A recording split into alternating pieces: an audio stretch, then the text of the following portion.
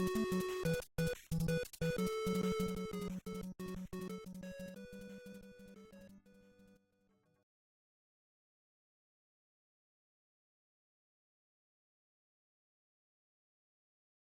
right. All joking aside, I love FF6, right? But I've been wanting to do this for a while. I've actually announced my intention to do this stream before, actually. And I want to make this nice and clear for anybody watching this on YouTube. See, for those of you watching this on YouTube, this stream began on April Fool's. And I was thinking, as much as I enjoy a well done April Fool's gag, the kind of April Fools I like the best are the ones that are real. In other words, it's like this is a fictional example, but let's say they announced April Fools that Half-Life 3 was coming out. And then the day after, they reaffirmed, no, seriously, Half-Life 3 is coming out. Those are the kind of April Fools I tend to enjoy the most. So I got to thinking, and I was like, you know what? Why not? Why don't we go ahead and have this be something legit? I call it's actually kind of a new series that may or may not continue in the future, but just in case it does, I'm going to set up a new playlist and a new setup for it called Keeping Perspective, is what I'm going to refer to this as. This is very relevant right now, because I just went through several rather contentious games, including FF15, including Mass Effect Andromeda, including Breath of the Wild. And one thing that I have seen over and over and over, even amongst my own viewers, and you guys tend to be way more tolerant and understanding than most people, but one of the things I've noticed is that people seem to assume that if you point out a flaw, or find something to be a negative, or are critical of something in a work, then you hate it! Oh my god! And you know what I'm talking about, don't you? You know what I'm talking about when someone pointing out a flaw is presumed to hate the work they're pointing out the flaw in. Now, I hate that mentality. Let me just be as blunt as I can. Because everything's flawed. Even the things we really love and enjoy are flawed. And we tend to enjoy them because of the fact that they are better to overwhelm those flaws. They are the amount of good overwhelms the bad in them. There's a reason I use that term net positive or net negative. Yeah, exactly, Valvedrix. That is a fantastic way to put that.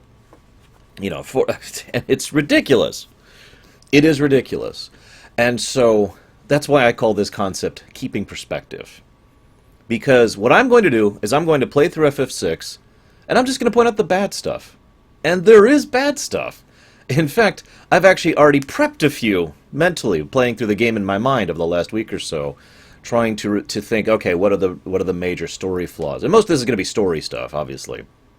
So we're going to go through, and we're going to point out every single flaw in Final Fantasy VI, not only to keep perspective and to keep kind of a critical mindset, but also to reevaluate things. That's why I add that thing, keeping perspective thing, because I want to look at what I have said many times is my favorite game of all time and decide for certainty if this is truly my favorite game of all time, if it really is the good overwhelming the bad, and to kind of just balance things out. And I admit I am a little biased because this means I finally get to play FF6 again. I haven't played FF6 in over a year at this point, guys. I know that sounds weird, but I usually play FF6 multiple times a year because I enjoy it that much. Not out of habit, not out of like, oh man, this game is, it's nostalgic. No, I really enjoy replaying FF6. So, without further ado, let's go down here. I've got the muffin cannon ready to go. Let's shut down this, let's shut down this. Put this up here. Also, I'm leaving the Voot thing on over there because we do still actually have a Voot for tomorrow, but it's not really that important for this video, so... Alright. Alright, let's get rid of the muffin cannon there. Alright.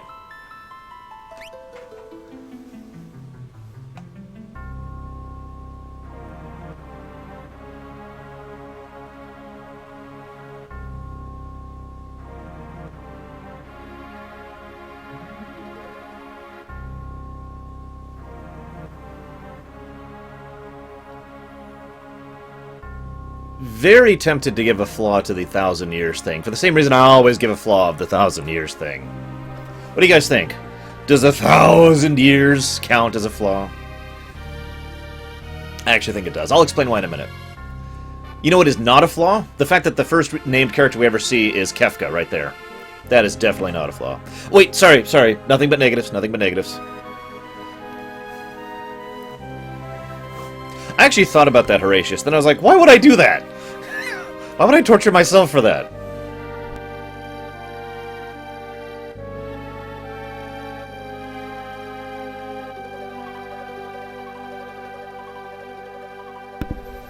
Nothing wrong with enjoying Andromeda.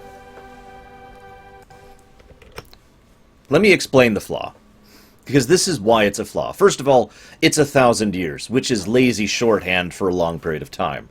Second of all, it's a flaw because 1,000 years, in that 1,000 years, nothing really happens.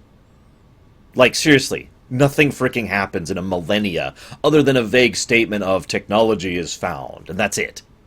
In a freaking millennia, every time we see a flashback, it's of 1,000 years ago. Every time we hear some backstory, it was of events that happened 1,000 years ago. And the War of the Magi, that was 1,000 years ago. And the attack on the sunken castle, which was 1,000 years ago. It's the same exact problem with like everyone else who uses that. Giant gap of time whose only purpose is to demonstrate that it's a giant gap of time. It's lazy shorthand. So, we have found our very first flaw. But you're right.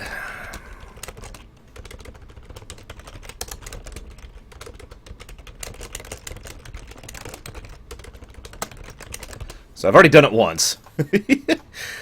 We'll just put that right there. Okay. Moving on.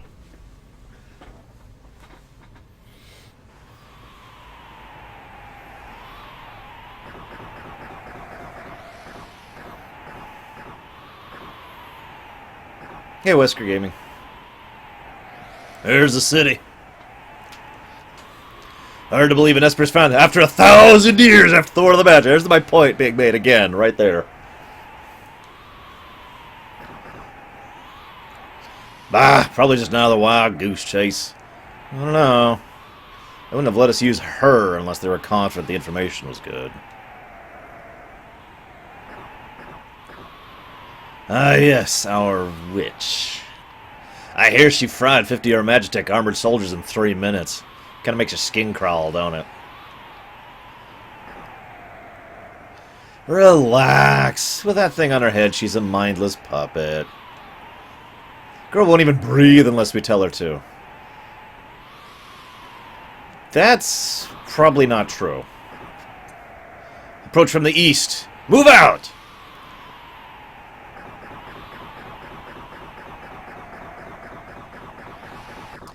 Except they actually approach from the south. I mean, first of all, this is a mountainous region where the only entrance to the town is from the south. So if they're approaching from the east, they'd be going through the mountain chains in. So they could have just said, we're approached from the south, which would have made a lot more sense. Second point, while I'm on the subject, where's all this snow coming from? There's no snow around this area. I've seen the overworld map. That might have worked a little better, Leander, but the problem is it's not just the intro that refers to the 1,000 years. And you know what? I'm actually going to shut up because this section's amazing.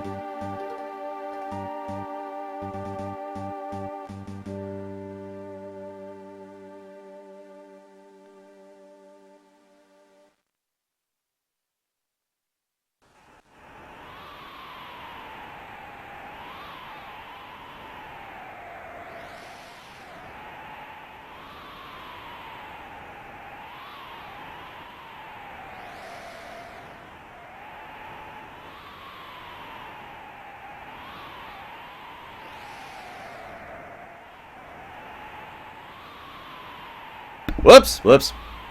God damn it. The east-south thing would be an easy fix if they had fixed it, so that still qualifies as a flaw, because they could have just said from the south. It's a flaw, damn it, I swear. And then I was just voice acting the lines. Imperial Magitech armor? Not even Nosh is safe anymore. That's an acceptable form of exposition. Because I could actually see someone being like, oh crap, it's Magitech armor! So, that's not terrible exposition. Oh yeah, I need to set up my everything, don't I?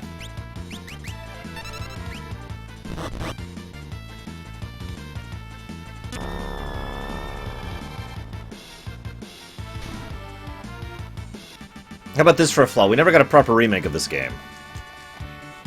Square.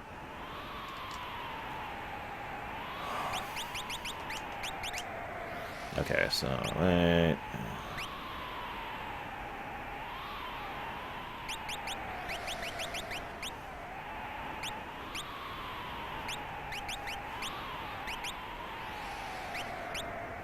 Because it has the best translation, Mike Dirk. Same reason I usually play this version.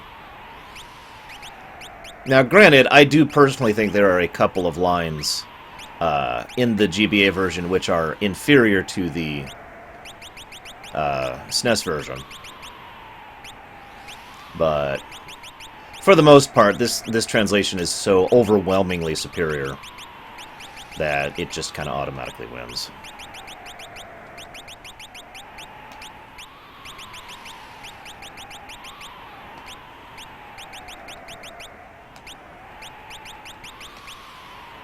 There we go.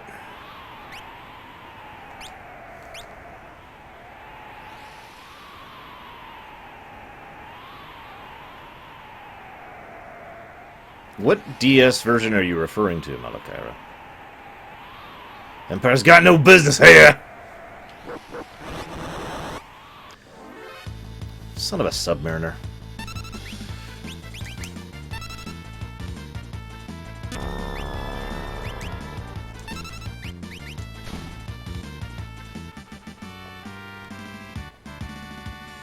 But yeah, no, there's just so much. Like, if we look at the overwhelming amount of dialogue in the whole game, I will actually freely agree that about maybe 5% of it is better in the Wolseley translation. But the other 95%, in my opinion, is clearly better in the GBA version. It's more clear, it's more distinct, it's more localized. It actually feels like someone who is an English speaker is saying the lines, and in many cases it actually makes sense, as opposed to just, boo.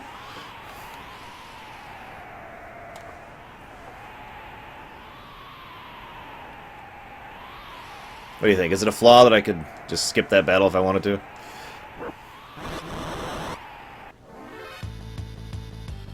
The iPhone 1 can suck it. To put that as nicely as I possibly can.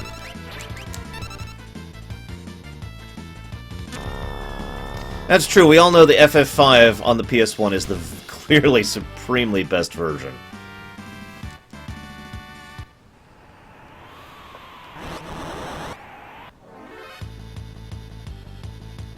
If I could just, as an aside, I love the fact that there's no dialogue there, and they kind of walk forward and hesitate for a second, and then run forward again. Like, you can actually feel how they understand that they are in a desperate situation there. But they have to fight you, because what else are they going to do? The Empire is here. There's no choice. It's fight or die. That, by the way, that's how you do a we fight or we die scene without having terrible dialogue. You just, you have that... yeah! kind of a thing. I just praised the game again, didn't I? God damn it.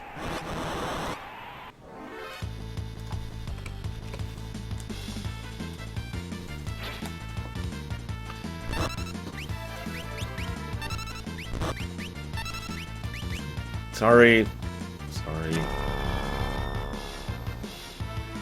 I'm gonna get some duct tape and just like...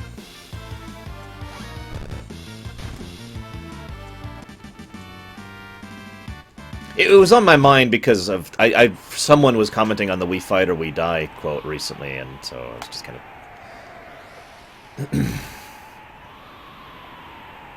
stomp, stomp, stomp, stomp. I just thought of another praise for this game. I'm not saying it out loud though, so it doesn't count. It doesn't count. By the way, where the hell are my Lord Kefkas? Come on.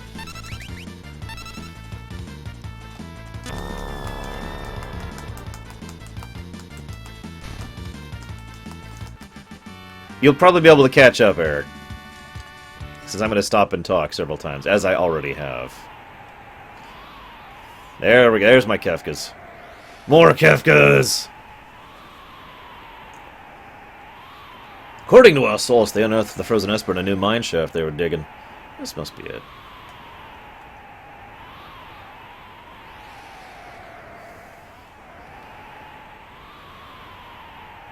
Thank you, Deutsch. That's officially sufficient. I can't decide if it's a flaw of convenience, that it's literally a straight line from the town entrance up to the Esper, just straight. Like, we know there's other areas in Narshe. We know that there's this whole mining network, but no, it's just right straight to the thing. And of course, they just unearthed this thing. They just unearthed this Esper, which happens to be right on the main shaft that leads right down the main road of the main central square of the city. No, that's clearly a flaw. That's just a flaw of absolute convenience. Whew, that's tough work.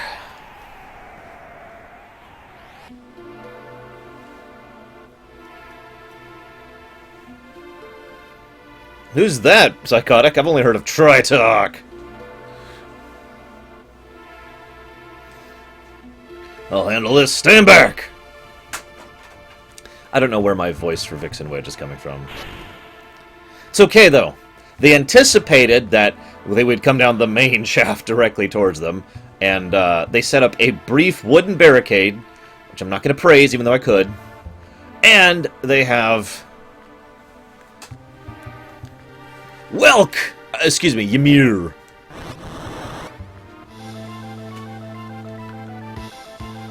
Hold it! They must have trained it to guard the mines! What are you talking about? You know what this is? Ever heard of a Latin Welk? It's a monster that absorbs lightning. Ah, and stores energy in its shell. Right. So whatever you do, don't attack the shell. Got it! I'd like to flaw that, but honestly, that's actually some pretty good tutorialization. It's one of the most basic possible types of boss designs, and it's one the FF series has used many times.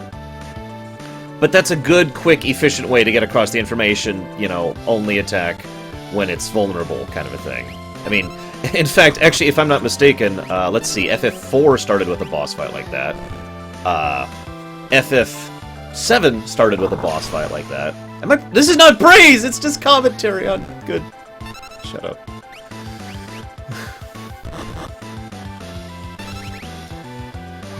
That doesn't... Yeah, 5 also did that. A lot of the FFs start with a... Ah, crap.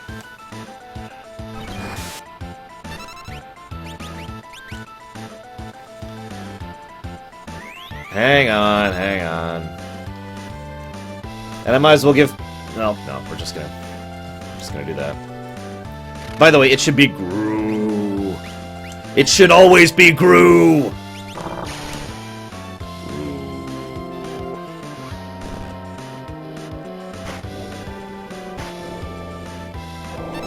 That's true, 10 did it too.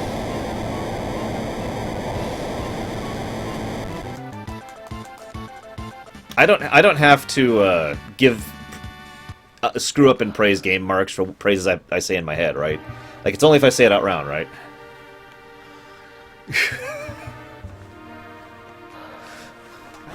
Right? Guess I've already praised it twice in my head, separate from the praises you've already heard.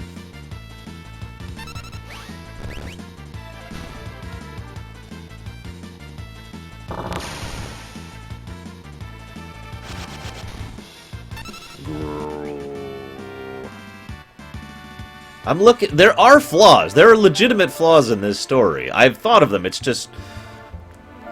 There's not that many.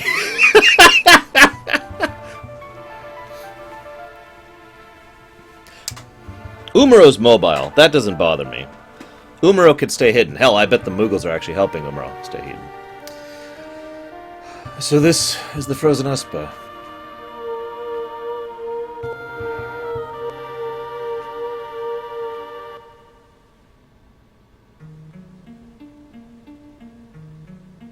This thing's giving me the creeps.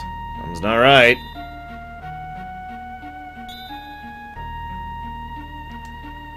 The frozen creature begins emitting an eerie light. Now, okay, I know what you guys are expecting. You're expecting me to sin this scene because of the fact that the Esper manages to miraculously kill the two troopers and the Magitech armor without actually hurting her. This is actually the SNES music patch. The sound isn't perfectly like the SNES version, but it's as close as we're going to get until we get a proper remake of this frickin' game. But the thing is, this is actually kind of consistent.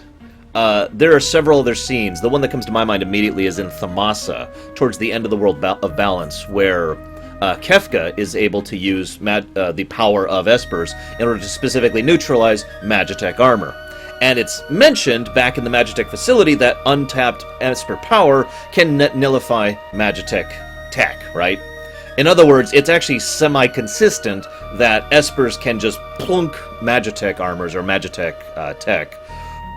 So this is actually consistent and isn't a flaw. Sorry, guys.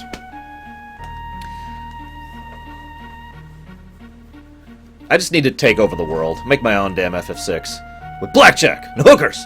Actually, neither of those things. I take that back. The blackjack should be an FF6. Now that I think about it. Ah! Big? What was that? Wedge? Wedge, where are you? Ah! I like the idea, in my own envisioned proper remake of this, of there being like a black outline of where Biggs and Wedge used to be. After it just...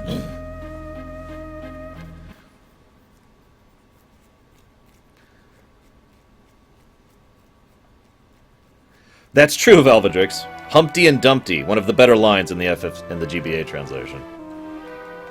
Well, I'm out! Peace!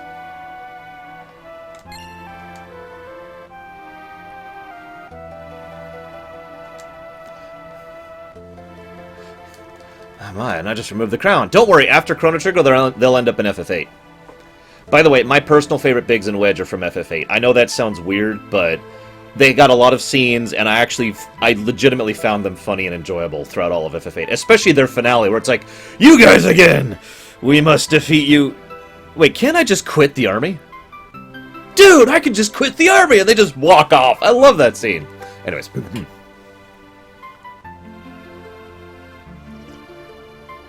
I have no idea, Deutsch. Ah, head hurts. Ugh. Oh, they should, Takota, absolutely. Easy there, it's the slave crown. Others are using it to control you. It's robbing you of your thoughts, making it so you do whatever they told you. Can't remember a thing. Don't worry, it'll all come back to you. In time, that is.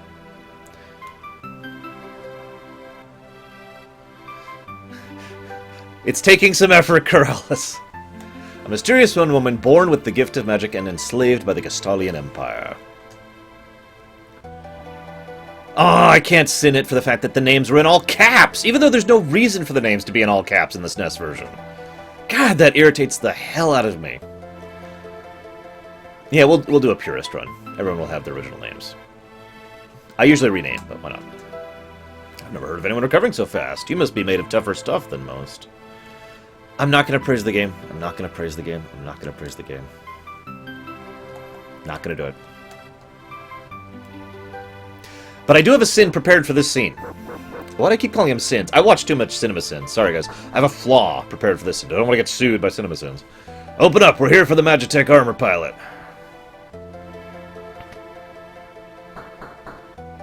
Open this door right now and hand over that girl. She's an agent of the Empire.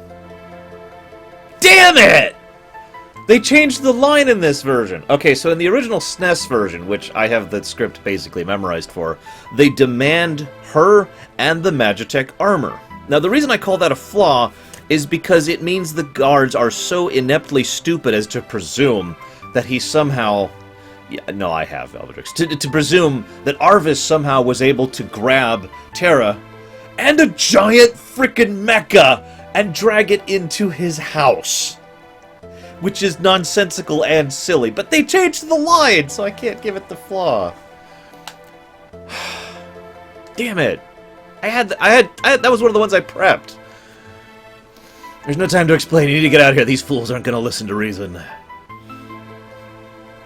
This way. Quickly!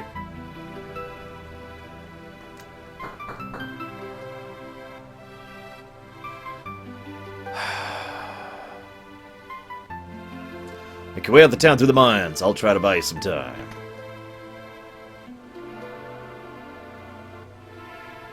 Up there!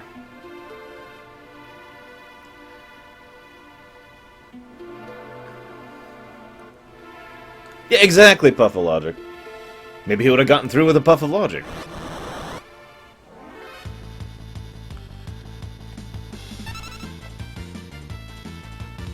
Words my time. Dun, dun, dun, dun. Is this the Steam version? Oh, no. Okay, so I think I may give this a flaw. This will be our first gameplay flaw. So, you see that chest right there? That chest and 6 other chests in the game all upgrade at a certain point in the game, and then upgrade again in the World of Ruin. Nothing ever, anywhere in the game indicates that those chests upgrade. It's just, if you don't pick up that chest right now, and come back when you're going after the battle in Narshe, or if you come back through the World of Ruin, those chests upgrade. They're the only ones who do it, and there's literally nothing indicating that. I wouldn't know that except for the FF6, the Nintendo Power walkthrough. It's the only reason I ever found out about that. And then and the funny thing is, the FF6 walkthrough was actually wrong because it said you can come back the second time. And I was like, I wonder, because I know I come back to these areas in the World of Ruin too, so I waited for a third time. You can get a frickin' ribbon in these chests. For those of you who don't know, there's not that many sources of ribbons in the game. In fact, I think there's 5 total. That's not counting stealing or Colosseum, obviously. So, this is really nice loot you can get if you come back the second or the third time. In fact, for my speedrun strats, that second time thing is mandatory, because it's the only way to get the Thunder Rod in order to one-shot the tunnel armor with a level 4 lock. So, I think I will call that a flaw. Not because of the upgrade thing, that's great. It's a flaw because there's literally nothing indicating it anywhere ever. I mean, to this day, I have a strong habit of not picking up any of those chests just because it's in my mind. Oh, I gotta wait until they're fully upgraded and get the really good stuff.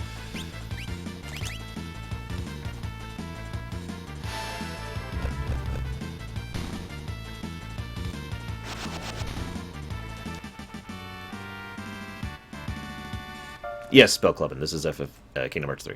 How'd you know? Why are we level 4? Hey, Mandarton. Hey, Luxia.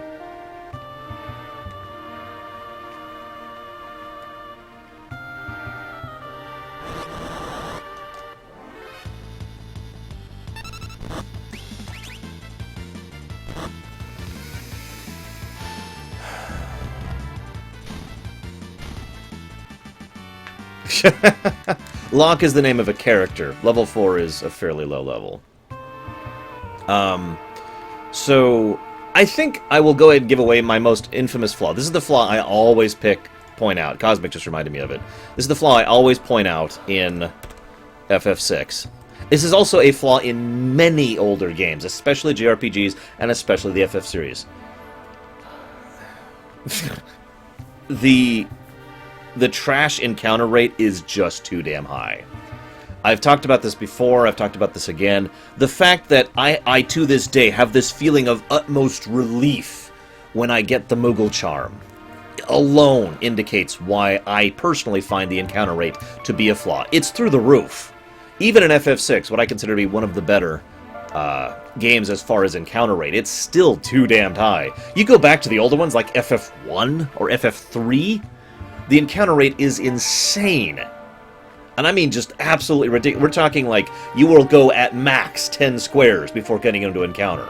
At max 10 squares. So 1 to 10 squares before getting an encounter. It's one of the things that irritates me about the old SNES FF4 for that matter. I'm going to pause for a moment and say, hi Stargate 1990. Love Stargate, by the way. You're welcome. You don't have to lurk though. He's gone. He's gone. I lost him. Well, if you don't want to lurk, you don't have to. I love chatting with viewers, as I've been doing, and my viewers tend to love chatting with each other. So you don't have to lurk if you don't want to. So I know Valvedrix, and actually, Gary and I both noticed that and pointed that out, and we're like, hang on a second, that's actually messing with the balance of the game. Now, let me go ahead and continue talking about this really quick, because one of the defenses of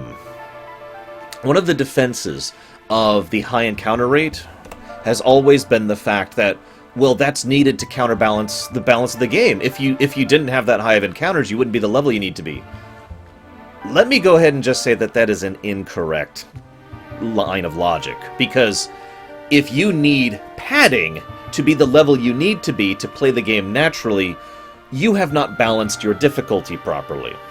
We know from many examples that it is possible to basically design a game where if you go from point A to point B, and Korean method it, which I should explain that really quick. Korean method means don't run from any fights and don't seek out any new fights.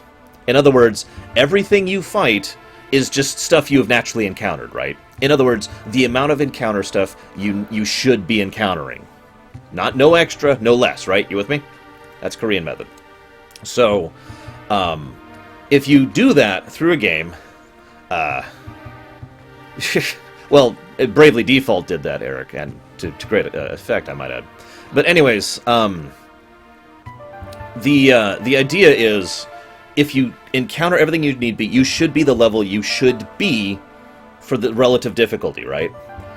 If you just add additional padding to flesh out, to make the game take longer in the middle, then you have officially set your difficulty bar too high, and that needs to have a rebalancing pass to pull that back down to where it should be and the level you should be at that point in time, assuming you're not avoiding encounters to make it more challenging, or not doing extra encounters to make it easier. So, long story short, too damn many encounters. Moving on. There she is! No, Dragon Fruit, and it probably never will be until I take over the world.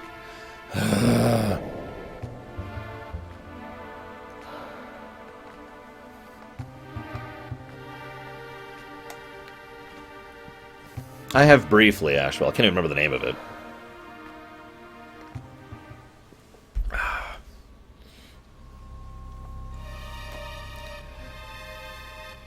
I don't remember, Drew. The Phantasy Stars never really... what is that, Corrales? Oh, my sweet little magic user. With the slave crown, you'll be all mine.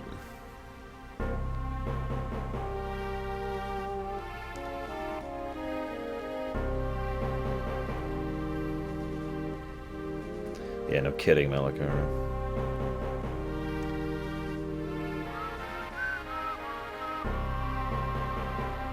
Not gonna praise it. Not gonna praise it. I'm not praising it. I refuse to praise this scene, even though it's amazing. Oh god, I can't help it! You realize she's killing Imperial troops right here. It even says Imperial troops. And Kefka is encouraging her to kill Imperial troops. Think about that!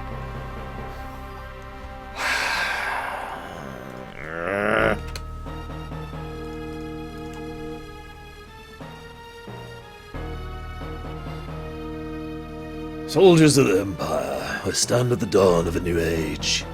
The lost power of magic has been returned to us. We are the chosen ones. The time has come for us to claim our rightful dominion over the world. Nothing shall stand in our way.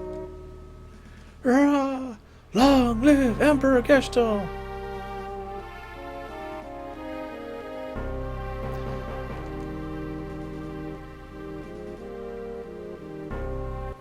No, Valvedrix. You know, I've never seen that, even when people pointed it out to me.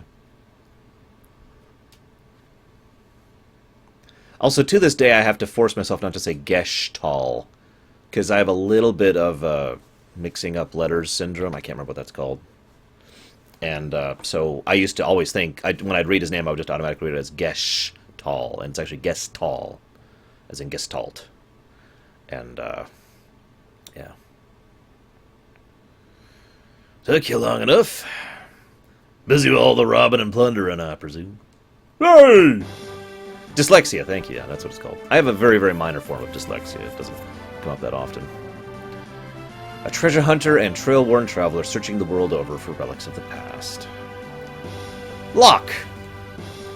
Also known as one of my favorite characters in the game, along with all the other characters in this game. I prefer the term treasure hunting. Semantic nonsense. Look, there's a huge difference. Anyway, is there something you needed me to do?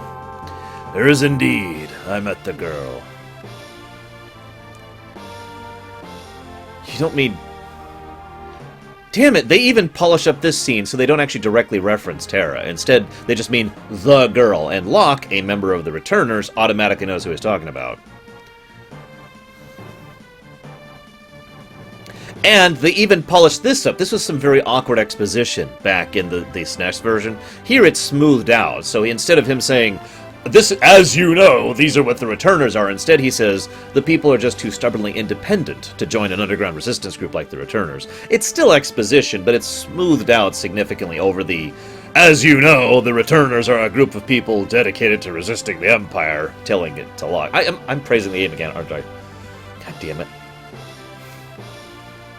I tried to explain. The Empire was controlling the girl, but they wouldn't even listen.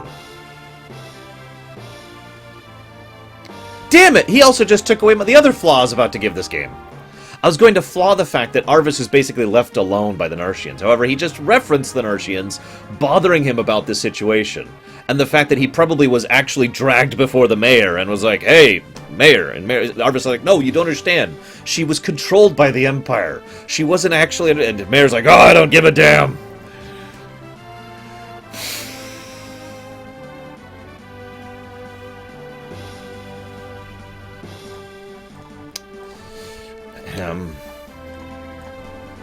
Alright, you want me to get her out of Narsh? That'll be the idea. Make your way to Figaro for the time being.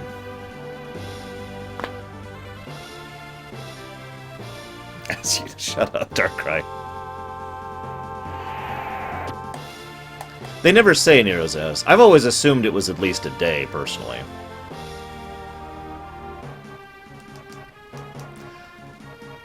Do you think I could give a flaw for the fact that Locke finds her roughly 3 seconds before the Narshian guards do?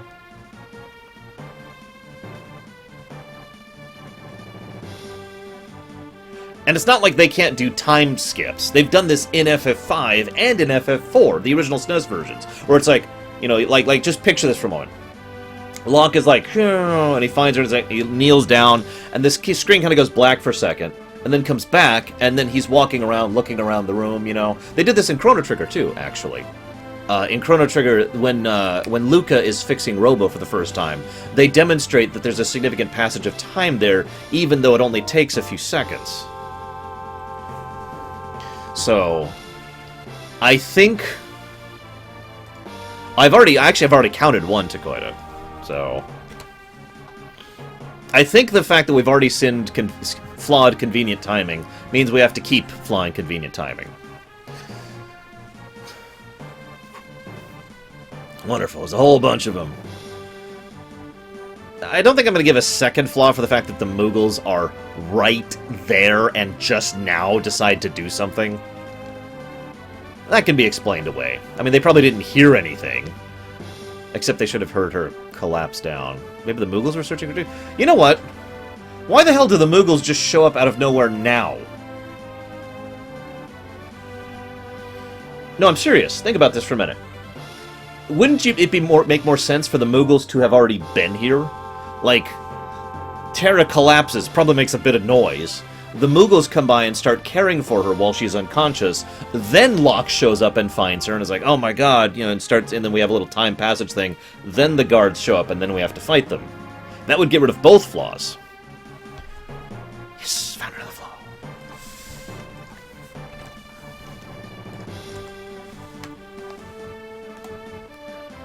And I point that out because you would still be able to have the tutorial of multi-battles. This is the first time we see the multi-battle functionality, and they do need to tutorialize it.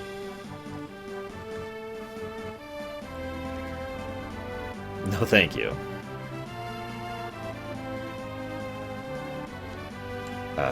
That button. There we go. Dun, dun, dun, dun, dun, dun, dun, dun. For those of you who haven't heard me talk about how I was going to do this feature in the future, I predicted that there would be people who either don't know me or don't understand what I'm doing, who would show up and complain about me being too negative about FF6. What do you want to bet we get at least one person like that today, guys?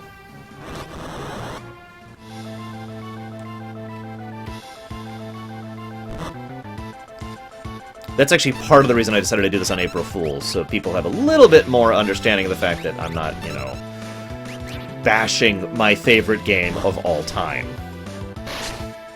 Lord knows I get... Do you have any idea how many people have complained about me being too negative about Andromeda the last week? I'll give you a hint. It is exactly as many people who have been complaining about me being too positive about Andromeda in the last week.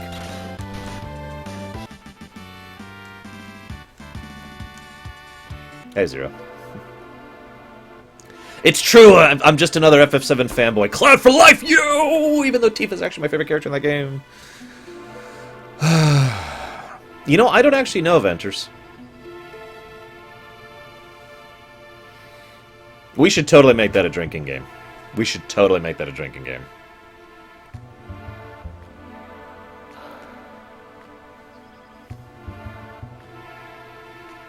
Oh, it is, Luxia. I had to start actually deleting comments for one of the first times in the history of my show. I had to start deleting comments on one of my videos. They went way over the line in things I'm not even going to even reference. Don't even bring it up in chat. I don't want it on recording. I'm just shocked that I had to go that far.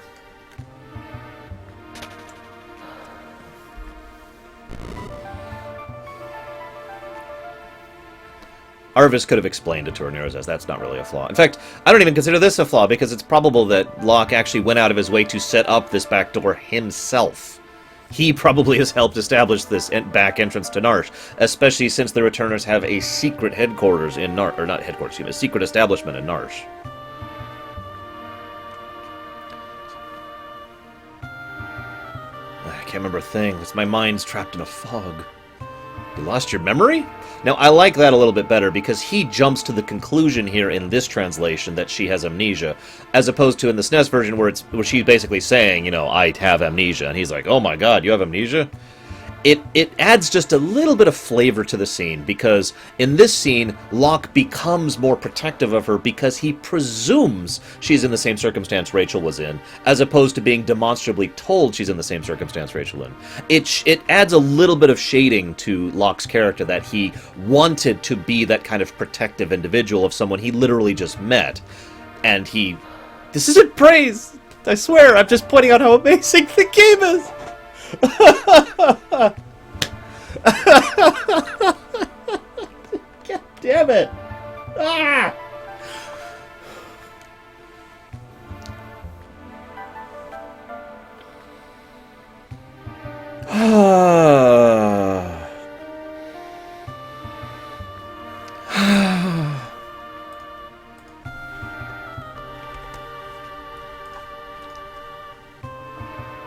Let me go ahead and say that I don't think Terra's amnesia is a flaw. I would have brought it up earlier if I did. The reason why is, in this case, amnesia is used a little bit too much in fiction, let's be honest. But this, I haven't seen any yet, Venters.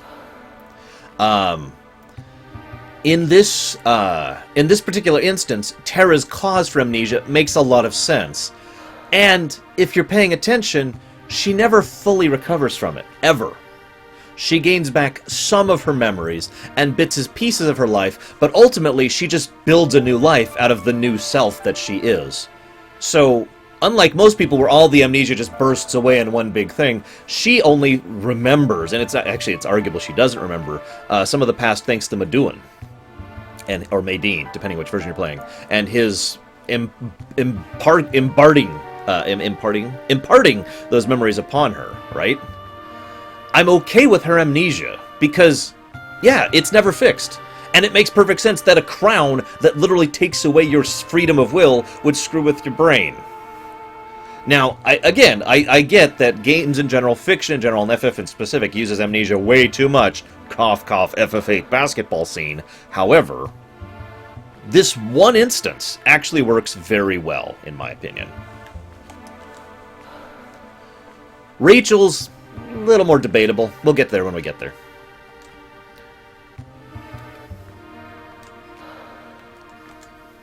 And he immediately promises not to leave her side until... In fact, this line right here, I'm not going to up and abandon someone just because they lost their memory. Foreshadowing!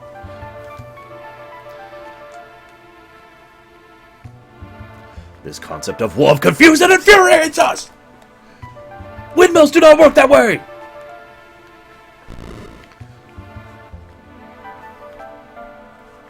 But yeah, no, that's not praise. So this... I'm not gonna say anything. I'm just gonna leave. I'm not gonna praise the game. I'm not gonna praise the game. I'm not gonna praise the game.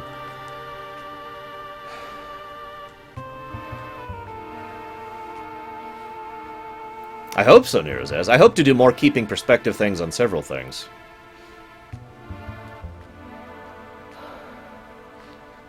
Screw it. I just need to point out, this is actually some really good visual tutorialization. This is literally the tutorial room, right? So when the game puts you right here, there's only one thing on your screen you can interact... Two things you can interact with on the screen, and only 3 things you can do here, period. You can leave, you can try to re-enter the town like I just demonstrated, or you can talk to the obvious guy who's right there. And the default reaction to most players, especially RPG players, is to go talk to the guy. The moment he talks, he leaves the door open, inviting you in, and now you are in the tutorial room, which will explain all the little things that they didn't want to put in the manual or aren't really obvious in the game, like what color is reflect and what color is protect, that kind of a thing. So, yeah.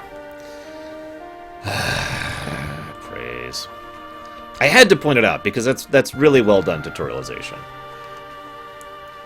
Especially in the era of terrible tutorializations. FF7 actually did a fairly similar, but not quite exactly the same thing with its tutorialization. So, favorite FF6 character? Man, I don't even know if I have one. I mean, well, that's not true. Kefka. Kefka's my favorite FF6 character, but FF's second favorite character, that gets a lot trickier. I love so many of the characters in this game. Locke is amazing. Celis is amazing. Terra is amazing. Strago is amazing. This is the GBA with SNES music patched, specifically. GBA 1.1, I believe.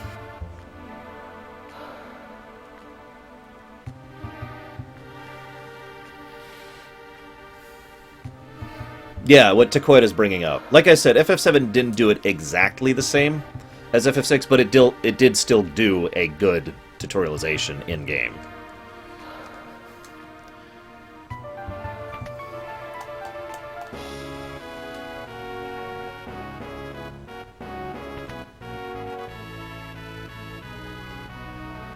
You know, this is not praising the game. But can we just all admit that Nobuo Uematsu is awesome?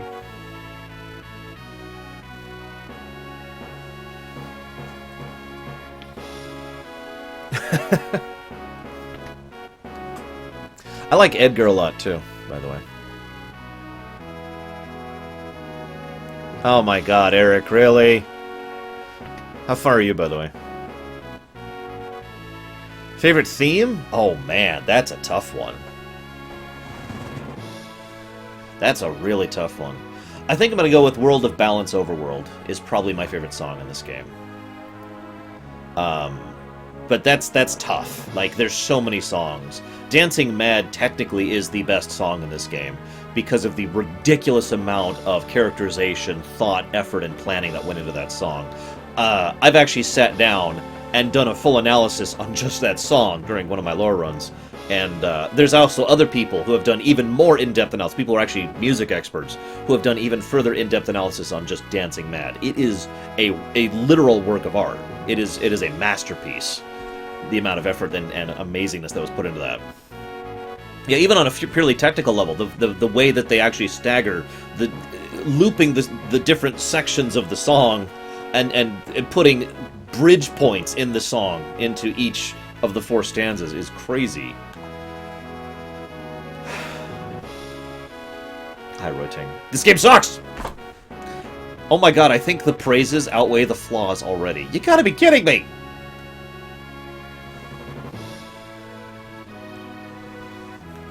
One does not simply listen to Dancing Mad, little Billy. Also, Searching for Friends is way up there on my list, too. As is, the Kefka's Tower, Floating Continent.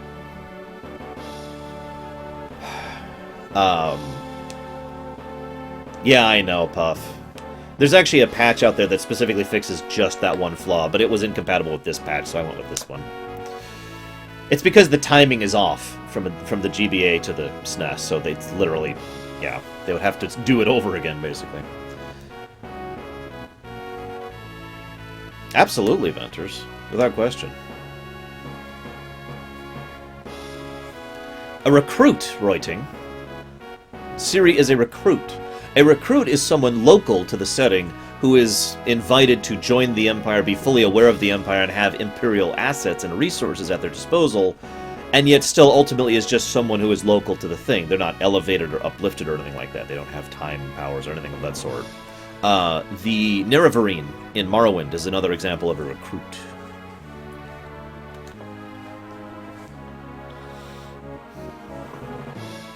You mean this woman is?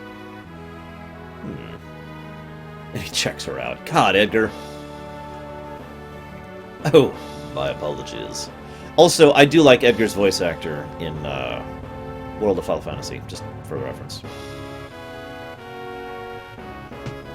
Imperial ally, champion of the technological revolution. Gerard. Sorry, Edgar. I have heard that theory, yes, Necro.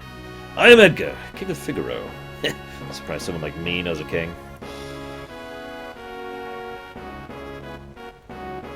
Well, catch you two later.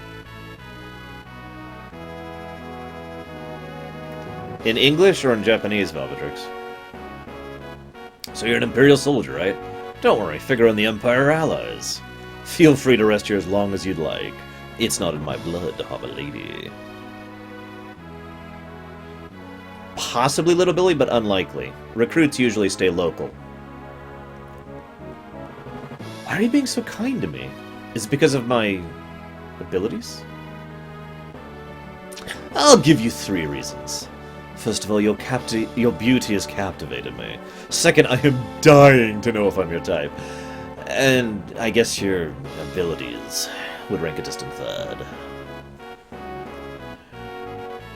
Huh? What's the matter? I guess my technique's getting a bit rusty. Suppose a normal girl would have felt something from those words, but not me. I'm alone! These wounds crawl in my robes. Oh, sorry.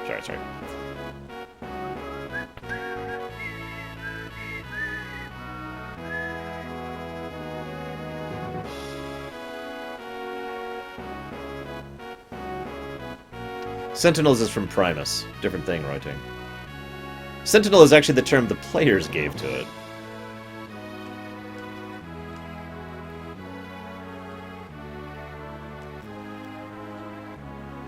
The Veld? Oh, right. I was asked earlier if I disliked the Veld or the Colosseum more.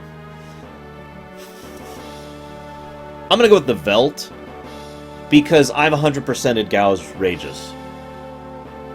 Yes, really.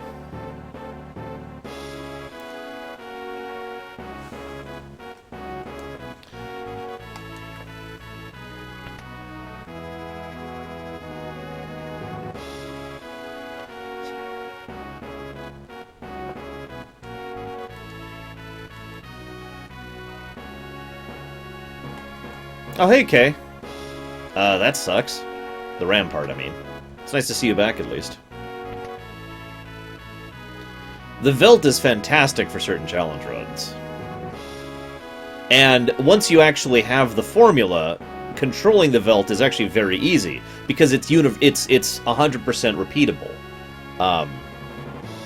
The Veld, man, I don't even feel like explaining it right now, but basically, there's no RNG to what encounter you get next in the Veld. It will always be this exact encounter based on X and Y. You know, there's actually several different things that build into what it determines what you encounter next. And there are tons of documents out there that can help you to 100% determine what's going to be next on the Veld. In fact, there is a certain category of speedruns on the SNES version of FF6 that go out of their way and to not... Basically, they do certain stuff running around on the overworld and setting up the RNG, then hit the reset button, which saves most of the memory, and then that seeds a certain RNG value into the game, so that when they get to the Veld, they get the exact proper RNG they want, because again, it's 100% manipulatable. Yeah, trust me, I know the feeling, Kay. Ugh. Biggest mistake of my recent life.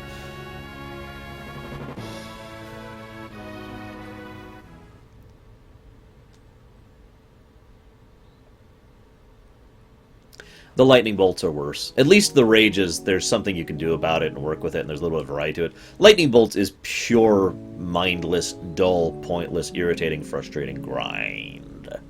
Screw the lightning bolts. I never got into Universe either, by the way. Going back to Stargate's comment. Atlantis was hit or miss for me, but I rather liked SG-1. Never actually finished the show, but that was a time issue. Good morning, Bragwin. Have a 6 dogs.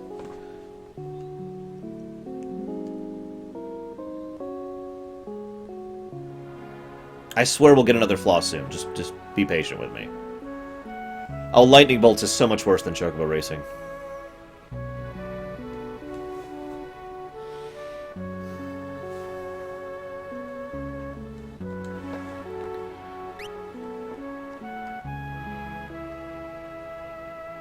Yeah, the fact... See, that what Takoida points out is actually very valid. If you screw up on bolts, or if you leave to pause or whatever, you lose progress. The rages, you never really lose progress with rages. Like, no matter what you do, actually.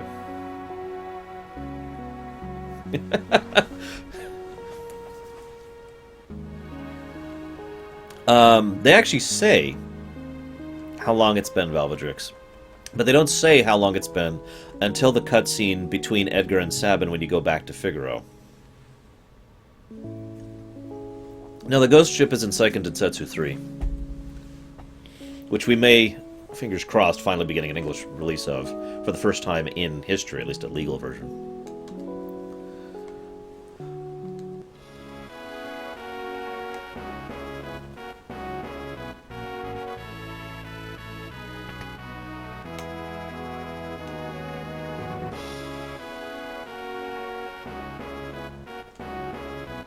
I mean, I could nitpick the fact that everyone wears the same outfit, but that's true in, like, every RPG. Should I point that out? Yeah, the Ghost Train is in FF6.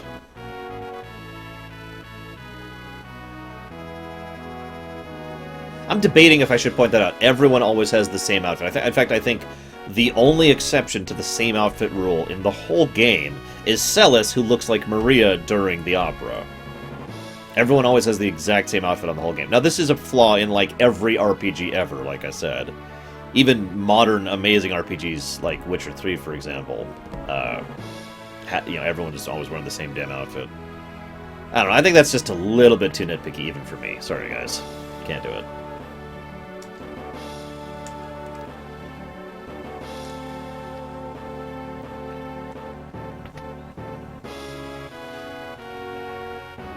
There are reasons for doing it, too, regardless of limitations of hardware. It's for iconicism. It's so that the viewer can instantly recognize, that's that character. That's that character. Because as long as they look exactly the same, it becomes iconic of the character, and then they can identify them at will. Whether that's valid or not depends on opinion, but that's the other reason, in addition to hardware and design limitations.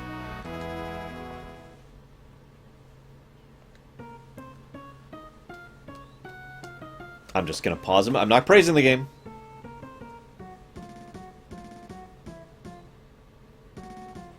I better see some things in the chat soon.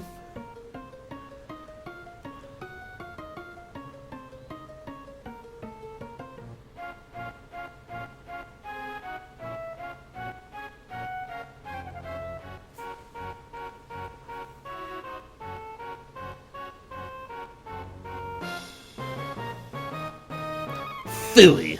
Emperor Geshtal's stupid orders. Edgar, you pinhead! Why do you have to live in the middle of a stinking desert? These recon jobs are the pits. There's sand on my boots. If I ever make a proper remake of this game, I'm going to make it visibly clear at some point, if you're paying attention, that after they brush off his boots, there's still some more sand on his boots. Just to really emphasize the point of this scene.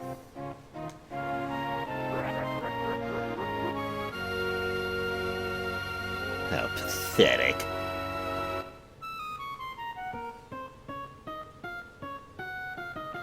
Sir Kefka, one of the Rollbrings, get out of my way!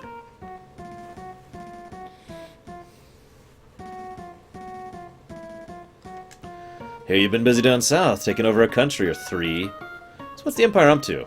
That's none of your concern. You wouldn't be thinking of invading my kingdom next, would you? We have an alliance. An alliance? With this miserable sandpit? Don't make me laugh. What brings Emperor Geshtal's own court mage, Kefka, to my humble castle? A girl of no importance recently escaped from us. Weird, she found refuge here. This wouldn't have to do with this witch everyone's been whispering about, would it? Lies! She merely stole something of minor value. Is she here? That's a tough one. There are more girls in here than grains of sand in the desert. Man couldn't possibly keep track of them all. Oh, Edgar. You know you only stand to lose by trying to hide her from us. I truly hope nothing happens to your precious Figaro.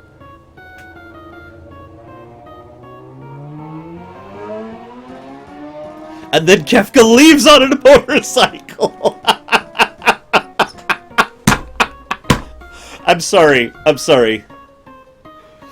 The mental image of Kefka being like, I hope nothing happens to your precious Figaro, and then mounting a motorcycle and just zooming out the front door. Yeah, anyways. Sadly, I do have to give this a flaw. It's the convenient timing flaw again. Let's examine the timetable here, shall we? We'll just leave Kefka's music playing while we do this. Yeah, exactly. That's exactly what I was picturing, Dakota. A dirt bike, just and he leaves his soldiers in a giant pile of sand. So, an Imperial search party is sent. Oh my God! It's not a flaw. It's brilliant. Oh my God! It is actually brilliant. Crap! I have to take away the flaw.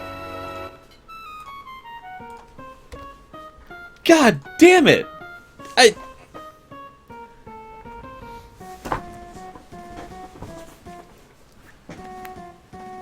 Let me explain. The Empire, under Geshtal's direction, deliberately sends Terra, Biggs, and Wedge to...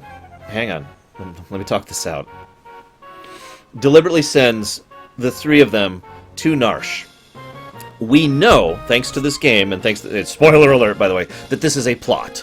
This is actually a deliberate attempt to get Terra into the hands of the Returners, and in so doing, make it so that the Returners will accomplish what Geshtal has failed at.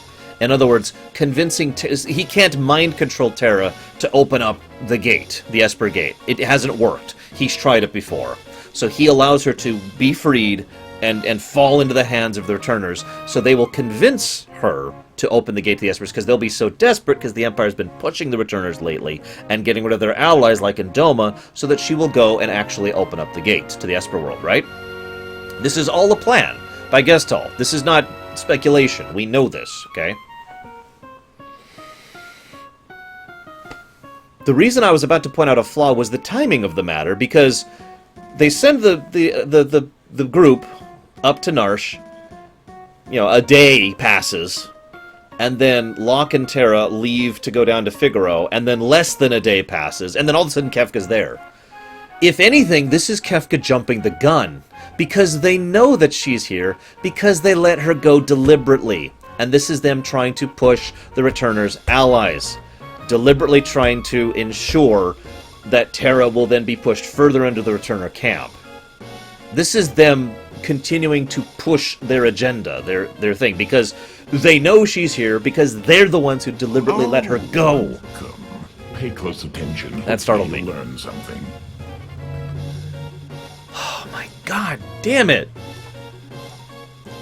I mean, if anything, I could give that a flaw to Kefka, maybe? Surely I could give that a flaw to Kefka for being... No, it's... I can't. That's actually really brilliant. I've actually never thought of that before. I have analyzed this game like 50 times. And I never actually picked up on that. God damn it. Adamemnon has given me a donation. He says surprise and nothing else. Thank you, Adamemnon, for the donation. Wait, this is April Fool's. Yeah, I knew it! You're actually faking it, right?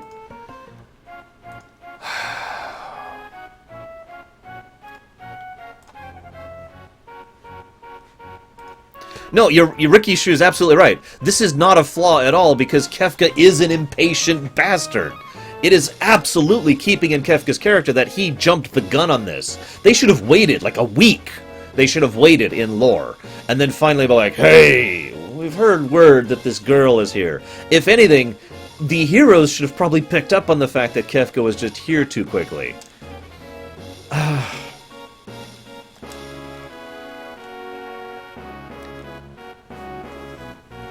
But it's okay, they don't, because they're distracted by fire. What is that, Corrales?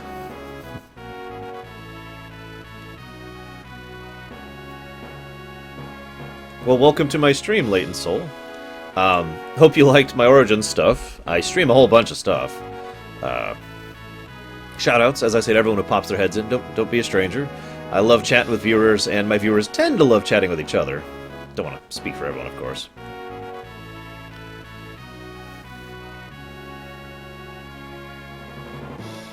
Fish moly? But what is it? Like, what is that? I see a thing of gray. It's in brown. It's the latest Call of Duty game. I don't know what. Oh, by the way, to further emphasize what I was just talking about how quickly these events have been happening, sorry, I didn't mean to drag you around like this without giving you a chance to rest. Is it true you're a thief? I'm a treasure hunter! I don't see any green there, but I'll take your word on it.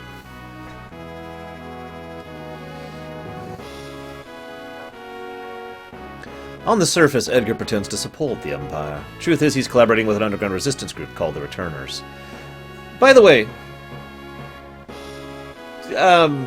nothing. Nothing. Not gonna say any praise for this scene. Oh, it's a monkfish. Gotcha. But I'm an Imperial soldier. Not anymore. They were using you. That's all. Things are different now. It's just... I don't know what I should do. Whenever I try to think, it just makes my head hurt even worse. All that matters is you make your own decisions from now on. You don't have to think too hard right now. You'll know what to do when the time comes. You know, Necro, that would make sense. Gestalt knows Kefka very well. In fact, there's only one thing Kefka ever does that Gestalt finds surprising.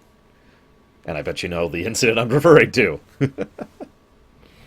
So no, I agree. It's entirely likely that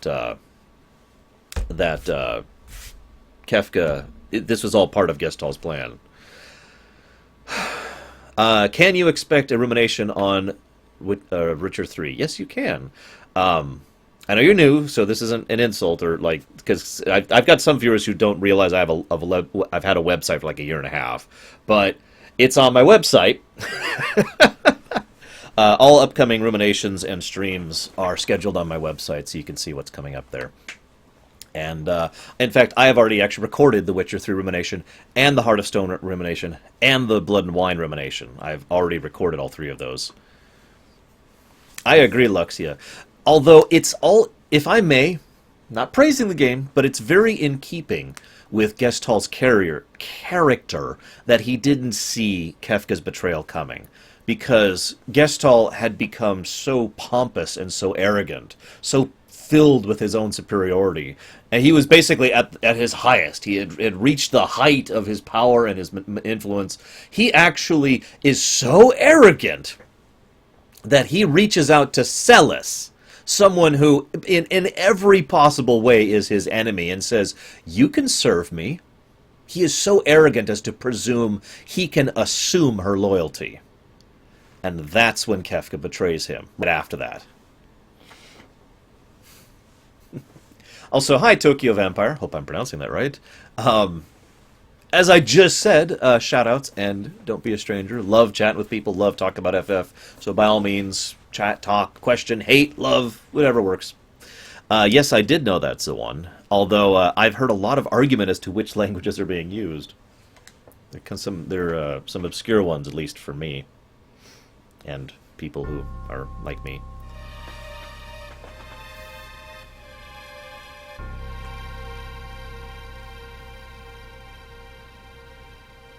Should I flaw the fact that stone is burning in this coming scene?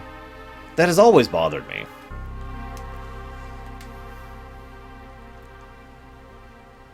I mean, look at it. That's clearly stone.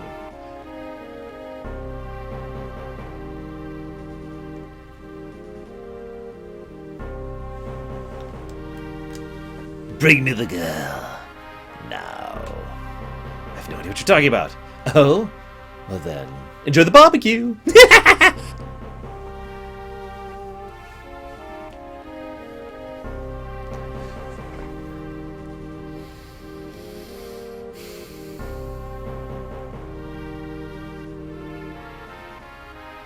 Kefka has napalm! See, the thing is, the obvious argument is that it's magic fire, but I hate to bring in continuity, but at this point in time, Kefka is very, very weak magically.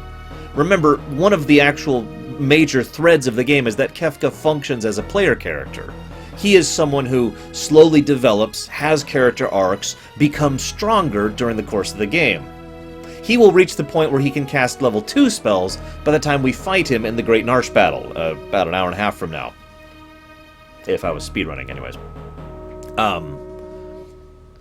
But when we fight him over in the Imperial camp, he's pathetic.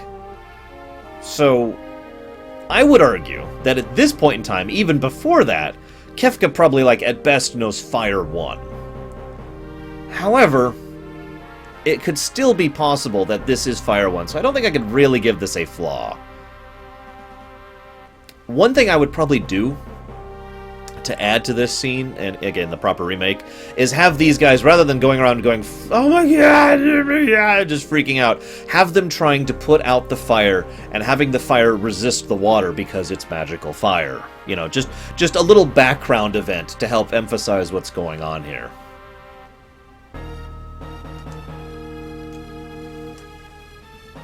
I cannot begin to disagree with you more on that one, Dakota. Sorry.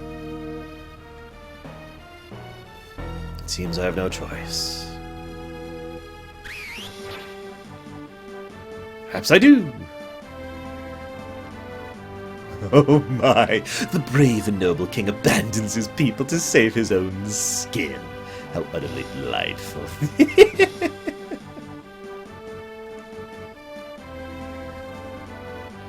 They do have Magitech units here, that's true. That's true. They do actually have Magitech units present, so they could have simply done Fire Beam, and that would have accomplished the same thing. I stand by my addition to a background event in the proper remake.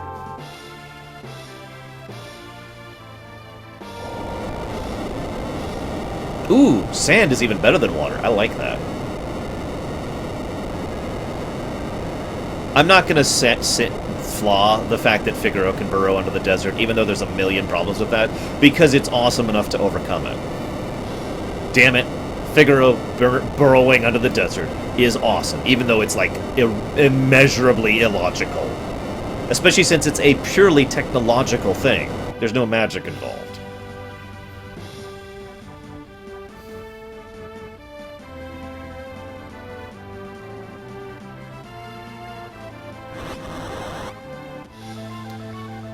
That doesn't count as praise, I'm just saying.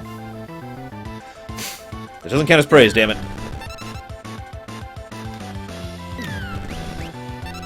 So normally... Oh god, she's dead.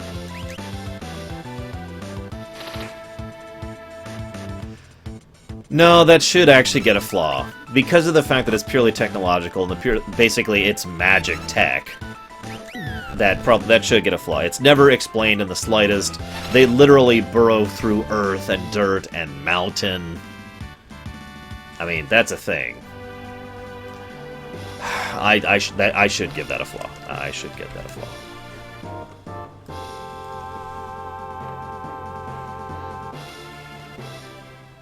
Son of a sandworm. Wait, that doesn't sound right. Son of a submariner! You'll pay for this.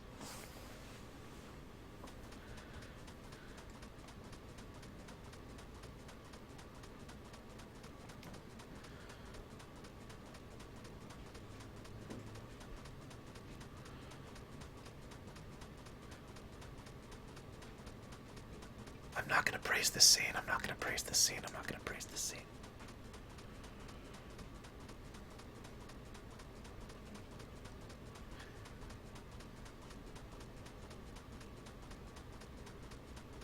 The what, Little Billy? He moves a couple of times.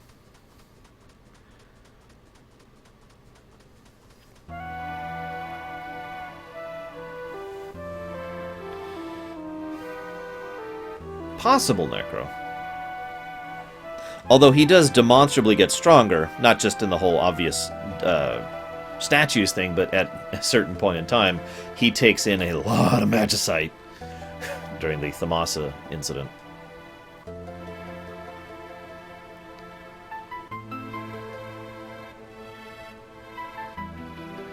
Yes, I know who you're talking about, Little Billy, but he's in 3 separate locations depending on where you're at in the game.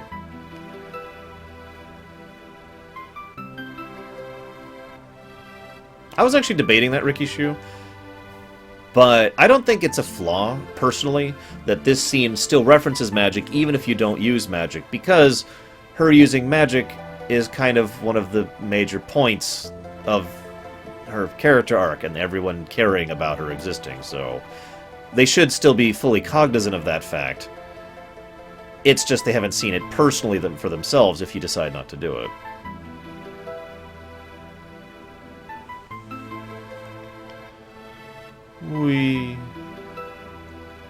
Mode 7 effects! Huge flaw!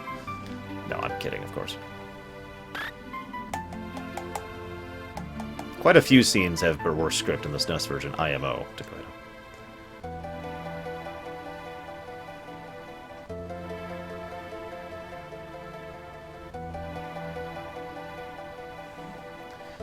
No, I agree. I'm just saying, Rikshu, the scene works. It's because I keep stopping, Eric.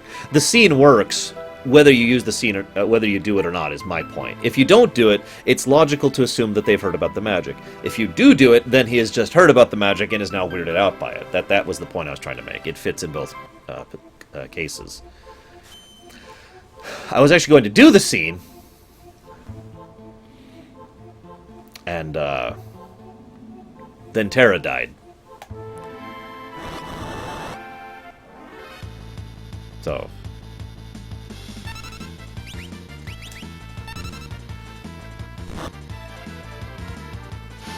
I agree, Velvedrix. In fact, I don't know if you saw this, but it's the one thing they did proper in the iPhone version. Literally the only thing. So, what's the matter, Edgar? What made you jump like that all of a sudden?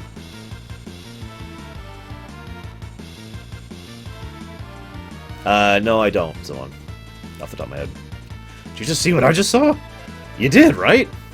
Right? Yeah, this kid's really something, huh? Really something. So, not gonna praise this scene, but all I'm gonna say is this is in character for both people.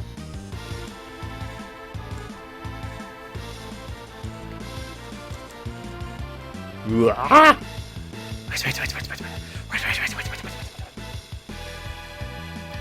I do too, Zero. Not praising it! Your team was Terra, right? What exactly was that just now? Sorry, And then Locke just shoves Edgar aside. No, we should be apologizing. I didn't mean to make such a big deal out of it. Nor did I. It just surprised me. I mean, I've never actually seen magic before. Where did you, It doesn't matter, does it, Edgar? Terra can use magic, and we can't. That's all there is to it. Fact is, her magic could really help us right now. By the way, if I was doing a proper remake of this game, I would still make this scene optional, just to maintain the soul of the original. Make it be something the player does. Even though this scene really adds a lot to several aspects of their character, I still think that this should be an optional scene, IMO. Thank you, Locke. Thank you, Edgar. Wink!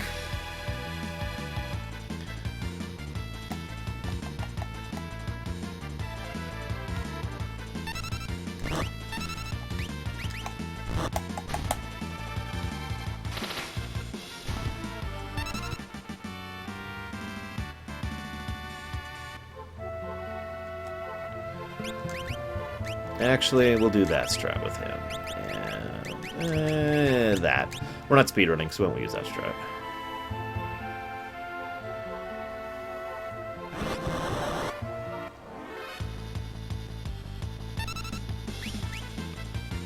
Yeah, exactly, Ricky. And that kind of gets my point across. I don't think it needs to be... Well, my point is, I could easily see Square Enix right now making that cutscene we just saw a mandatory cutscene. Like, make it a full pre-scripted event that doesn't happen in the middle of combat. In my proper remake, it would be a optional thing that happens if you happen to use magic before a certain point in combat, regardless of the combat you do in it. For anybody curious, the moment you leave South Figaro, that's when that cutscene cuts off. So if you, like in this battle I'm about to do right here, if I still use music... or still use magic, excuse me, then that cutscene would trigger. But the moment I leave South Figaro, I can use magic at will and it won't trigger.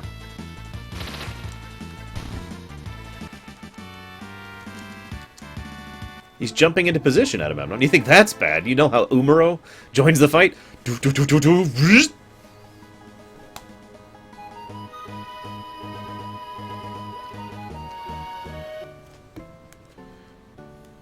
Excuse me, Shadow.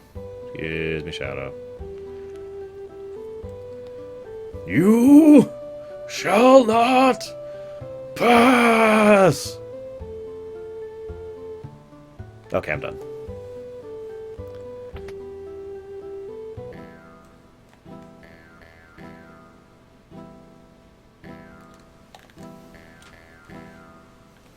Right. Ignore us. Maybe we'll disappear. I like the Woolsey version of this scene a little bit better. Heck off, Locke. Guy looks familiar. Yeah, it's him, alright. And of course, Edgar would have heard of the terrible evil assassin. I wonder how many times Edgar has employed Shadow. He's an assassin. He'd kill his own best friend for the rat price. I guess we better stay clear of him. I've only done that once, Lurk, and I had to really go out of my way to make it happen.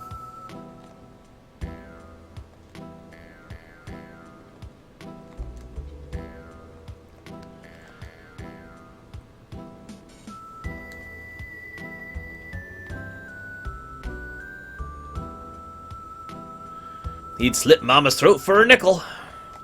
Come on. Yeah, some of us have jobs, guys.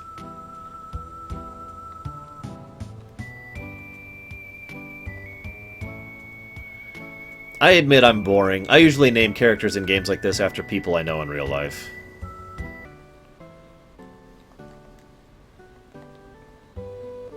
Come on.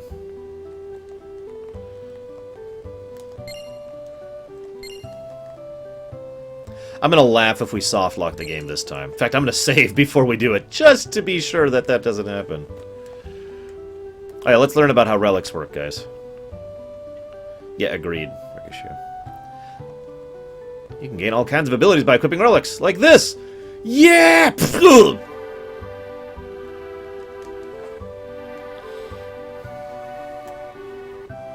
No, not here. Okay, there's a trick you can do with Shadow to soft lock the game.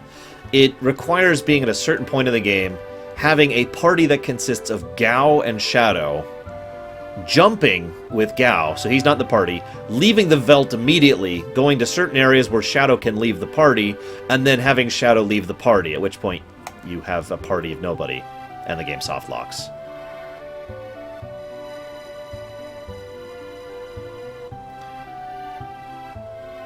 You know, I actually don't remember, Rikishu, if these change into better items. The only one I know for certainty is the upper left one, because that's a warp stone right there. Those crates, or barrels, excuse me, that's a warp stone. I think we'll test it this time around, just to be sure.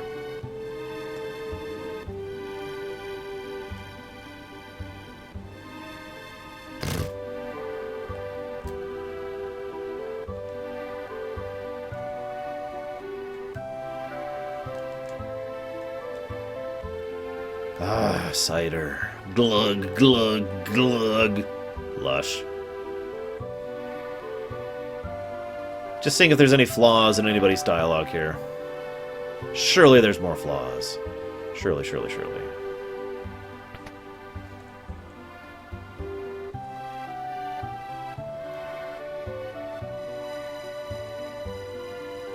I only know of 3 ways to soft lock this game off the top of my head. There's the one that happens in the Returner's Hideout, which is the bane of speedrunning. There's the Shadow one I just mentioned. And then there's using the sketch glitch in certain ways.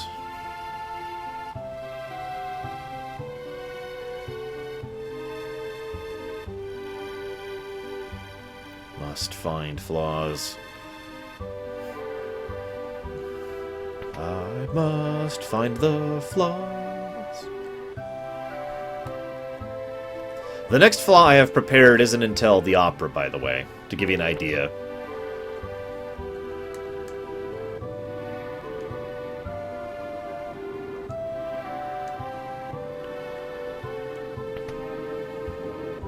I wonder how many people would have recognized General Leo as he came to visit them and discuss things with the mayor of the town.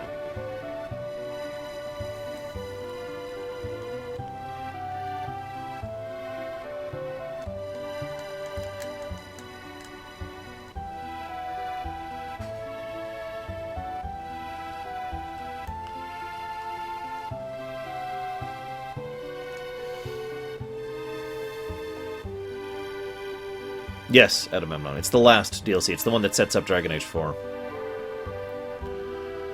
That's an interesting point, Nerozaz, to which I counterpoint with a question. Do you think Celes actually took time out of her life of being a general and a Magitech knight and all that fun stuff to learn how to sing as a way to express herself in the misery and grief-stricken life that she led?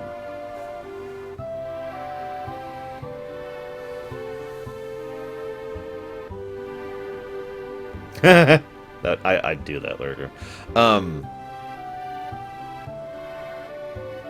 If I was...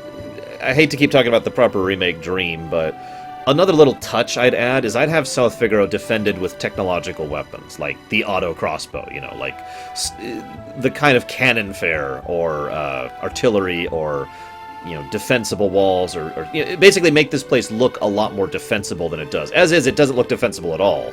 They don't even have guards in this town, for God's sakes. Make it look like this is a town that Figaro is spending time, effort, and troops on defending, and thus make more reason for Leo to try and negotiate his way in rather than have a costly battle, because that is Leo's way, you know?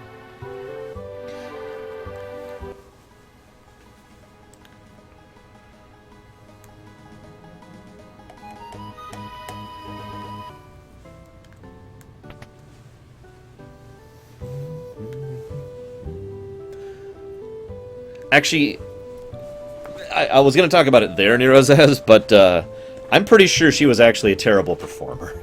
other than the singing. Like, imagine everyone's, like, dancing in perfect sync, and then Celes is like...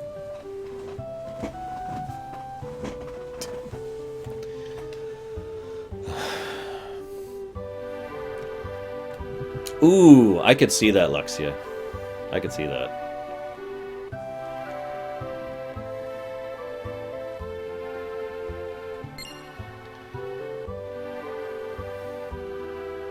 Yeah, I'm kind of with Ricky Shu on that one. Like I said, it actually has always been my assumption, based on how the scene unfolds, that Celes did have some singing experience. And again, in my mind, it always made sense as a way for her to be human for a little bit, because her job didn't allow her to be human. Should I flaw the fact that Sabin is living basically within stone's throw distance of the Figaro kingdom, and Edgar hasn't seen him in X years? Like, he is surprised to find out that his brother lives right here.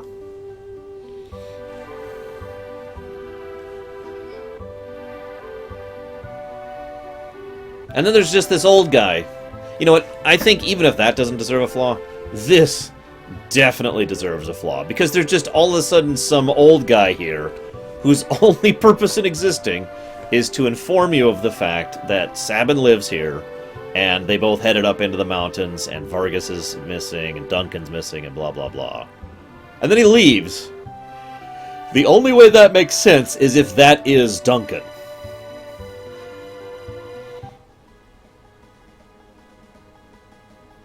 Although that actually makes perfect sense.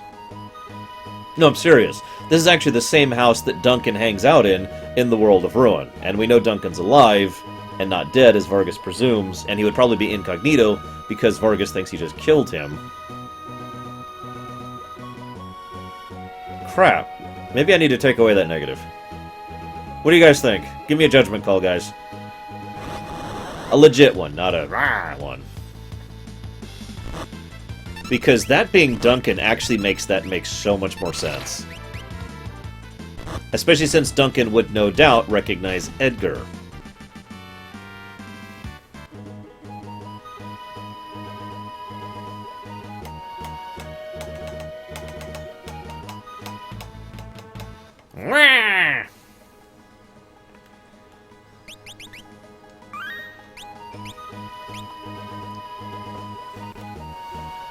Damn it! No, it just makes too much sense. That fits so perfectly that that's actually probably intentional, especially for a game like this, where they do that kind of stuff all the damn time. So yeah, we're gonna take that away. God dang it.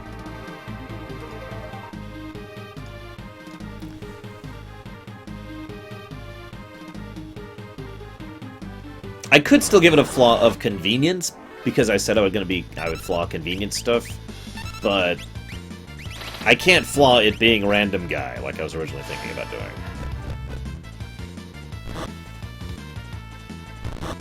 Ow.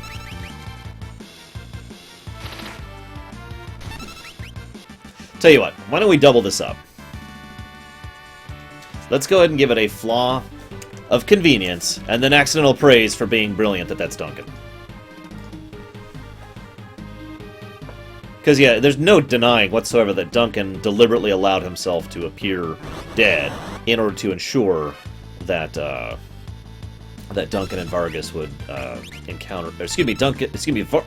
Vargas and Sabin would encounter each other.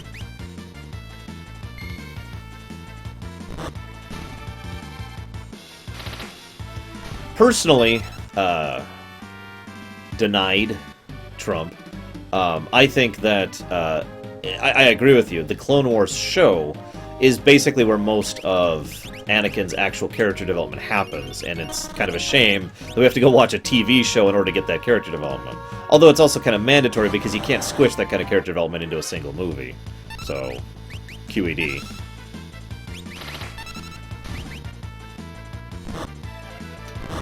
See you around, Agamemnon. Good luck against those bastards in the skies. Just don't be the engineer. That job sucks.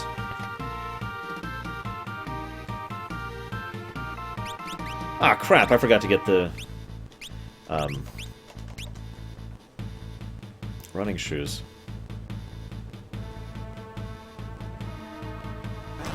Oh, don't mistake me. Clone Wars had a lot of crap in it, but I personally feel the good it did was very good. I actually like Ahsoka as a character, and I think the vast majority of all of Anakin Skywalker's actual character development happens in the damn show. The CGI show, to be clear, not the animated show.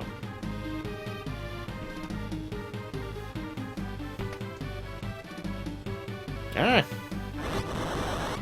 I have not, Bellatrix.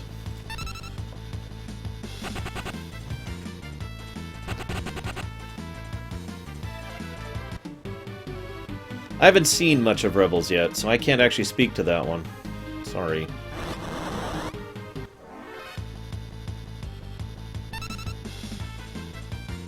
Well, she's there in the world of balance, Ricky Shu. So you can go Mega Fest. Have you not seen this, Puff? Here, I'll show you. Oh, wait, I didn't get any, did I? Well, hang on. I'll go get some sprint shoes, and I'll show you what Mega Sprint is like. It's insane, and basically for TASes only, because you can't really control it.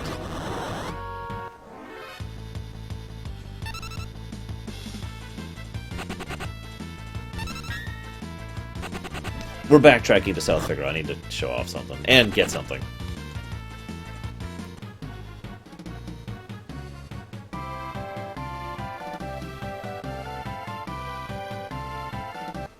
By the way, which version are you playing, Eric? If you're still there. I agree, Puff. It's just... I think the reason they did it is because they already did it in FF5, kind of as a, you know, why not? Actually, that is hinted at, Nero's as those are people who were followers of Vargas and or Duncan. You know, the people who worked for... who were training under Duncan and ended up following Vargas's faction, if you will, after you know, Vargas basically took over the group.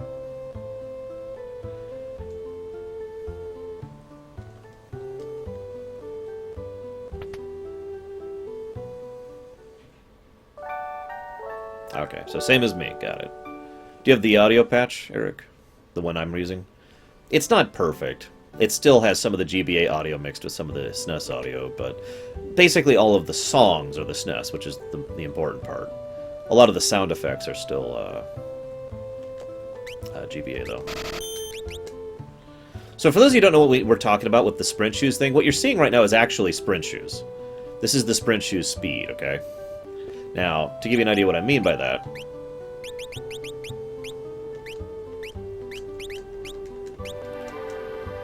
No, Jon Snow, I am not. This would be normal walking speed.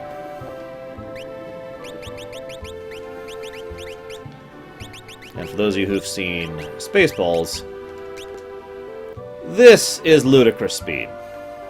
In case you can't tell, his animation literally glitches out because it's moving so fast, the game doesn't actually know what to do with it. It is insanely hard to control. Yeah. My husband Duncan is a martial artist. He's famous even in Figaro to the north. He took his students to Mount Colts for some meditation and training, so he probably won't be back for a while. So that's what she says here. Nothing about him dying. So the only person who said anything about Duncan dying is Duncan, who we are presuming to be Duncan.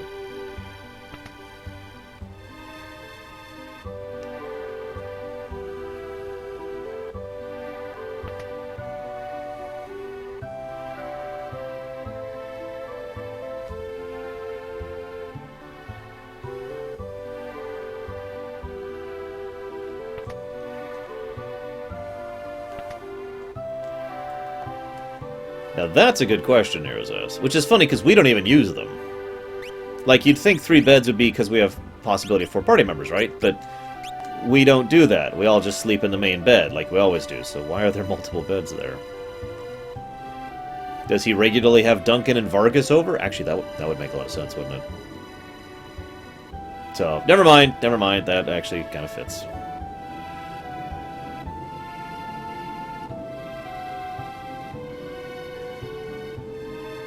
Favorite sword in fiction, Frostborn. I don't even have to think about that. Don't... Damn it, Luxia.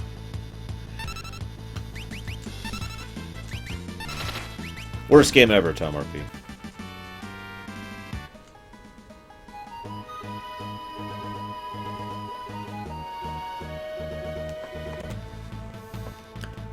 Oh god, this is so hard to control.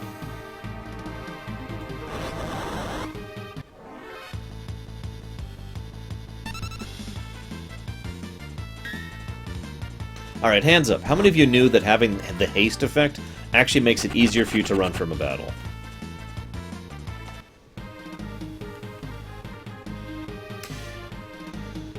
You ever wonder, you guys are all making fun of IGN, and that's totally okay because IGN can suck it, but you ever wonder what people would think of a particular game or movie if it actually came out today? Like, you ever wonder, like, if FF6 came out now, and how, like, IGN would actually rate FF6 if it came out right now, you know? Like, how many things they would make sense, how they would make fun of, you know? Or deride. Yeah, I admittedly only knew about the running mechanic after digging into some of the core mechanics of the gameplay and the programming logic while practicing for speedruns.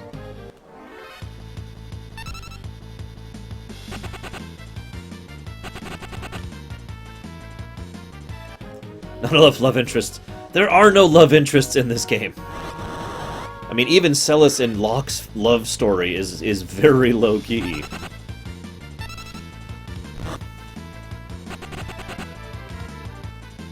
Five out of 10, we were not bribed enough. It's okay, I can make fun of IGN because they make more money than I do.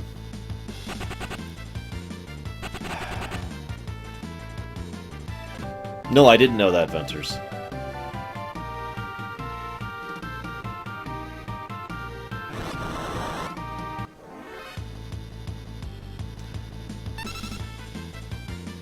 Hey, Roximus. Welcome to the worst game ever made! 0 out of 10. Kingdom Hearts 3. This is actually Kingdom Hearts 3, Roximus, if you're wondering. I've actually talked about that a lot, Luxia. I usually refer to that as a Princess Bride syndrome. Yes, this is the Bash run, Roximus. We're having... You notice the number under me, like right over here? I'm having trouble, dude. I'm trying so hard not to praise this game. But anyway, so it's the Princess Bride syndrome because there's so many works, books, movies, and video games where it comes out and people are like, man, this is crap. And then, you know, years pass and then people are like, wait a minute, this is actually awesome.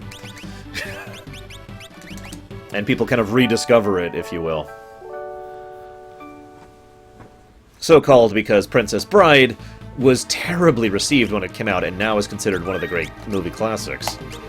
Earthbound is my other favorite example to go for that one. There are people in Japan who would argue FF6 is one of those. However, those people are incorrect. I've never been able to figure out exactly why they're so incorrect, but they demonstrably are, because FF6 actually sold very well in the West. In fact, Final Fantasy has always been more popular here in the United States than it was in Japan, and yet for some reason, the people who actually worked on FF6, when confronted about this fact, act surprised.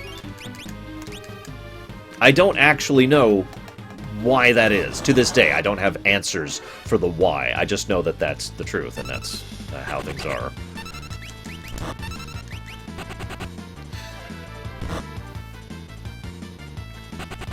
And yes, Earthbound... Okay, so Earthbound, when it came out, was loved in Japan. It sold very badly in the United States. And that is almost universally because the marketing for Earthbound was terrible. Just to be as blunt as I can. It's not just the this game stinks thing. In every way, they screwed up the marketing for Earthbound in the United States. So Earthbound was terribly received, and only the rare few who actually picked it up were like, oh, wow, this is awesome. Including me. I actually picked up Earthbound when it came out, so I was one of the lucky few who actually really loved Earthbound from the beginning. I'm not saying that about to be hipster, I'm just saying I feel very blessed to have been able to enjoy that game when it came out, rather than in retrospect, you know?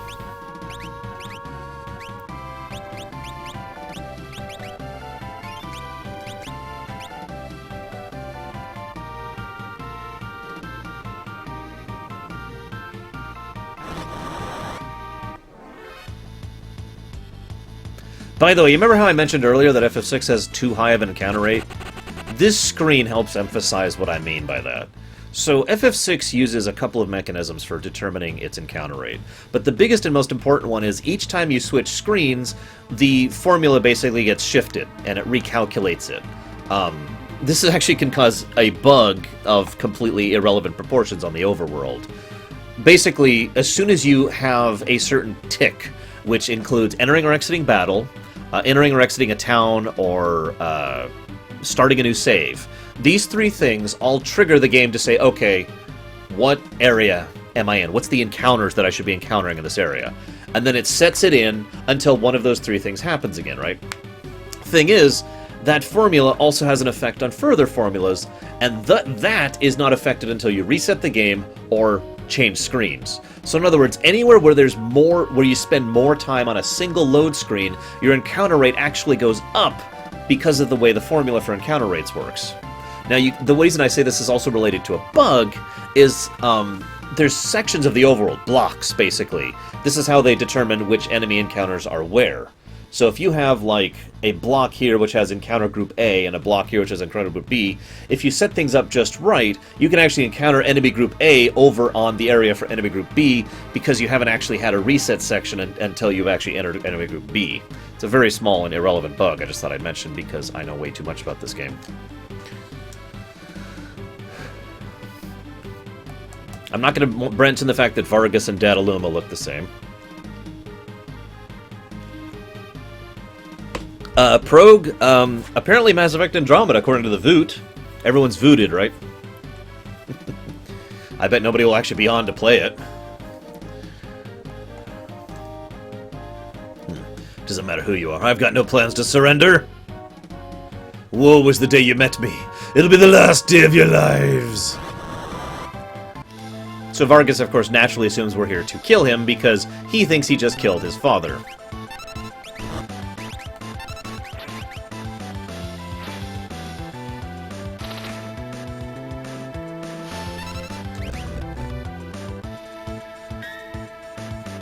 Excellent, Valvatrix. I am well pleased, my young cerebrate. Now, I was going to flaw this. Yes, Deutsch, we will go down the list. And then whatever we do play will be chopped off the list for next week's food.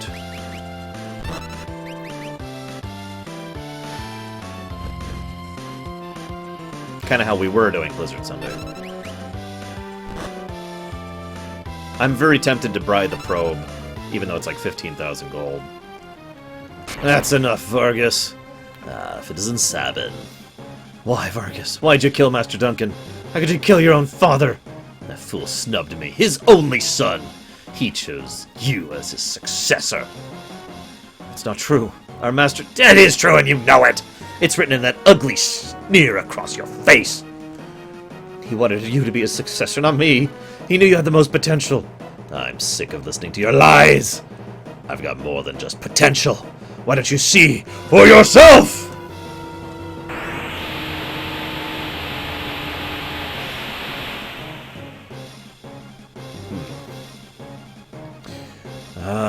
Sabin. My father was right to see so much in you. Fate made us train together, and now fate will send you to your doom. Hey, I put it on, there's the one. You can't blame me. So here's something funny. I was going to make this a flaw, but if you just sit here... Or actually, here, I'll show this. Watch this. Ah! And the game's like,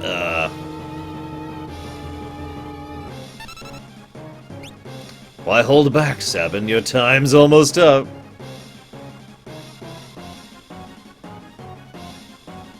Probably not, Nerozaz. I forget how to trigger... How do you trigger this? I don't remember how to trigger this.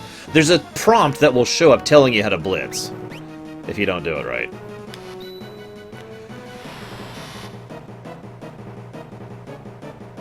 Come on. What's the matter? I've seen it happen before.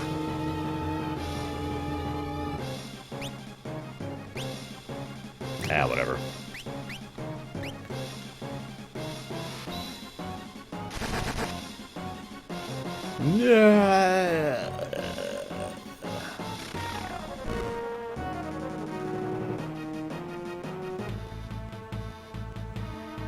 MVM? Which one's MVM?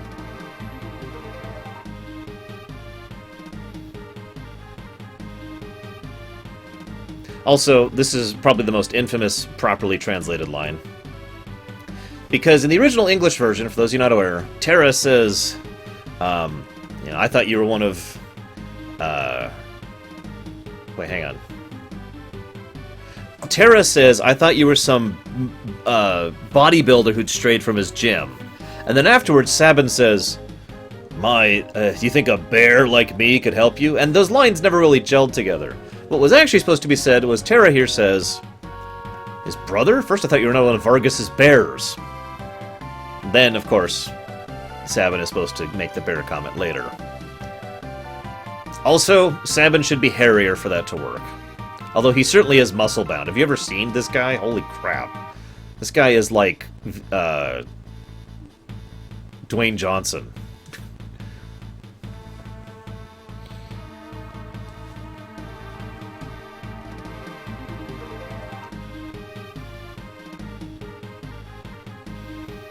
I know the tutorial's there, Valvatrix, I just can't remember. I only bring it up because otherwise I would flaw that scene for not telling you how to frickin' do a left, right, left, A, because, I mean, come on.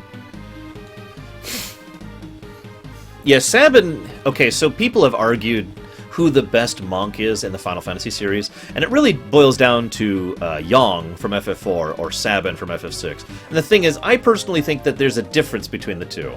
I know this sounds like splitting hairs, but I do feel like this is a unique distinction, because to me, Yang from FF4 is a martial artist, and probably the best martial artist in the series.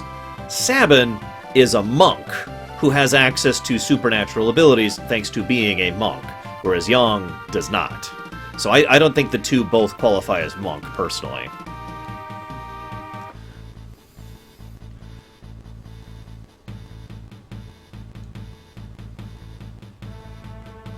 Who? Zero? And of course there's Zell in FF8.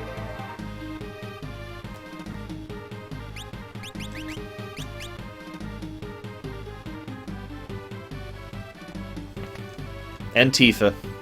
Tifa is clearly a monk. Yang is definitely more archetypal, but again, I personally argue Yang is much more the martial artist than monk. Yes, Amarant, he's another monk, kinda. Amarant's kind of a mix of several. He's like part ninja, part samurai, part monk. As far as FF goes, anyways.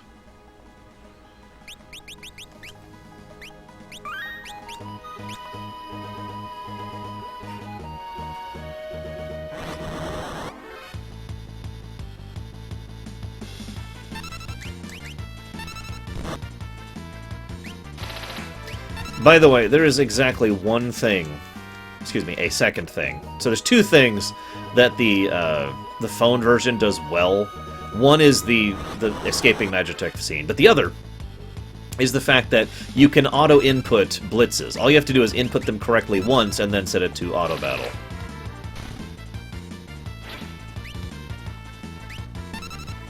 I saw the resultants on YouTube, Toby. I didn't bother to go running around getting all the memories myself.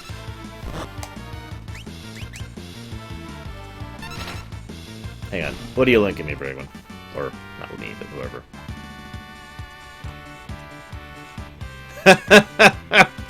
Lol. No, that doesn't count as praise. Although, I really wonder if we're going to finally see this happen live on stream. Let's get a save before we do this.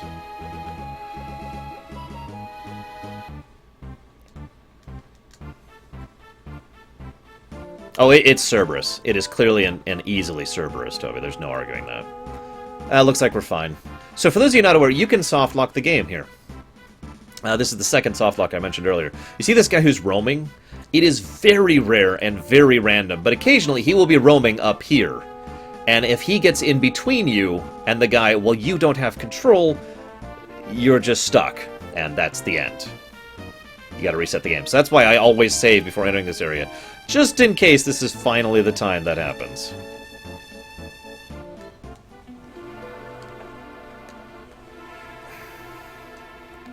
The one to whom the Esper responded.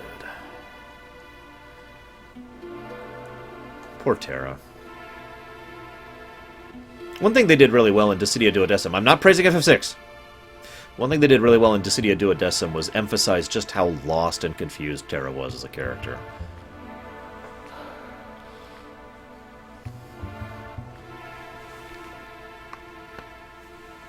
Hiding from the truth won't change it. So, I've had a theory for years that Bannon is in cahoots with Gestalt.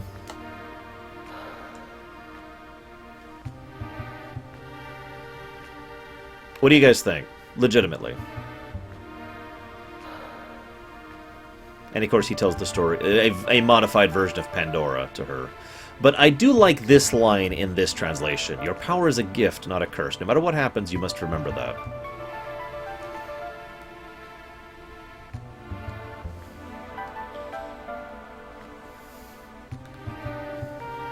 Honestly, I really like the voice actress from Dissidia for Terra.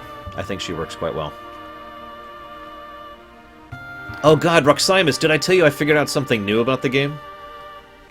Seriously, without jesting, without April Foolsing, I actually figured out something new that was brilliant about this game.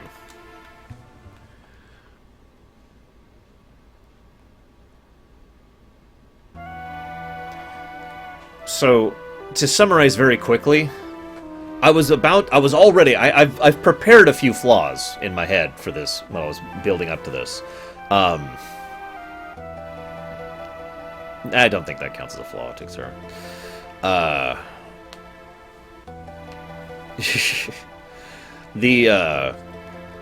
Kefka shows up at Figaro. Like, where's Terra? And I was like, how the hell would he know this quickly? It's been like a day, right? Then I started to think about it, and I was like, oh my god, that's brilliant. Because, remember, Gestalt always deliberately let Terra go because Gestalt had been trying to open the Esper Gate, failing at it, and wanted Terra to be in the hands of the Returners so she could willingly open the gate, right? I mean, this is not me making this up. That's always been part of the plot of FF6. So, the reason Kefka goes after them at Figaro Castle is not because they have some perfect intelligence, which is the flaw I was going to point out. It's because Kefka is trying to provoke things and push Terra further into the Returner camp.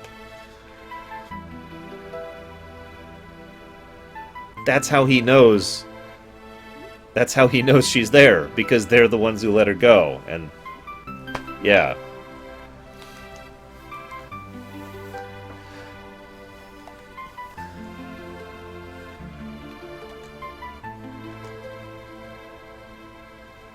And I've never realized that until I was going to point it out as a flaw and realized it wasn't. Okay, I'm tired of this. We're just... nah.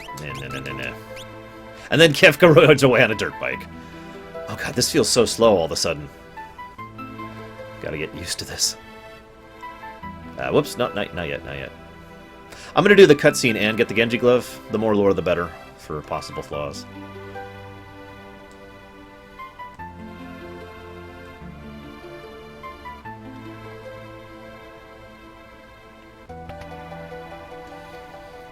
By the way, what they're all referring to, the moment that Kefka left that first scene in Figaro, someone zoomed by really, really loudly on a motorcycle. And so I was like, oh my god, picture Kefka after he makes threats at Edgar, just turns around, hops up on a motorbike, and goes, and just zooms out of Figaro.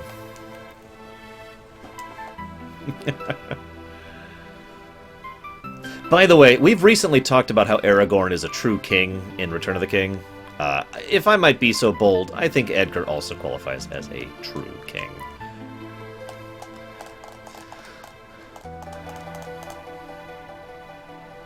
Probably the latter, Nerazaz. It would be very Gestalt to do that, and Gestalt knows Kefka quite well.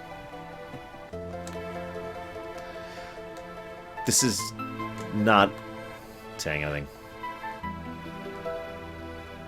So for those of you who don't know how to do this, you can actually get the Genji Glove and still get the cutscene. All you have to do is immediately after saying no, rush up here, get your loot, then talk to this guy, and he will give you the I understand your apprehension, innocent lives are being lost, please lend us your strength, Genji Glove. Then you can go and say yes, and then you still get the cutscene. So for anybody who never actually knew that, all two of you.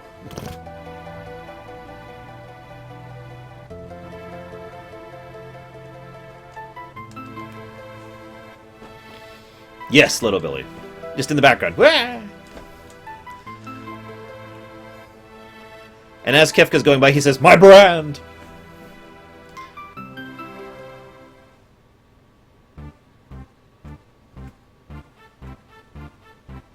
Why would you ever want the gauntlet? Even speedrunners don't like the gauntlet. The 8 attacks with the Genji Glove, when set up... 3, Muad'Dib. If you set it up right with Setzer, and the fixed dice, and there's something else you can do, and I actually don't remember what it is right now, plus the offering, plus the Genji Glove, he will do an absolutely ludicrous amount of damage. He will literally be able to one-shot, as in through one attack command, every enemy in the entire game. So I would say that the most broken combo is 8 attacks with Genji Glove. Also, melee is generally stronger in this game, which is funny, given so much of the emphasis of the story is on magic. We all know the Gestalian Empire is using magic to wear its war. The question is, where do they get that power? Well, it seems the Empire's been gathering scholars to study espers. Narcissus Esper is also the reason for the Imperial assault there. Yeah, no kidding, Velvedrix. Or, Luxie, excuse me. You saying there's some kind of connection between espers and Magitech? Yeah. So why do I think Banon is in Liege with Gestahl? I'll be perfectly blunt. There's not a lot of strong evidence that Banon is in league with Gestahl. But think about this for a moment. Gestahl is actually quite smart. Let's just start with that. Gestahl also understands that one of the best ways to have control completely is to run the enemy. He demonstrates this at least once with the aforementioned Terra scheme I was just referencing earlier. So, yeah, Gao is ridiculous if you set him up right, too. There's actually several ways to set up Gao as to be a death machine. And I'm not even talking about, like, Psycho Cyan or anything like that. Anyways, Banon never actually does anything to really help further the Returner cause. However, he does do several things to help further Gestahl's cause. Now, that could just be because Banon is not a good leader, and Banon may just be playing into Gestahl's hand. That might be the more intent. But Banon also doesn't really do much of anything after the point in time in which we have the fake trees. In fact, what happens after the fake treaty is Banon is literally never seen from again in the entire of the game. And there was, and I've never found any dummy data or anything that Banon was ever intended to be in the game after that point. So he just drops off the face of the earth. Now, the obvious implication is that the Empire just straight up murdered all the Returners who were in the city, but that brings up another point. The Returners were always completely and utterly outmatched by the Empire. Why would the Empire allow the Returners to even continue to exist when they obviously and clearly had no capacity to ever resist the Empire, when the Empire could have just crushed them if they wanted to? Again, none of this is strong evidence, but in my mind, it actually makes more sense for Banon to have basically been a subordinate of Gestahl. Yeah, a political puppet, basically, and maintaining the illusion of resistance while ensuring the lack of resistance, basically. Another thing you can do is to, when it comes to a resistance movement, is make sure your people are leading the resistant movement so they don't get any competent leadership. And any failures in it will not be blamed on people who are like, you know, oh my gosh, we're clearly being controlled by a puppet. They won't suspect spies. They won't suspect traitors. What they will suspect is that we're just overwhelmed by the enemy and we just can't deal with them, right? There's some gray there, but yeah. Would I call him not being a pawn of Gestahl a plot hole? Yes. I think even if he is a pawn of Gestahl, it should have popped up. There's really no denying the fact that at least they should have mentioned Banon, and probably Arvis too, at some point in the rest of the game. You know, brought him up, or maybe see his grave like we do with General Leo, something to have there be some closure there. Whether he was an agent of Gestahl's or not, that should have been there. But I'm going to bring up that flaw later. Actually, I guess I'll just give it to it now. Why not? I don't want to forget. So, flaw for the fact that they never conclude Banon or Arvis' stories, whether they are agents or not. Moving on.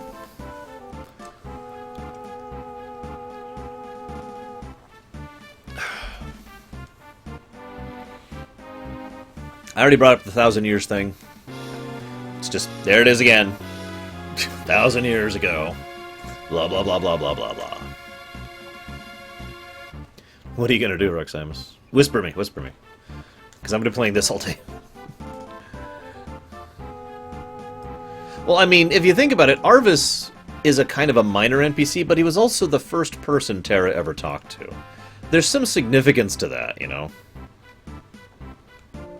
Yeah, as Ricky Shu points out, they actually bother to go out of their way to say that everyone in Narsh, with the exception of, like, a couple of guys, frickin' died. During, when you go to Narsh in the World of Ruin. So...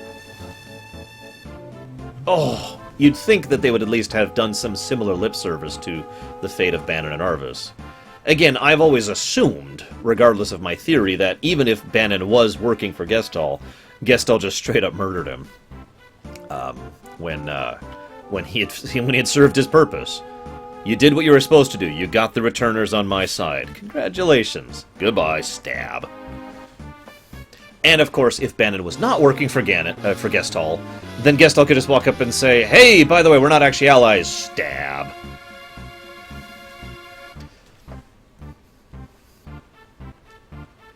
Yeah, exactly. They should have at least done... That's why I say that's a genuine flaw. They should have at least done something to mention them. I like it. I like it. Okay, now I can close my whispers again. Also, notice that it is Banon who is the one who suggests they start getting Terra to try and communicate with an Esper, keeping in mind that that's Gestahl's actual plan. Again, this isn't major evidence, it's just... think about it. The alternative is that Banon is a terrible leader.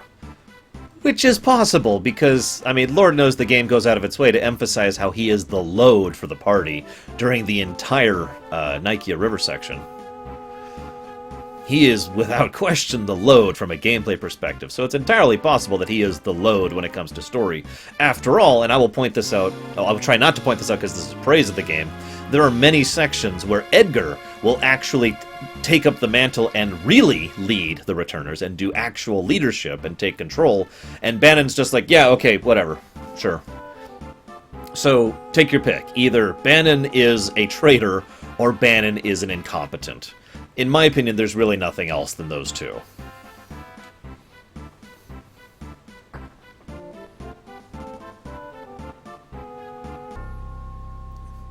Kind of a Casus Belli situation, Nero says. That's something that occurred to me, too. He needs an excuse to invade Doma, after all. Just to name one example. And of course, here's Gestahl once again provoking the returners, probably.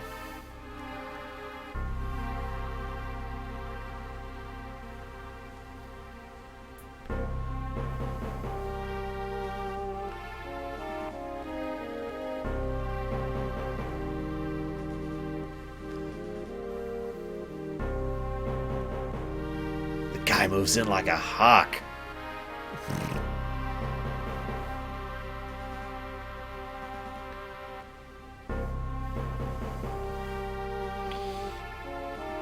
I don't know, Eric. I mean, overthinking it is the derogatory term for it, but there is a legitimate term for that.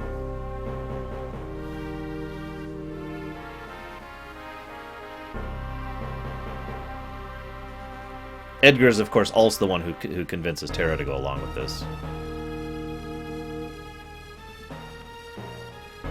That's actually an interesting point, Valvidrix. Which is funny, because the Eris can just be raised by a Phoenix Down thing is something that people have used for years as a flaw of FF7, when in fact it is not a flaw of FF7, as I explained during the lore run. However, there's no excuse in this situation for why, if Banon dies, we can't get him... Excuse me. If Banon goes unconscious, we can't get him back up. So, I don't know. Okay, put you there. Put you there. Put you there.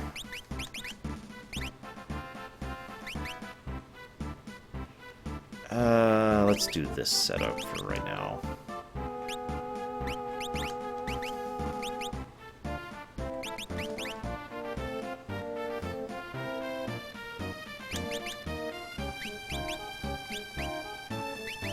Sleep. In FF7's the one?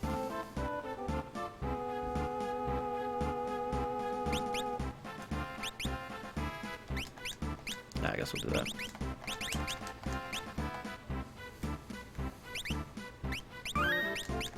But yeah, the answer is the one is the difference between death and KO. Eris does not go KO. She's not knocked out. D&D is the best way I can explain this. When you go to 0 HP in D&D, you don't actually die. You just go, pass out. And then Phoenix Down doesn't actually return you from death. It returns you from mortal injury, basically, right? Brings you back to functionality, and then you can be healed normally. If you die, you can't be Phoenix Downed back, because Phoenix Down does not return you from the dead, it returns you from KO. And that is actually a fairly significant reason, and something that is actually mentioned in FF7, just most people miss that. Eris was not KO'd, she was murdered, so you can't Phoenix Down her back up. Galuf, they actually addressed it directly with Galuf in FF5, how he put himself way past the point of recovery, and that's why curing and Phoenix Downs in life didn't work on Galuf.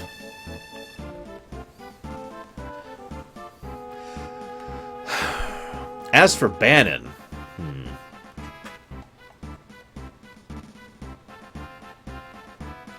the only excuse I could come up with is something that someone in chat mentioned, that Banon is just so old and so frail that if he goes unconscious, KOs, he actually dies, and therefore a Phoenix Down would not work on him. That feels like it's a bit of a stretch, but I do have to admit that it does actually make a lot of sense in this case, because Banon is old, and, as I mentioned, either a traitor or incompetent.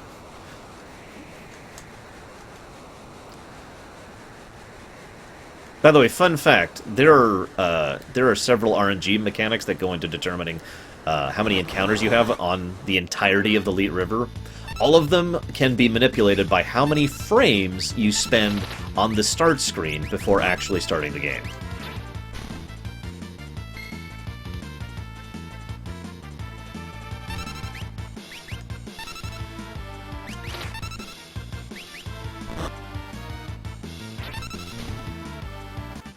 Well, Strago also, if I was to put this in blunt terms, has more, shall we say, force of personality than Banon, because Strago is intelligent-wise and has a very strong drive, you know, a lot of willpower, if you will. Banon has nothing. Banon's an idiot, who is worthless and terrible.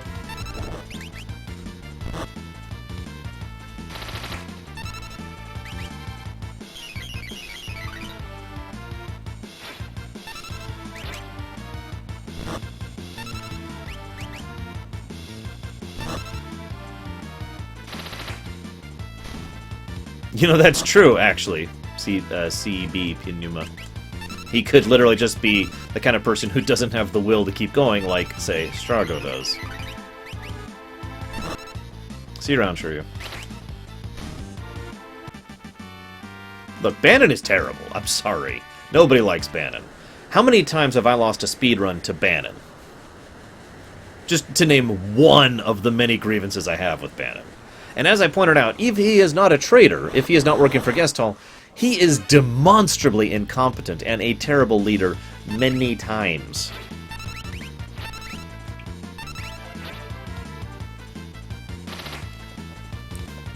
As I said before, he literally never comes up with any good anything for anyone ever.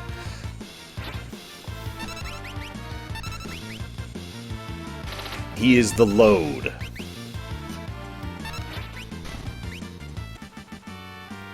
He does have that AoE cure. That is his only good point. And nothing else. I would love to be able to talk to some of the people who wrote this story sometimes and be like, so, is Banon a traitor or is he incompetent? You know, just be able to ask questions like that, right?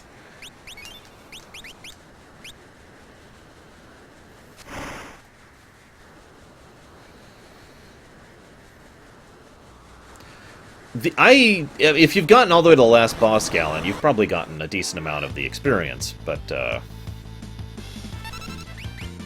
mean, the ending is really good, in my opinion.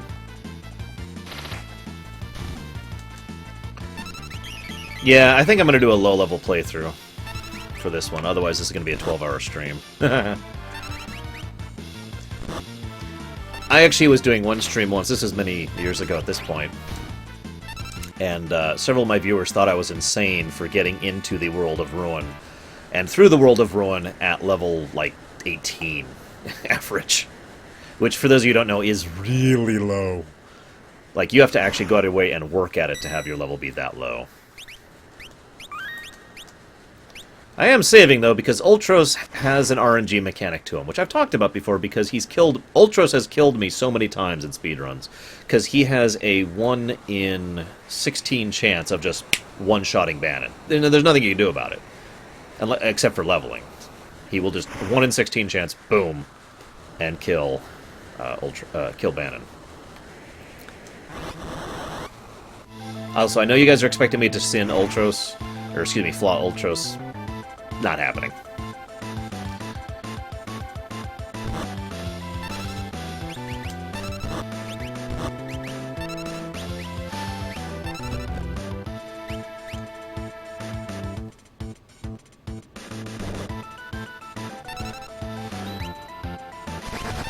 Yeah, if I'm doing a normal playthrough, the Floating Continent is where I actually level for the first time in the game. Ultros is Octopus royalty, Venters. Obviously.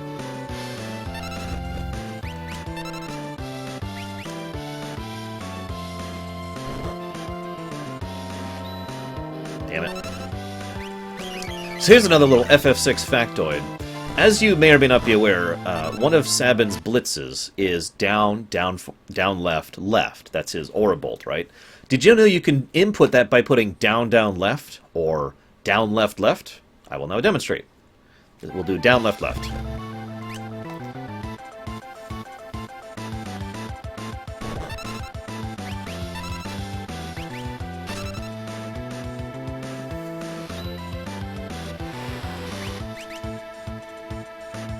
It's because technically FF6 and the SNES in general doesn't actually have diagonals. So it just kind of interprets.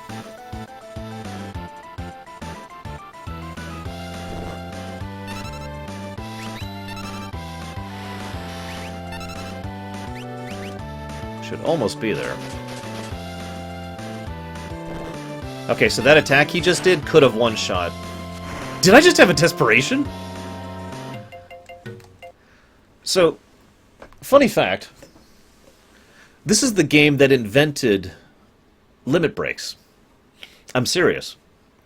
Whenever you are in desperate status, which is defined at any time your character's kneeling over like that,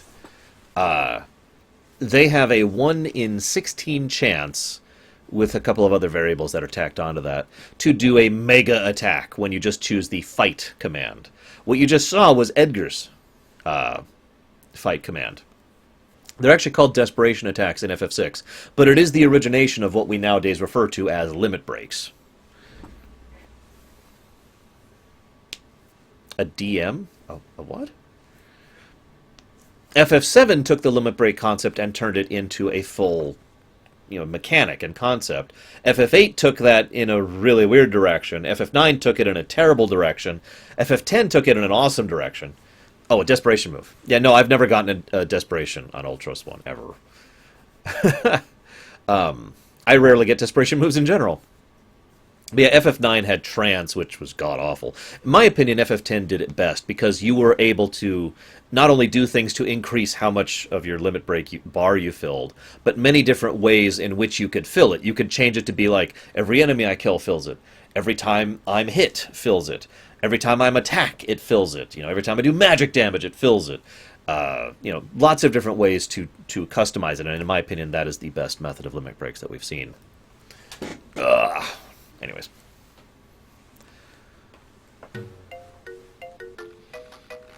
Also, yes, Ultros is a pervert. As much as I wish he was not, the harsh truth is that he is.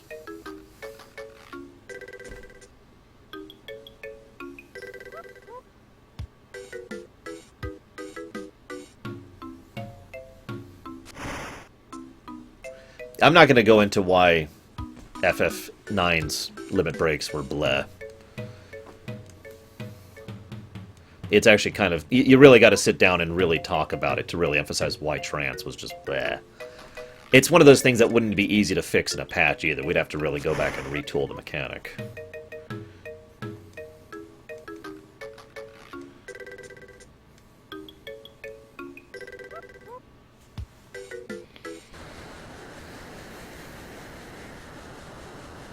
Yeah, Dissidia also has limit breaks. Not gonna praise it, not gonna praise it, not gonna praise it, not gonna praise it. I'm not gonna flaw this, but the events of these three scenarios only actually make sense if you sit back and look at the timeline of FF6, if you do them in a very specific order. It also only makes sense if some of these are happening at the same time as some of the others. So, that's not a flaw, it's just... let me go and explain why I don't think that's a flaw. Because, A, we can fill in the gaps ourselves, and B, I prefer having player agency. The ability to go ahead and be like, I want to pick which story I want to do these in, you know? Damn it, Deutsch.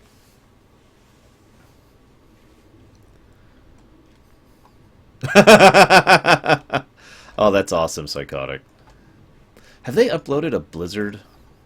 The only April Fools I usually pay any attention to is Blizzards, and I haven't seen any yet. Oh, here we go. Got it. Perfect. We've got a new classic battle skin. What the hell?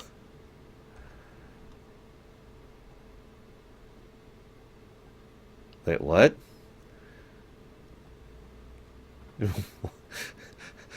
BlizzCon Choose Your Own Adventure book. Oh god, look at all these patch notes.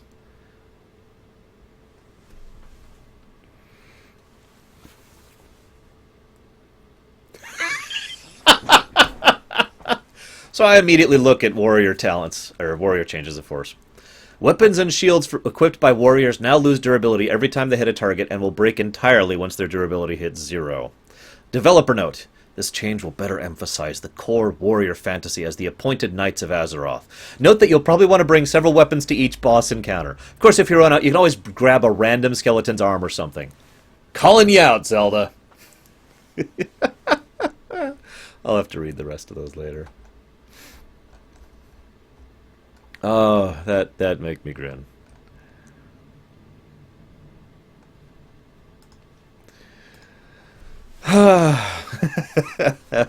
Hang on just a second, guys.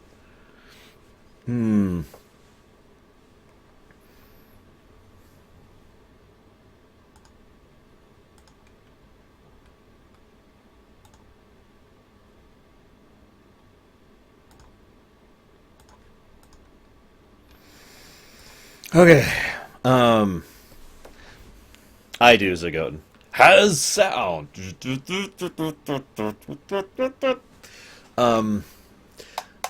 Now, agreed, Nimrod. That's one of the things I liked most about Record Keeper, is they used the 6 style of sprites.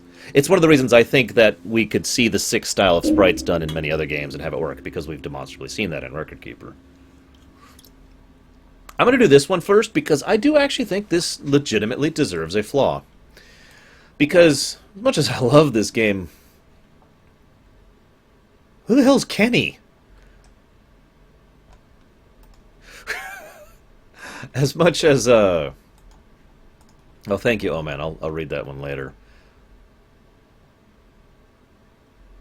Overlord Announcer.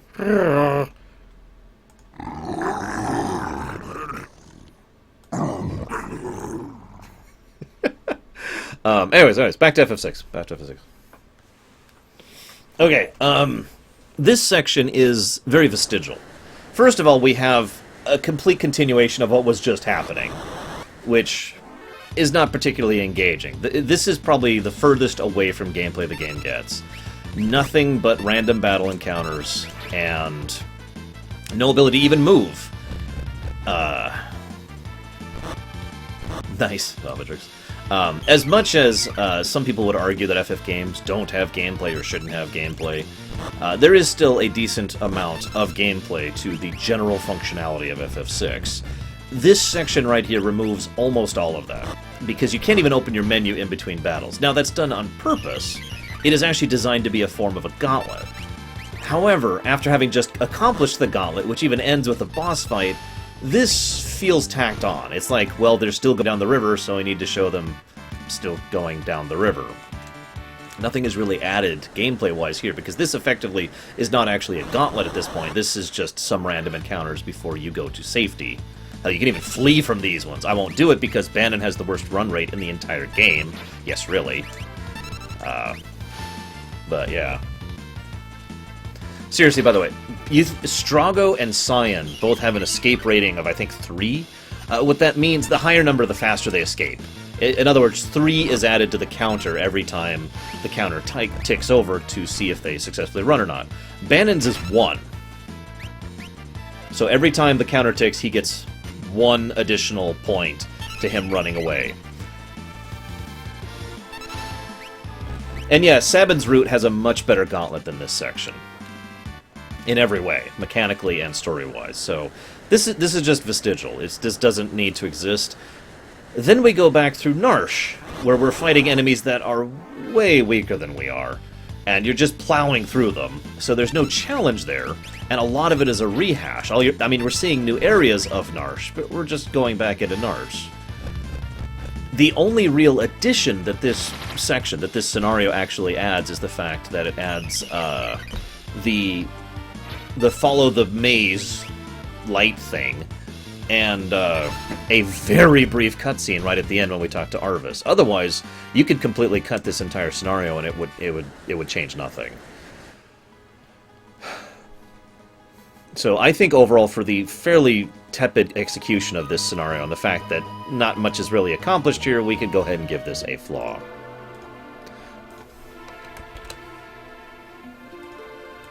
The Serpent Trench is different because the Serpent Trench does not actually have random encounters. For those of you not aware, there are no random encounters in the Serpent Trench. There's exact... depending on the paths you take, there's like an encounter right on this spot. And you'll always have the encounter on the exact same spot. And there's an encounter here, and there's an encounter here, and so forth and so on. And so in other words, at absolute most, you will have 5 encounters in the Serpent's Trench.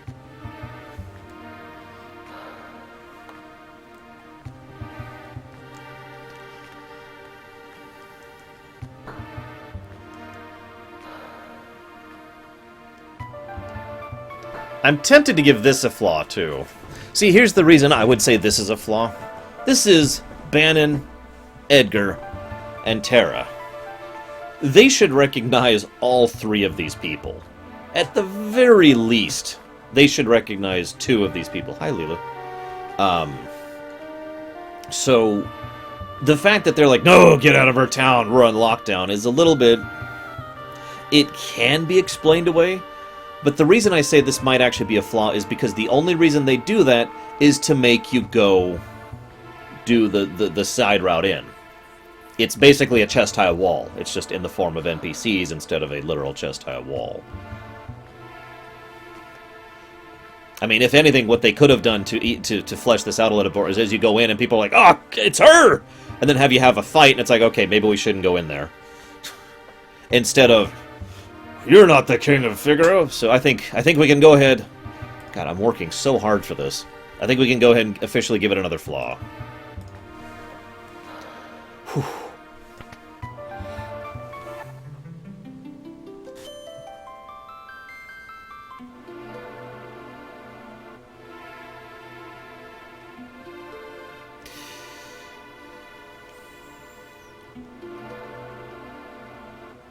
Now, I'm sitting here thinking, I don't like to criticize something without offering criticism. Saying it sucks is not actually criticism. I'm trying to think what they could do with this scenario to help flesh it out, and I have a couple of ideas. First of all, they could have made this the third aspect of the 3 scenarios. What I mean by that, Sabin's scenario is very well done. Easily and without question my favorite scenario, and contains a lot of excellent gameplay and story moments. Okay? So that's awesome. I'm with that. Locke's scenario, appropriately, is much more about sneaking. There's several things where you can fight your way through Locke's scenario, but you are heavily encouraged not to because you're basically overpowered in each case. You are encouraged to take on the outfits of different people, sneak. It's basically a forced stealth section. It's just done very well. This scenario should have been either focusing heavy on magic, or, if that's unavailable, since it kind of isn't, focusing more on the diplomacy. I think what they should have done is basically cut out the entirety of the rest of the river. There's no need for that to happen. Maybe go ahead and do the re-entrance into Narshe. Have some function of gameplay, and have you have to sneak your way back into Narshe, get in contact with Arvis, and then have to discuss your way, and have this basically be more cutscenes, and more dialogue, and more trying to convince the Narshian people to chill a little bit and recognize that we're all allies, rather than this whole scenario ending with us reaching Arvis, and then it cuts to black, and when we finally come back to this point, after all 3 scenarios are completed, all that diplomacy stuff has happened off camera. All the negotiation has happened off camera. So that's my personal criticism of what I would do to repair this scenario.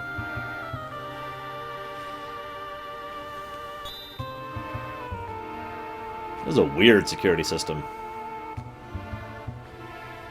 It's actually not a security system, though, in this version. They use this to test the guards for when they are, for when they're trying to recruit Narshian guards.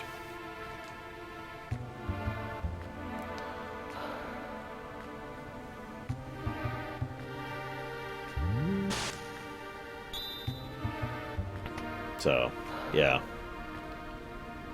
Still not exactly a great system for that, but, you know, it's something. Also, I'm pretty sure at this point the the first upgrade, in fact, I know for a fact, the first upgrade to the chests I mentioned earlier has happened as of now. We're still not going to pick them because we're not going to pick them up until we get to the World of Ruin. But I just thought I'd point that out. And no, Roiting. First of all, it sounds just fine in the full original SNES version, and second of all, I mean, if we're officially flawing songs, then we were really getting more nitpicky than I was intending to get. But this is part of what I meant. These are the mobs that Terra was fighting at level 4. These are nothing for us right now. These are a joke. There's, like, no reason for these to even be encounters at this point. And we know they can temporarily disable random encounters, so, you know, why didn't they here? We get nothing from it other than wasting our time. They're not good enough experience or gold or items, and they're not a challenge, so nothing is actually accomplished with that section.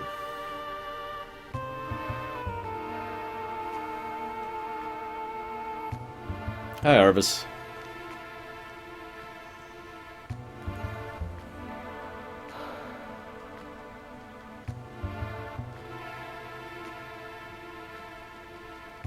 Glare! That's always amused me.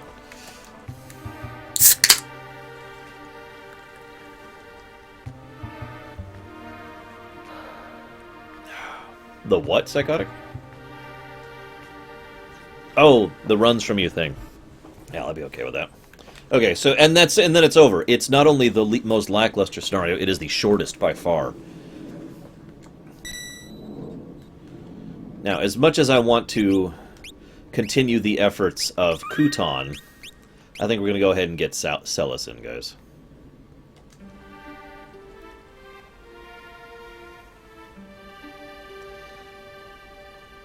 Now, in an ideal world, this is not a flaw, but in an ideal world, what I would have liked is an expansion to Locke's scenario.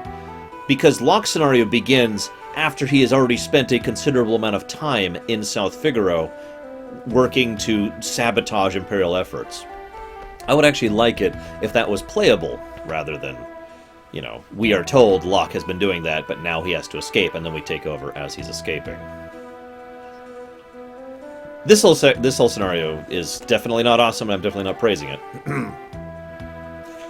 That counts, right? Come on. I just want to see if I can do it. I just want to see if I can do it. 1, 2, 3.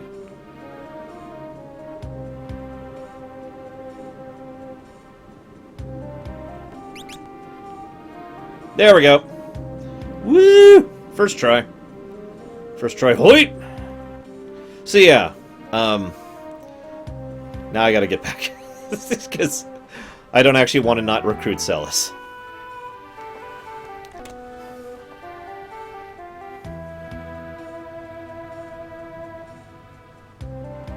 So yeah, just to explain part of what I meant earlier, these guys, you can fight your way through them, but they're pretty tough, even if you're decently geared at this point.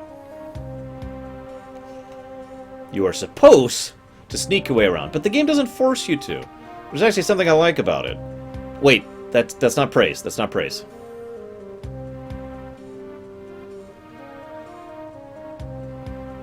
Definitely not praise.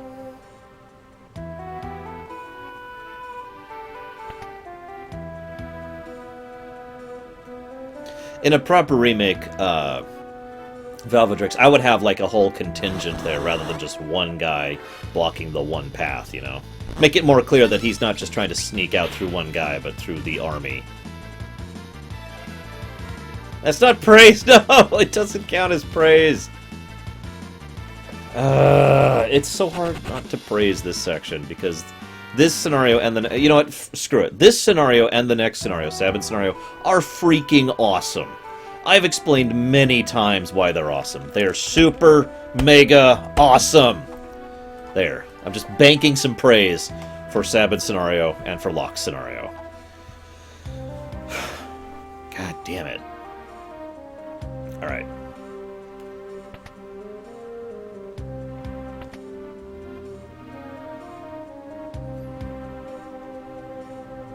Anyways, moving on. Oh yeah. It took me forever to find that little path right there. I am sad to admit. Move.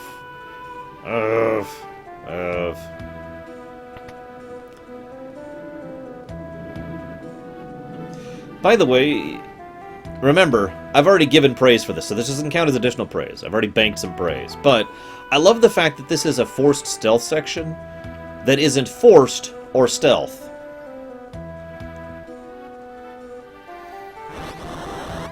No, I'm serious. You don't actually have to sneak around. If you get caught by the guards, it's not game over and you're not reset.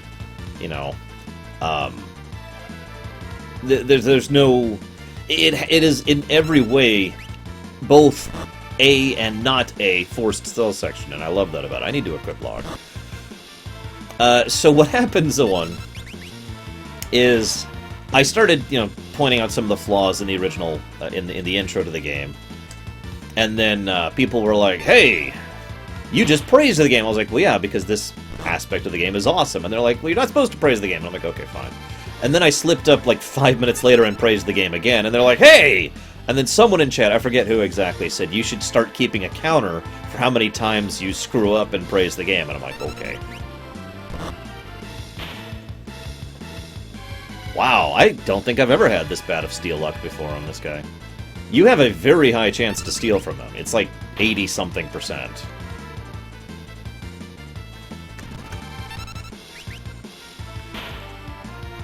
Whoa! Okay, this... There we go. Sorry, I just... Wow.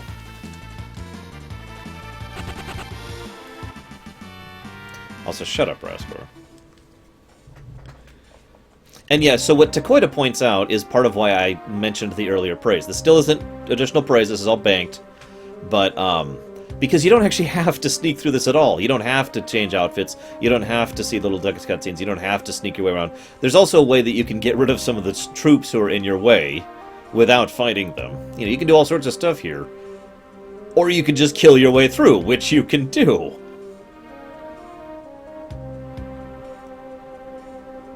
So anyway, someone asked what's different about the green troops. Ironically, they're lower level. Lower rank, excuse me, lower rank. Low-ranking soldiers in green love to start fights, even though they never win. They're so slow you could steal the clothes right off their backs. They are literally green troops.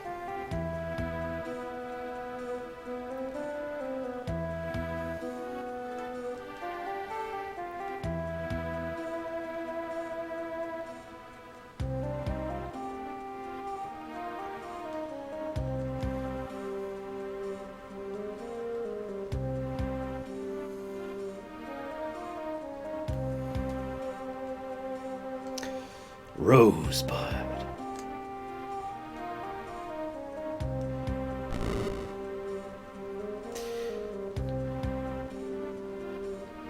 Yes, they do, Raskor. They do.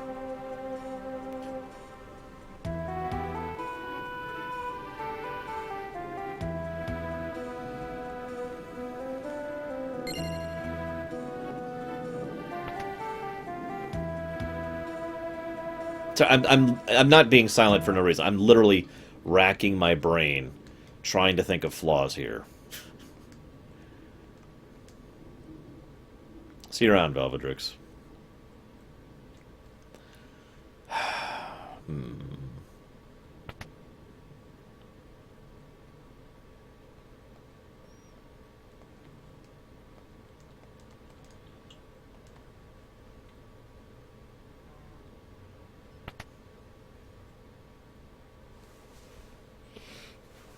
I just got a new Patreon. Yay. A little late because the March stuff already went through, but still. Now, this feels a little bit forced. It isn't flaw-worthy, but this guy's just like, oh, why have I betrayed my town for money? I would have liked it if they fleshed that out a little bit more, because obviously the point... I would like it more if, like, it's like, oh, I betrayed my town. I spared some of our troops, but now we're under Imperial occupation. You know, add a little gray to that, as opposed to just, I'm betraying our town for money. Oh, I regret betraying our town for money. You know. Also, for those of you not aware, if you go way out of your way, and it is actually kind of irritating to do, you can show up here and get a Star Wars joke, which I am not going to do. I will, however, get a merchant joke.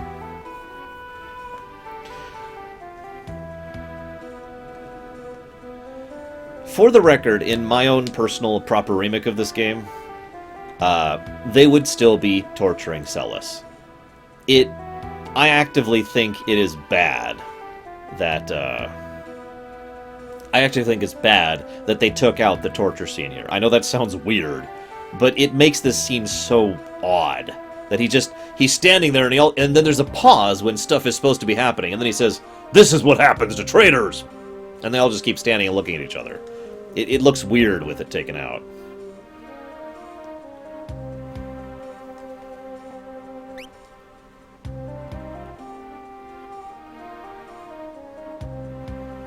I also think they should have done a little bit more background work to explain how Celes knew about what was about to happen in Doma, and why Celes was here. Now, we can fill in the gaps. As I said, if you take a step back and look at the timeline, all three of these scenarios do actually line up pretty well.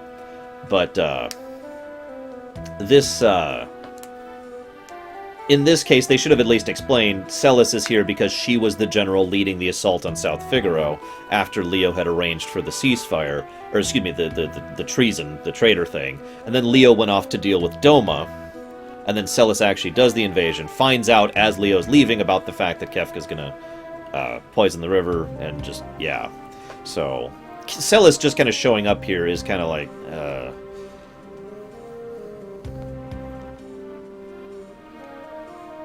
Now,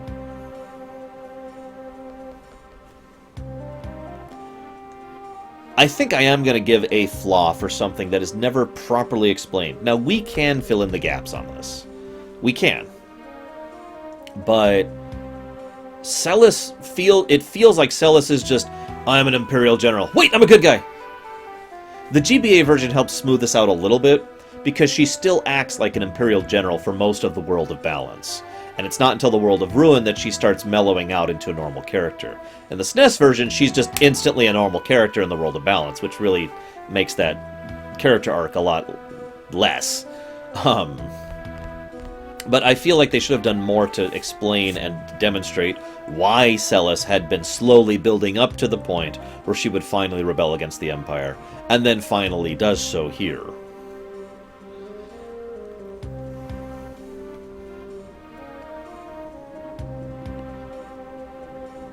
So yeah, I think we will give a flaw for not properly demonstrating the character arc that we have to assume in its absence.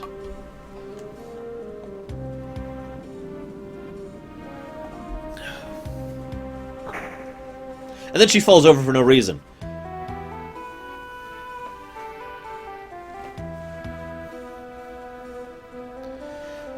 Now, I have a question for you guys real quick. Let's assume we're working on the proper remake of this game. We have two relative options with regards to Celes' character arc. Do we have it so that she has been slowly pulling away from the Empire over the years? Remember, she's a teenager. She's actually 18 years old right now. So has she been slowly pulling away from the Empire as she's been raised as Magitech Knight, which finally, the straw that broke the camel's back was Kefka planning to poison Doma, and then she decides to rebel? Or do you want to go with the original idea that she was always rebelling as another part of one of Gestall's plans, and then over the period of time of actually working with the Returners, she reached the point where she decided to actually rebel?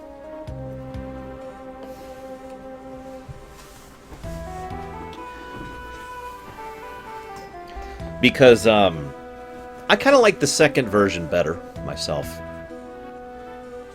I like the idea. There's a scene that's actually nonsensical in the SNES version where where Cid is like, "Oh, hey, is it true that you're secretly evil?"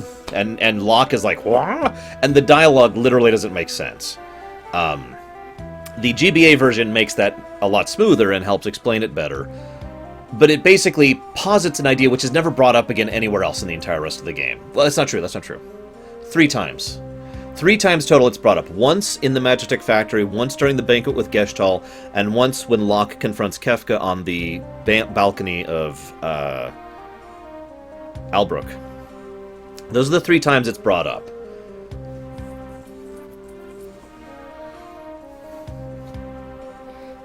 I do like the idea of both, actually. The idea that she was told, you know, your job is to go infiltrate the Returners and kind of go with this thing. She, you know, rebels, fake. However, internally she is still conflicted about this whole situation, especially with regards to the whole Doma Kefka thing. Then Celes, you know, joins the party and then starts interacting with real people. People who are actually nice to her, people who actually care about her, which is something that would be very alien to her. And she starts growing warmer and fonder of the Returners in general, gets to the point where she decides to actually rebel. And if I may be bold, the reason I like that answer better is because it gives her an actual character arc. However, I have to be completely blunt and admit that there's still many flaws with that particular perspective. Not the least of which being that structurally, from a plot perspective, it's like, well, hang on. Why, you know, there's several whys that aren't answered as well in the process of it. So no matter what, we have a flaw here. We either have a flaw in the fact that she's like, I'm rebelling, or we have a flaw in the fact that she's not, it's not really fully sensical that she's being used as a traitor here. I mean, as Takoida is pointing out in chat right now, there are very few Magitech Knights in the Empire. In fact, there's like 3, I think. No, 2, excuse me. Her and Kefka. Now, this is funny. It's okay, I've got praise banked. Because her character arc in the World of Ruin is fantastic. No flaws there. And she is the perfect character to demonstrate that shift and to be the first domino that starts off the World of Ruin. But again, as Nerozaz points out, let's assume that this was a traitor situation. Or excuse me, not traitor. Imagine if this is a plot, right? Then why is she just going to hang out here? I mean, she's just going to hang out until a returner shows up. And if no returner shows up, she's going to be like, well, okay, hang on. Move me to Narshe then. We'll try again there.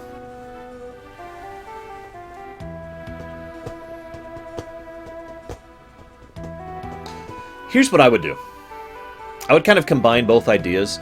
I would make it so that it's more clear, probably in flashbacks, that Celes had been slowly building up intolerance of the Empire and its practices. I would make it so that the torching of Miranda specifically was a big moment for her, and something that really hit her hard, and started making her question and change, you know, her opinion about the Empire, and Gestall in particular, right? However, she wasn't quite at the time of rebelling.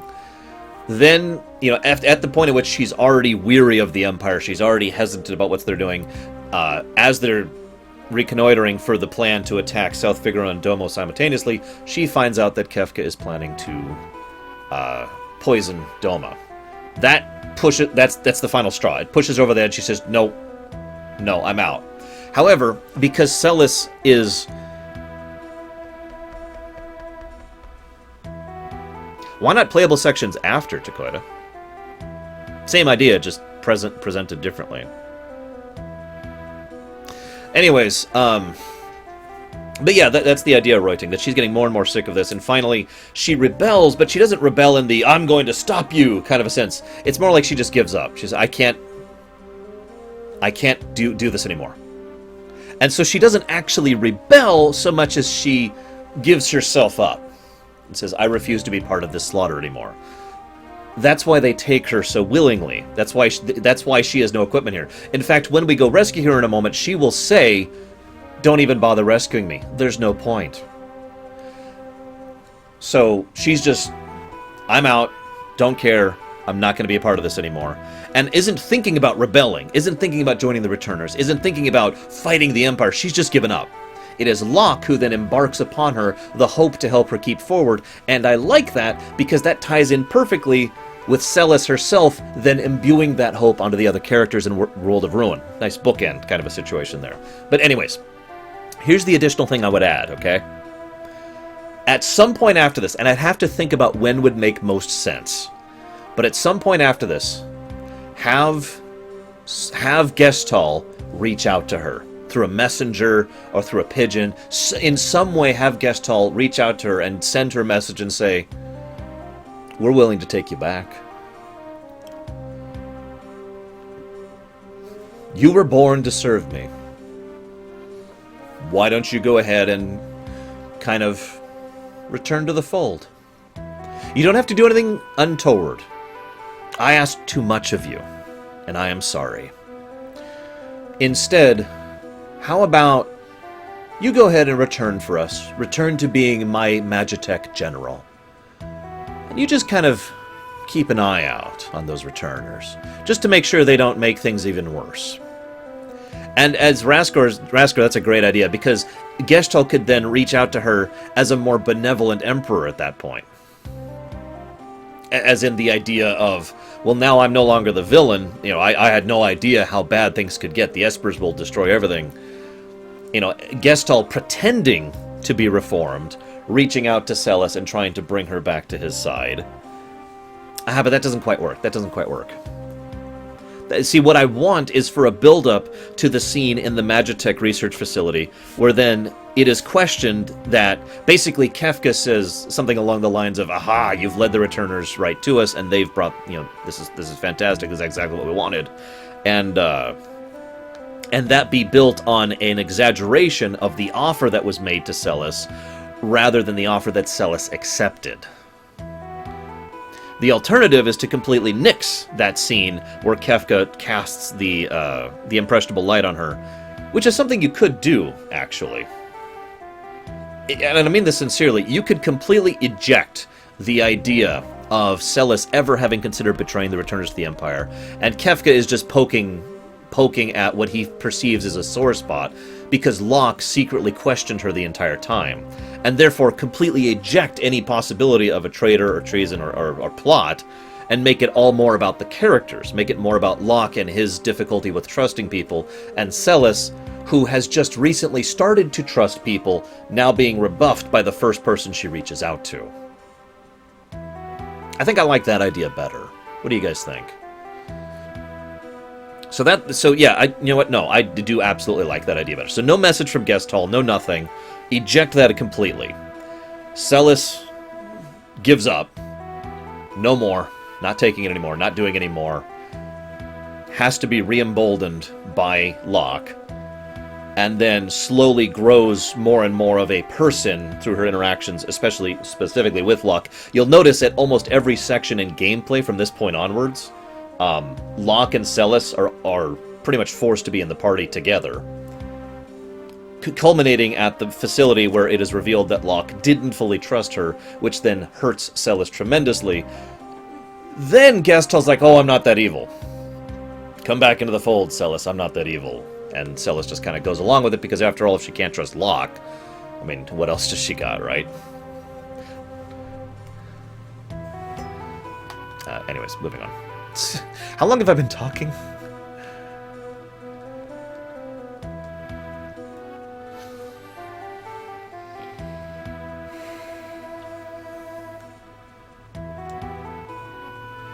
Damn it, Lilu. Well, it's funny, Lilu, because another stream I've been wanting to do, even if I didn't do it live, even if I did it just for my own sake, I want to sit down and write down all of my thoughts for how I would do a proper remake of FF6. I just want to do that. I want to sit down creatively and decide how I would do FF6. Because that would be my baby right there. That would be my...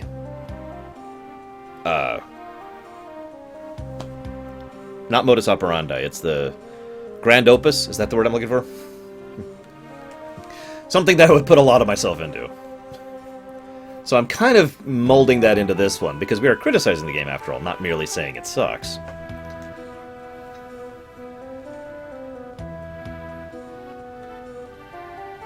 Magnum opus, thank you. That's what I was thinking of, magnum opus.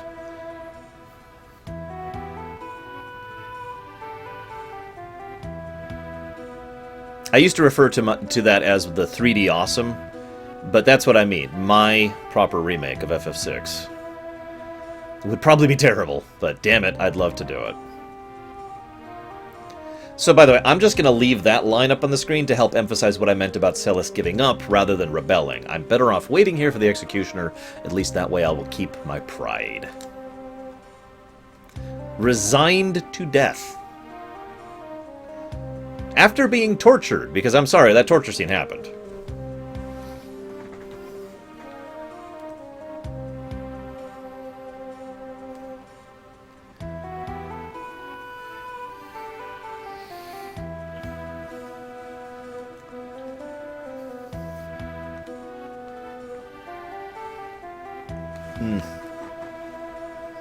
Time for my Dayquil, actually.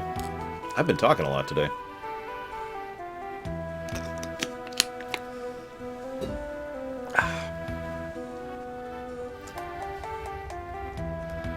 I know, right? This guy is just ridiculous. So, not to praise this game, it's okay, I still got praise banked. She comes with basically nothing equipped but her hairband. And, in the next section, we will find a bunch of gear that is specifically designed to gear up her. And make her equivalent to Locke, or better, actually, in overall combat output.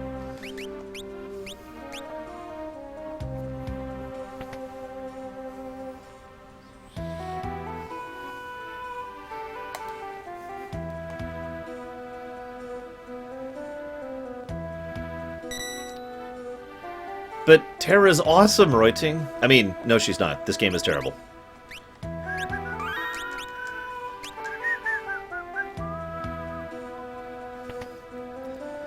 Now, that being said, you remember how I mentioned earlier the problem in that final screen of Mount Colts? Because it's one screen, we get more encounters than we normally would. You remember me talking about that for a bit? Well, this area is one screen. And so it has the exact same problem. I admit on most replays, even though there's actually a lot of loot in this area, I usually don't bother to get it because there's just so many random encounters in this area. And you have two party members who at this point in time are actually fairly underpowered. Locke, for all of his adaptability, is not that great at taking out large groups of relatively weaker enemies, which is what most of these are. And Celes is very underpowered at this point in time, having only ice and basic attacks. So I usually just kind of race through this area.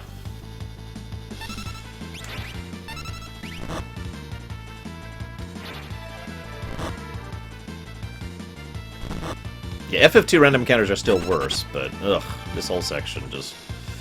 I am also kind of underleveled because I have been racing through stuff, so I think I'm just going to keep doing that. Because this is not a good leveling area. Oh, crap! I was literally forced... Oh, no.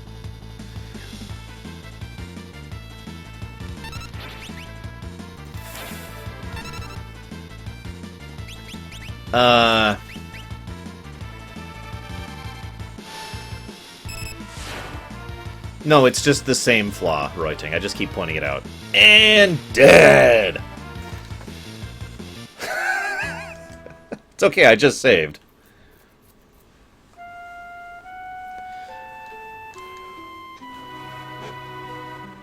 See? I also should probably put some gear on Locke.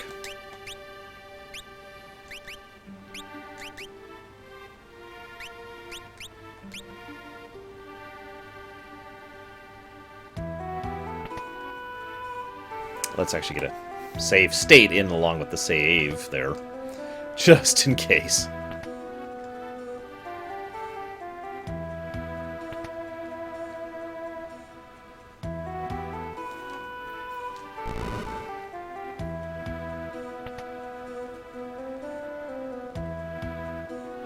Okay, so let's just get out of here. None of the gear, none of the gear.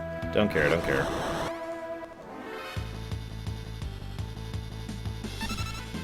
Run! Run! Run! Oh god, they've already nearly killed... Oh my god, Locke! I haven't even bought potions yet. I need to do that. Remind me to buy potions as Sabin. Hang on, I'm in the wrong area, aren't I? No! Run! Run! By the way, Locke is by and far the best guy at running. I mentioned earlier the run... Yeah, I am going the run right here. The run counter that increases each time the run tick goes up. Locke's is like 15. Like, he can run really, really easily.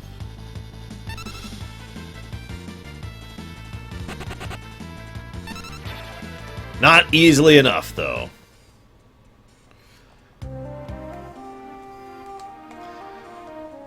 Why are you helping me? And then Locke flat out admits you remind me of someone.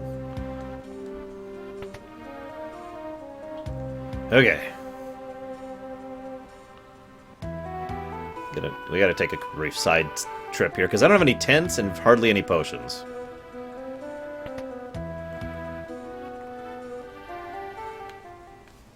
Locke's like, don't worry, I know a place we can crash.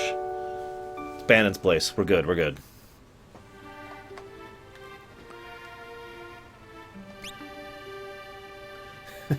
Half an hour, sure you? Come on, man, I've been talking for 3 hours. Almost solid.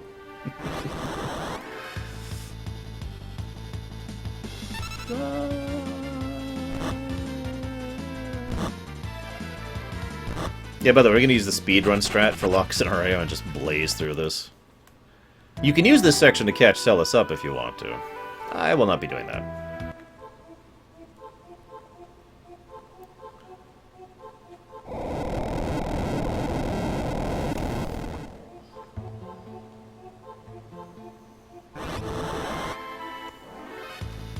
Now, I know I said we were going to be getting all these chests in the World of Ruin, but we are super underleveled, and I'd kind of like to stay that way. Practice, Luxia. Seriously. Okay, we're going to save, because this is really risky, what I'm about to do. Like, really, really risky. Run, run, run, run, run, run, run, run. Get out, Celes. Get out! Or die! Dying is also acceptable. And then Locke leaves Celes' corpse behind, and the World of Ruin never comes to pass. Oh, crap. Well, we're dead.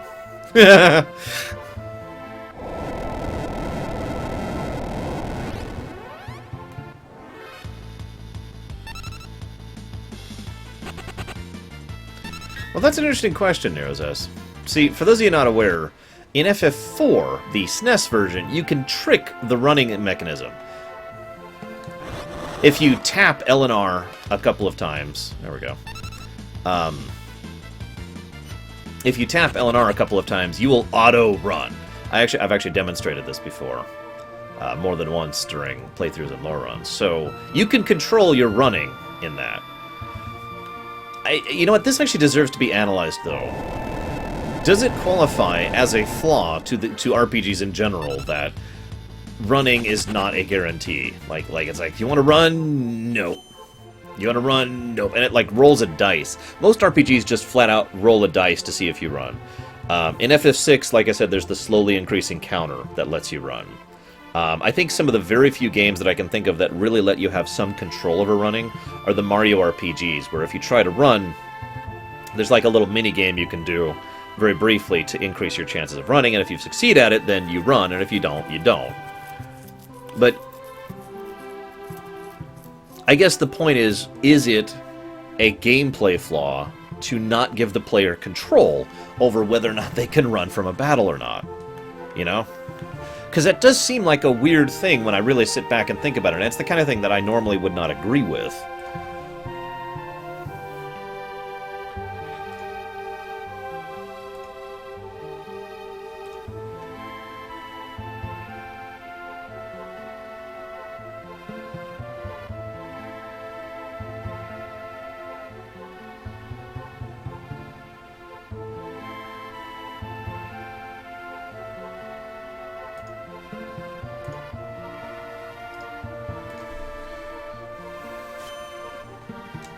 Well, that's not true, Lilu.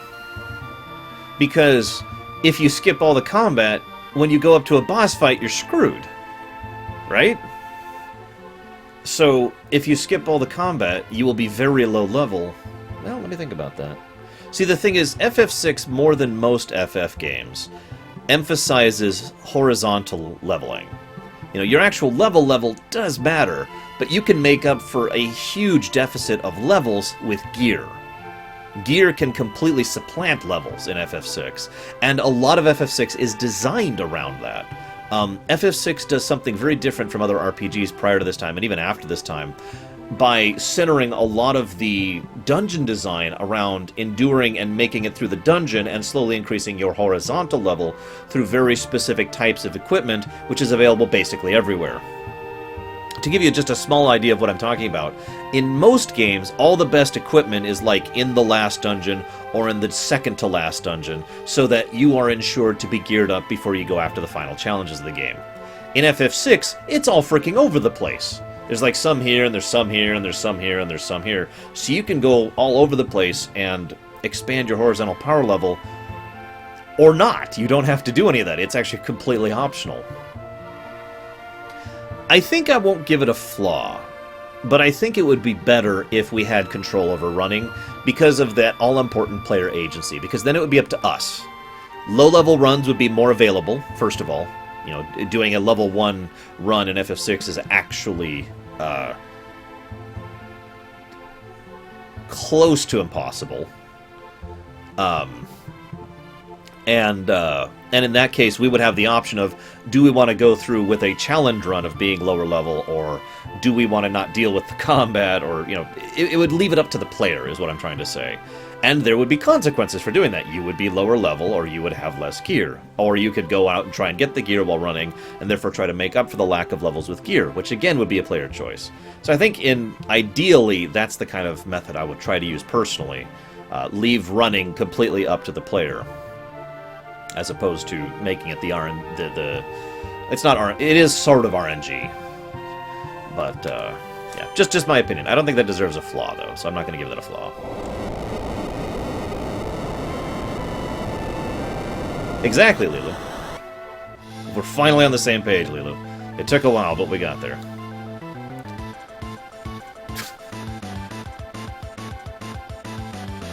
Why do we never see tunnel armor again? Actually, I can't... That's not a flaw. It's just... We actually see quite a few specialized Magitek armors in the game that aren't just your basic Magitek armor. Oh, by the way, what I just did is a demonstration of what I'm talking about. I am very low level. However, because I was running away from fights and managed to go and get a specific piece of armor, I just one-shot the boss. Because I happen to know what I'm doing. So, that's the kind of thing I am in favor of, allowing that to be a thing. Hang on. Ah!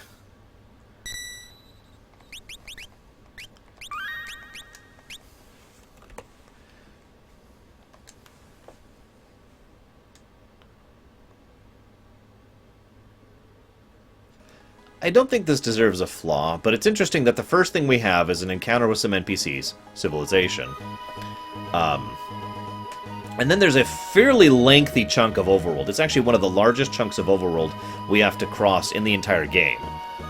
From here all the way down to the Imperial Camp. The only place that's longer is from Kochlingen down to Gedor, when we finally get to when we're on our way to Zozo.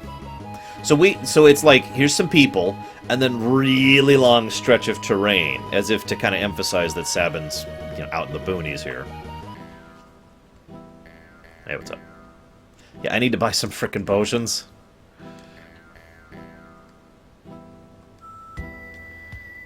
Also, why is he an Imperial soldier?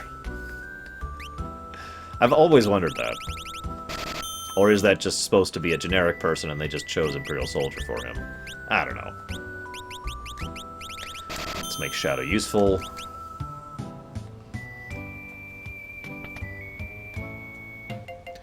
People have argued for years what this guy's hints are supposed to be about.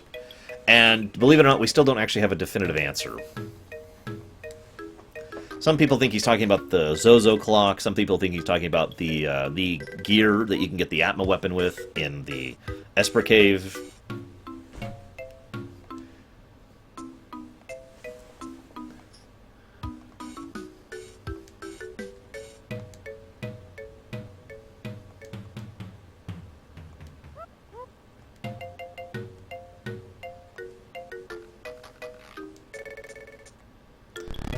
Hey, Oddly Brood.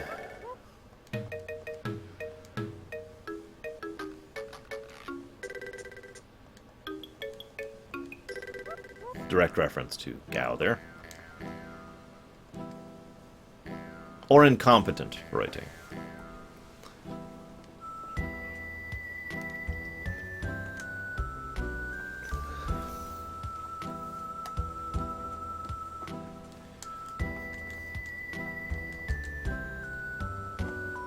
My friend Vincent used to have a theory about that one line that Shadow gives, where he says, "Death is always just a step behind me."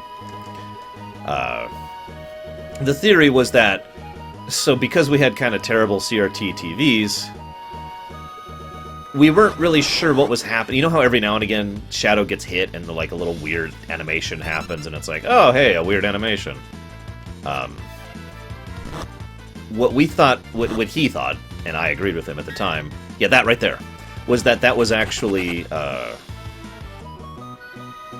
was the Reaper, and as we now know, that's actually Interceptor taking part of the hit for him. It's basically his block animation.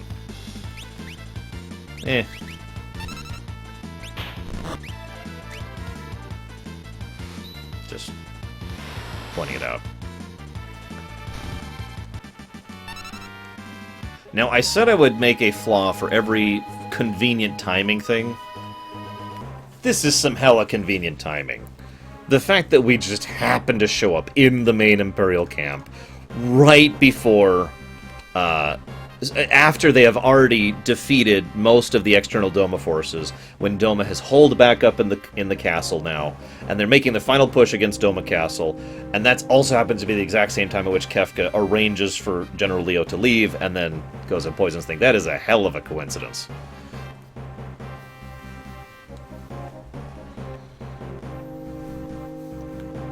I mean, a lot of events happen just as we show up.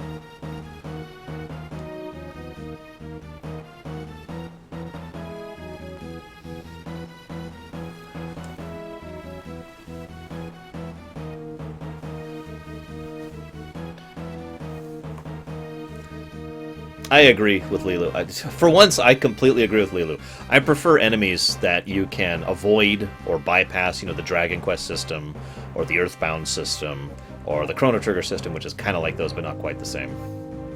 As opposed to just total randomness. See you around, Takoda.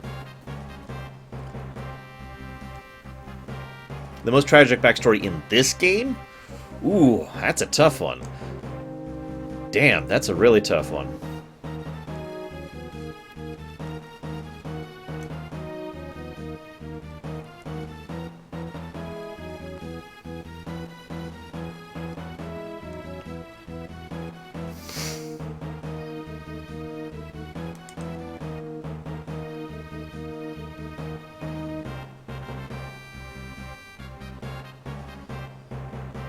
Are we counting what happens with Cyan as backstory? Because it happens in-game, on screen, and therefore, by definition, is not backstory, it's story.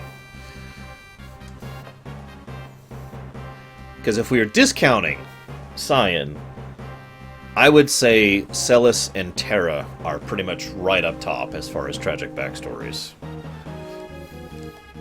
Both of them had all of their childhood effectively stripped away from them and were ruined as people, and yet nevertheless had to struggle against that and become their better selves, thanks to their interactions with others and forming bonds with people in order to become better than the weapons they were designed to be. One thing I would love to just kind of touch on if I was to ever do a proper remake of this game is Celis' parents. Like, the idea that their child was ripped away from them, and that they never had a chance to actually... Like, the Jedi thing, you know, you're not supposed to meet your parents, you're not supposed to see your parents, except far more evil and twisted than that, you know? And Lord knows Shadow went through some crap. And Locke went through some crap, too. Even Edgar has actually been going through some crap, just different type. Edgar is... Ooh. Edgar has been, I'm trying to think of how best to put this. Edgar doesn't have some big, horrible tragedy in his backstory. What Edgar has is the everyday, mundane tragedy of having to be a king in a realm that is slowly being surrounded by enemies and is slowly falling behind. And having to face the day-to-day operations of being a king in a world that has the Gestalian Empire, you know? Not the same level of tragedy as, say, Terra or Celis or Locke, but still the same situation that's going on with, or a different situation that's going on with Edgar. Now, I'm sorry, but I still have at least one praise back. In fact, I think I have 2 praise backed up for the Sabin scenario. I've heard some people complain about this. It's like, what, we go defeat the enemy commander, then we win? I don't know how much you guys know about medieval warfare, but if you have... Yeah, exactly, Raskor. If you have a massive army and a competent general, and the competent general is killed, that army is probably going to lose to an inferior force because the general was killed. You can refer to this as the total war effect if you want, but I mean, this has been true historically many times. You lose the leader... The coordination goes down, it doesn't matter how big your army is, it just turns into a degenerate mess. So, Cyan deciding to go straight after the enemy commander is actually very smart.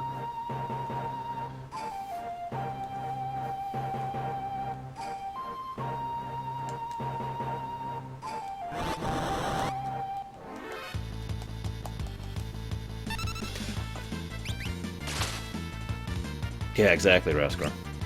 Oh, crap! Okay, whatever. I also like the idea, again, proper remake mode for a moment. If I was doing this, I would have a scene where Cyan, like, basically reaches out and says, I challenge you to a duel. And then the enemy commander's like, alright. Basically moves his troops aside. Says, I will, you know, for imperial justice, you know, I will defeat you, and then Doma will surrender. And Cyan says, yes, if I am defeated, Doma will surrender. You know, basically turn this into a proper duel in which Cyan wrecks the guy. And then upon so defeating him, the Empire retreats.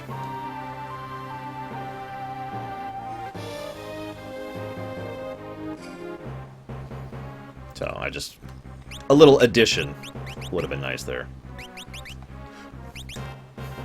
I should probably get these things.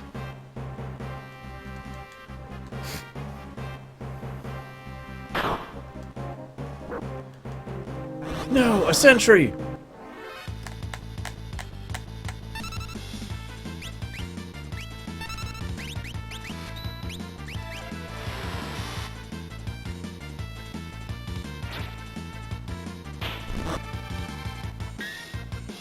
God, I am really low level here. I'm used to doing a little bit different damage at this point.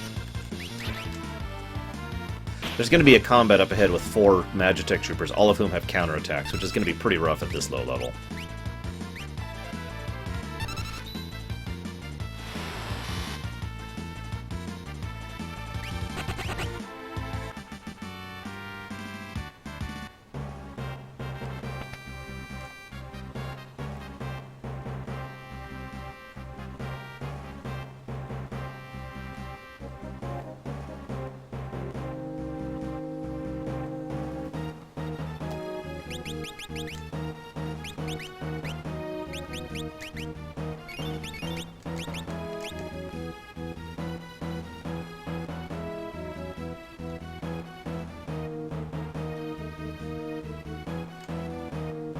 I was like the fact that Leo flat out calls out that that's one of Doma's favorite strategies, is to just hole up.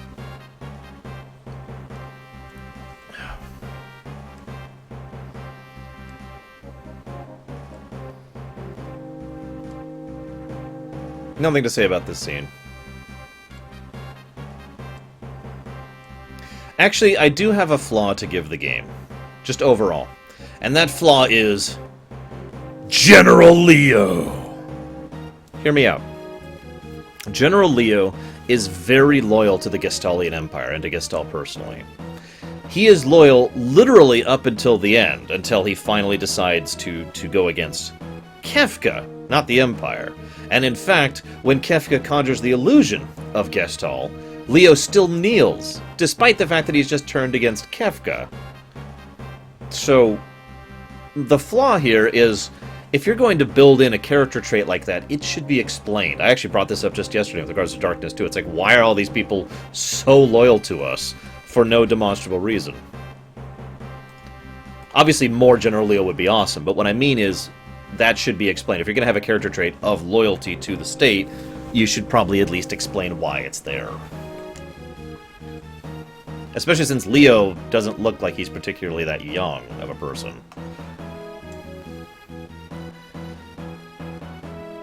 Also, they never actually explain this scene, which isn't a flaw, but they should, in my opinion. A carrier pigeon shows up summoning Leo away. And at no point in time is that explained. Is that carrier pigeon actually from Gestal? Is it something Kefka forged in order to get Leo away so Kefka could take over the situation?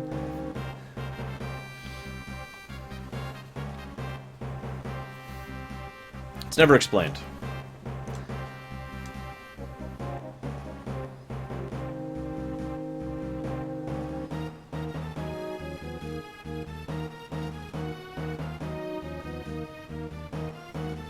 I'll take care of things faster than you ever would.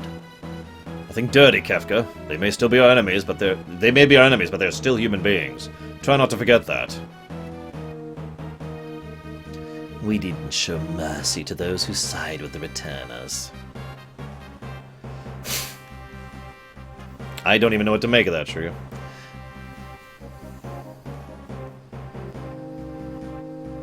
Oddly Brewed, I am doing a differing perspective run on the game. You just go off and be a good little boy. And of course, Kefka already had the poison ready by the time Leo has walked out of eyesight. Is the poison ready? Leo's not here anymore. I'm in charge now. Fork it over. Oh, actually, my throat hurts too much to do Kefka voice. Holy crap.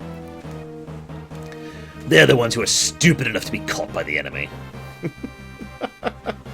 Kill everyone.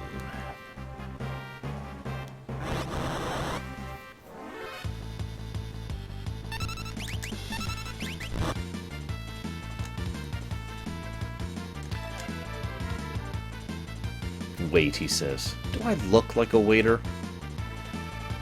Which works both directions, actually. Wait. Ah, Kefka, the pathetic. Takoida emphasized that this was purely a gameplay mechanic. I don't agree. I think this was to emphasize how, in lore, Kefka was pathetic at this point in time. In fact, if I was really willing to read way too much into the game, I would say that one of the reasons Kefka starts his meteoric rise in power is because he basically gets whooped by the party. Here. Whoops! Ow, whatever. See, what always made sense to me personally is that, see you around, Lulu.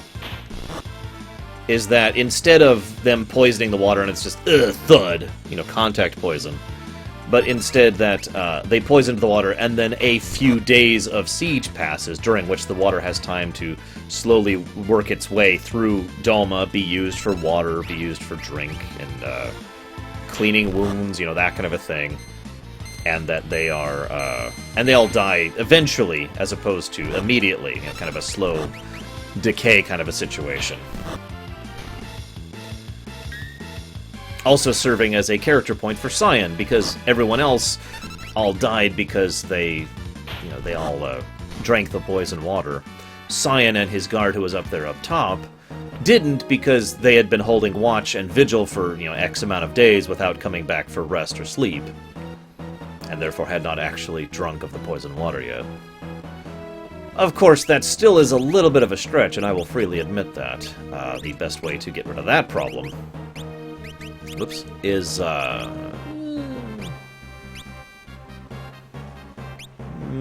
sure, why not? Is, as Nimrod points out, just make it an air poison. Just make it a toxin of fog. Hell, at this point in time, you could even literally make it a cloud.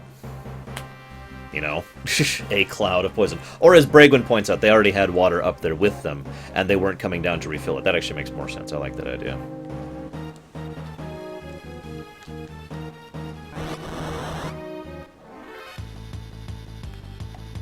So this, I really should have saved before doing this battle. I have actually lost speedruns on this fight right here, because these 4 guys are actually a little harder to beat than you'd think. All 4 of them have a decently high chance to counterattack when they die, and they hit for high damage anyways, if you happen to be very low level, which I am. I'm like level 7 or 8 at this point. Fortunately, I'm getting really lucky. Only one of them counterattacked, so that was super easy. Nothing beats the... Blah, they changed the line. Nothing beats the music of hundreds of voices screaming in unison. Yeah!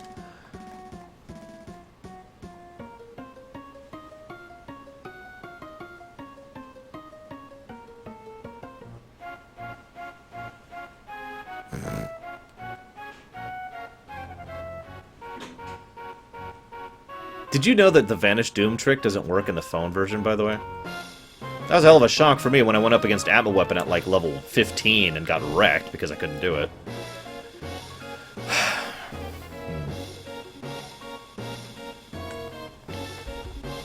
Hang on, let's actually think about this.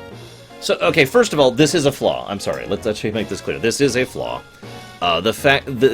As presented, this actually doesn't make sense. We have to do some serious logic gymnastics to make it make sense that virtually everyone in the castle dies except for 2 people. All the relative same part of time after poisoning the water, however many days prior to this happening. So... Now, I know that some people disagree with me on this. I have always firmly believed, and that's never changed, that between the previous scene and this one is a decent period of time, does a bare minimum of a day passes, possibly closer to like 3 days or so. So either way, flaw definite. How would we fix this, though? We do actually have a couple of ways to fix this. Again, we have access to magic and Magitech, right? Why not go ahead and literally have some kind of toxic fog that wafts over the area, right? Now, the funny thing is, the flaw there could still be presented because it still doesn't explain how Cyan and random dudes survived this. However, there is a way to explain around that. Why not... What, Govig? Anyways, there's a way to explain that. All you have to do is make more people live. Make more survivors. Make it so the poison doesn't actually kill everyone all at the same... Or it doesn't kill everyone, period.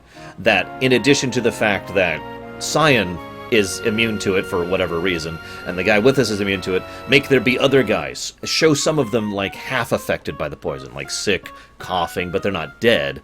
Some people who are just fine, like we are, and then, of course, the majority are dead. I think that would be a little more believable to show that rather than everyone dying through the poison, most of the people die, and the survivors are therefore weakened and unable to fight off the Imperial Assault. So, whether it's fog or water, I think that change right there would completely remove that particular flaw and make it a little more believable. Oh, excuse me.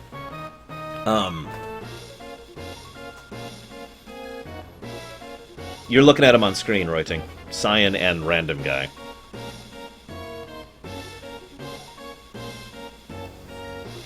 Ugh.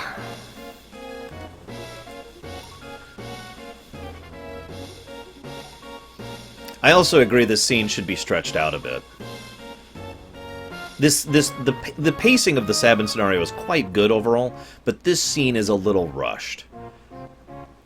This scene should have taken a course over many different scenes. You know, like that right there could have been its own separate thing, and they're like, oh my god, one of our people just died, and they don't know why. You know, have a playable science section where we try to figure out what the hell is going on in Doma Castle as people are randomly dying.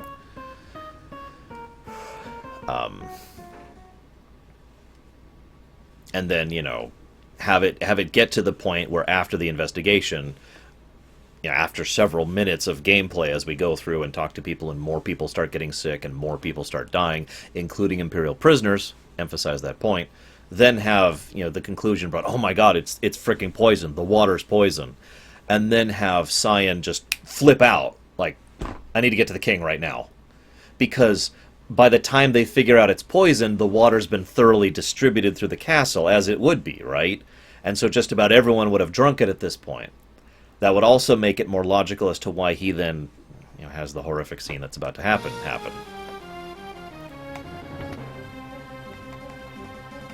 So I think it's another one for the proper remake list, is really stretch this scene out to really help emphasize what's going on and to more logically progress things. Instead of just, it's poison! Quick!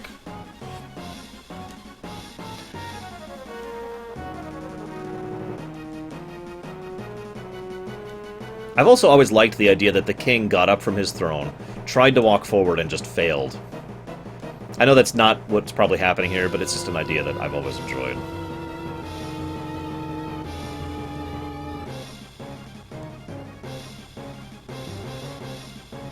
Exactly, Nimrod. We could explain Cyan surviving that way. I still firmly think we should have other survivors than Cyan and Random Guy.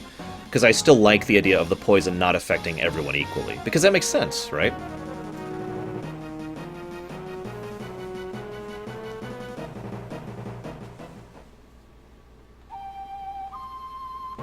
So, this is actually kind of neat. Cyan playable section. You can actually explore the castle quite a bit. There's only a couple of things to showcase. Like him. And this is a nice little scene right here. I'm praising the game, aren't I? I'm not praising the game, I swear. The remedy right next to the dying soldier. I'm sorry, I still think that was done on purpose. Whether for a joke or for tragedy, take your pick. But no, then things get real.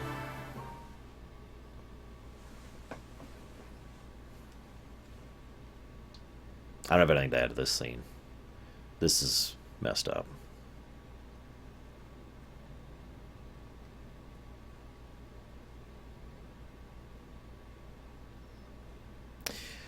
If I may, though, actually, I guess I do have one thing to add. If we flesh things out more, so Cyan is the one who slowly pieces it together, this would add additional guilt to Cyan, because it took him so long to figure out what was killing the people and what the poison was. If he had figured it out quicker, then he would have been able to save his wife and child. He failed them.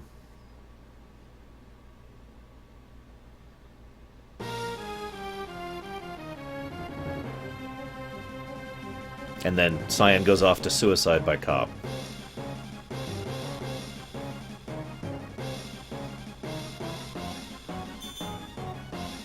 I would probably flesh this exact scene right here a little bit out more. Imagine, you know, Cyan's like, "Ugh," and charges off to die. And then we cut to Sabin, who is actively in the process of dodging and avoiding Imperial troops, right?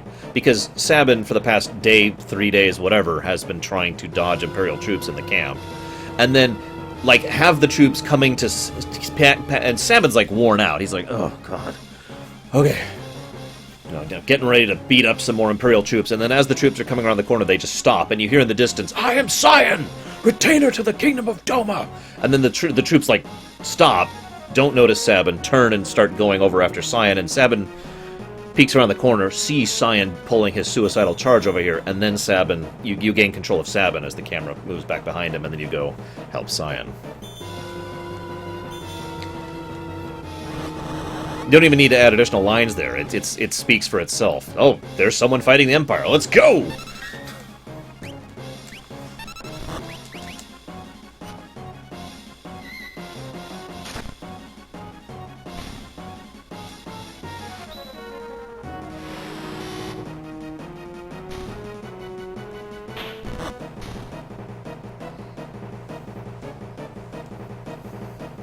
I would also love to see... So, one of the things I praise most about Witcher 3... and I'm praising another game, it doesn't count, is that in Witcher 3 they got real choreographers to do the combat. I would love to have really good choreography for a lot of these cutscenes, because what I would want here is someone fighting badly.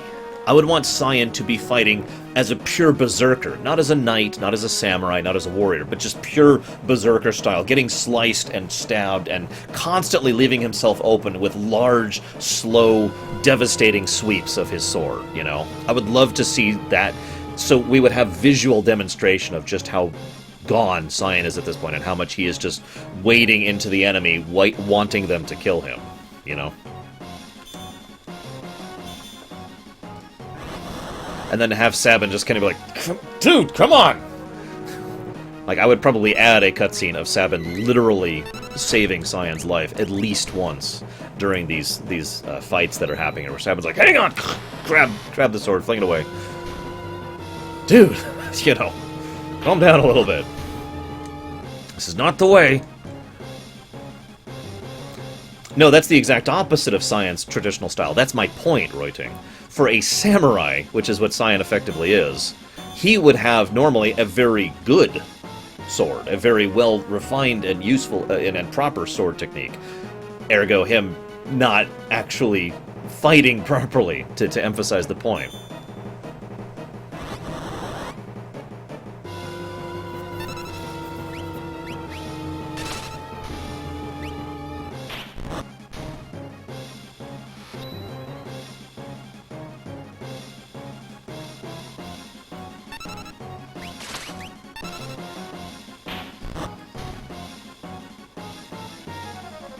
In fairness, they kind of did give Cyan the Berserk status. We have no control over him during these combats.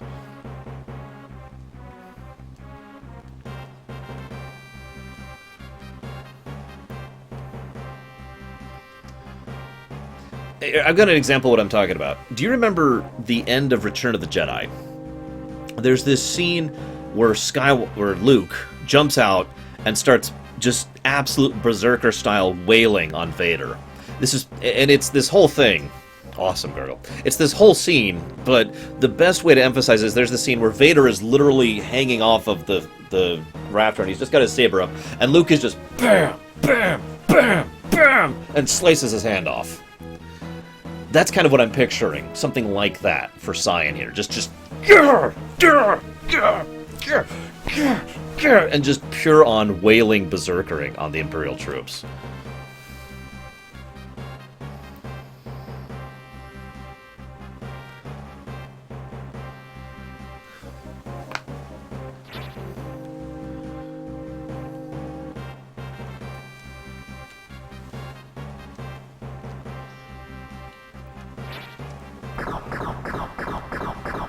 This scene makes way more sense in the GBA version, where it's clear that Cyan is actually out of control and cannot control the Magitech armor properly. Whereas in the SNES version, you have no idea what the hell Cyan's doing. It's pretty unclear.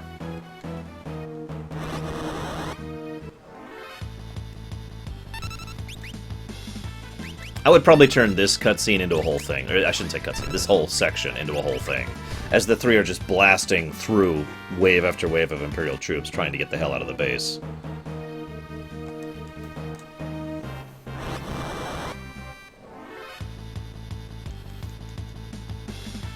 I don't think I would ever need to emphasize it, but I would want it to be clear also that the only reason the party actually gets through the base is in addition to the facts that they had Magitech armor on their side, which they can barely use.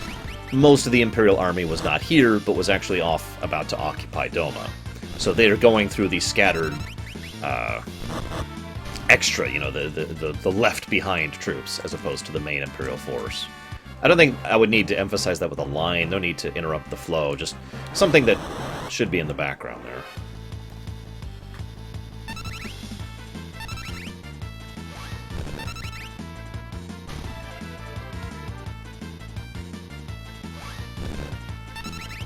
Yeah, the reserves. Thank you, Lurker. I haven't found a flaw in a while, have I? I mean, I guess I did with the poison. I would also probably make it so that, like, Sabin can barely control it. Like, what happens here is all three of these have control over Magitech armors just the same as Biggs and Wedge did. I would prefer to make it so that Shadow and Sabin have, like, barely control over the Magitech armor, and Cyan has, like, no control over it at all, and has no idea what the hell he's doing, you know? Ooh, stray cat.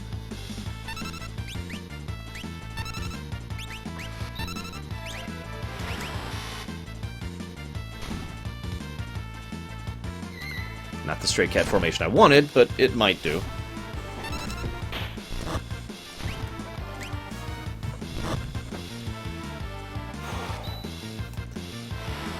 I maintain to this day that stray cat is by and far the best rage, at least as far as normal play, when you're not doing something completely broken.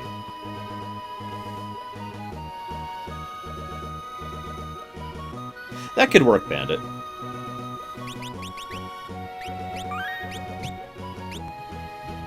Another thing you could do, although this might be interrupting the flow a little bit too much, is have it as they're leaving, they're like, aha, you know, and they're flush with victory. Yes, we did it. We made it out of the camp. And they look up and they see the main Imperial army off in the distance trundling towards Doma, you know. Kind of bring a little bit of a somber tone back to the sequence. Damn it, Oddly Brood. Yeah, kind of like that. That reminds me, I need to look up the suplex command. It's different in the GBA version, and I don't have it memorized. Whoops. No. RL down up. RL down up. So I'm going to remember that.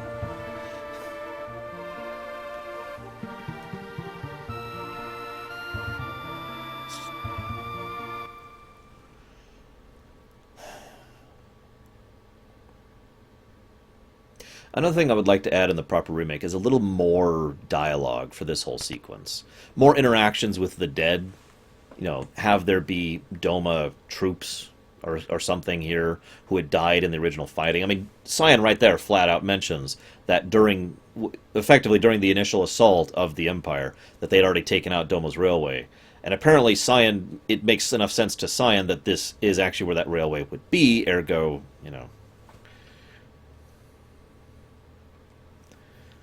Just more. No flaws there. Just I would like it if they added a little bit more to flesh out this scene and to emphasize the Phantom Train and the dead who are here as a resultant.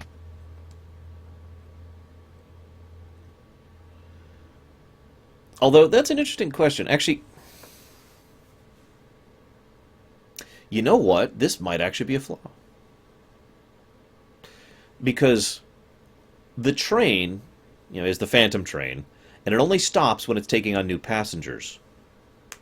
Why does it stop for these three to get on? Now, I can think of something that might answer that. It stopped for Cyan, who, I remind you, basically just tried to commit suicide not a few minutes prior. That's a little bit of a stretch, though.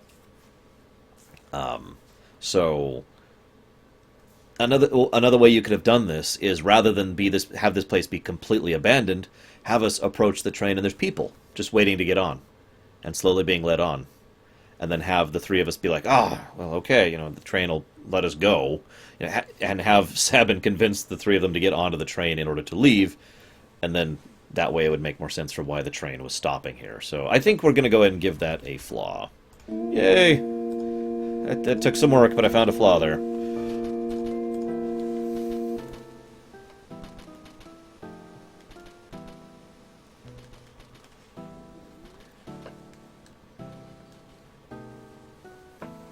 I don't mind the whiplash in that particular case, Raskor, because I feel like a good mood whiplash can really help emphasize a point.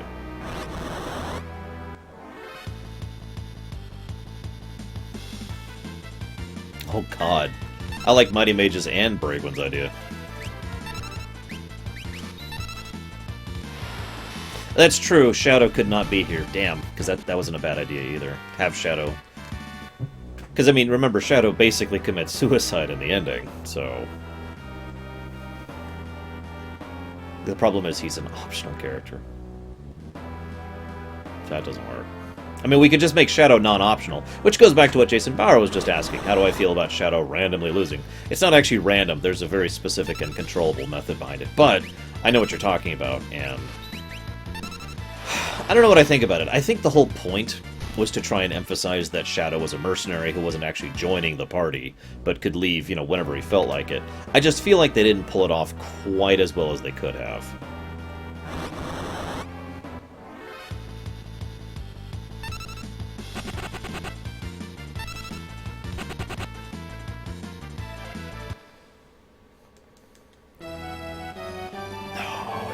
Now, I know I've postulated the theory about this before, but I absolutely adore the idea, and in the proper remake I might actually make this true, that all these ghosts talking about how there's no escape are the Domans who died during the initial Imperial attack. Dying because there was no escape for them from the Imperial troops.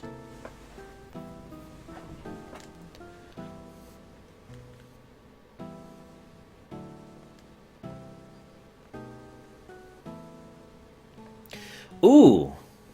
Actually, I kind of like that idea, Raskor. So, anybody play FF12? You know where we occasionally get like a secondary party member who's not actually a party member, but they join us and help us? Why not do something like that with Shadow? So that Shadow could show up more and leave more. So every now and again he'll be like, aha! And then you basically just get a bonus of having Shadow for a bit when you otherwise wouldn't, and then after a bit he leaves. What do you think of that idea, guys? Anyways, so yeah, my idea of these guys being the Domans who died with no escape, I think I would make more apparent rather than just them being Doman, random ghost sprites. I would make it more clear that these are Doman citizens. You can infer the rest from that as you wish. Also, Mighty Mage, I hate to contradict you, but that's actually not true. Several of his blitz are in fact physical type damage, notably Suplex and Pummel. However, yes, I do usually do earrings myself, because I tend to lean more on Aura Bolt than I do on Pummel. Even though Pummel avoids armor, most enemies don't have enough armor to justify it.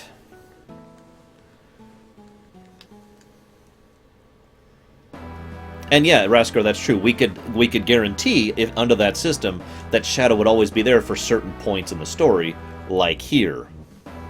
And then we could then guarantee that Shadow is going to be present on the train, and therefore have Shadow be more relevant to these cutscenes, like, as Jofro just mentioned, have some of his assassination victims be on the train. It would help to explain why Shadow's here at all. Oh, that reminds me! I forgot a flaw. Hang on, there's a new flaw. 1, 2, 3, 4, 5, 6, 7, 8, 9, 10, 11, 12, 13, 14, 15, 16, 18. We're up to 18 here. So, here's the flaw. Shadow goes from being in Southern Figaro to all the way up at random guy's hut for no reason. It is never explained how he got there, why he was there, or how he just happened to be in our path in the middle of BM nowhere. Like, there's no reason for him to be up there. Right? Never explained. Now, the reason that came to mind was it just occurred to me, we could explain why Shadow's in the area. Why not have a little bit of additional backstory? Maybe like some notes you can find that demonstrate this, or maybe have like a side quest that helps this, and maybe some NPCs on the train that help emphasize this, and between these pieces, you put together the puzzle that Shadow was actually in the Doma area, contracted by the Empire to go kill Doman troops, Doman officers, right? he was brought on board. Hey, Crifter. He was brought on board to assassinate certain key leaders of the Outer Doman forces, right? In so doing, once he accomplished it, he probably just wanted to get the hell out of Dodge, headed out, and that's when we run into him. And Shadow decides, yeah, okay, I'll go back. Because Shadow's mentality kind of leans towards that whole balance side of thing, right? He doesn't particularly feel guilt for what he did. He's killed his emotions, after all. But he doesn't mind killing some Imperials to balance things out. And so he goes with Sabin, right? What do you think, guys? And of course, then we could encounter some of his recent assassination targets here on the train. Because he just killed them, like, days before.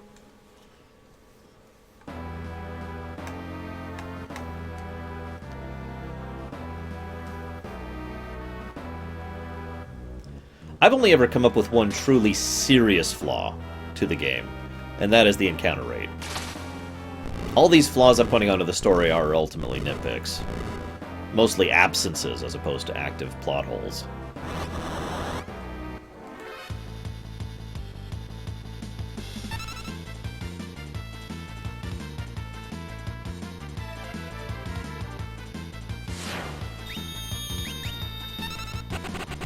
There we go.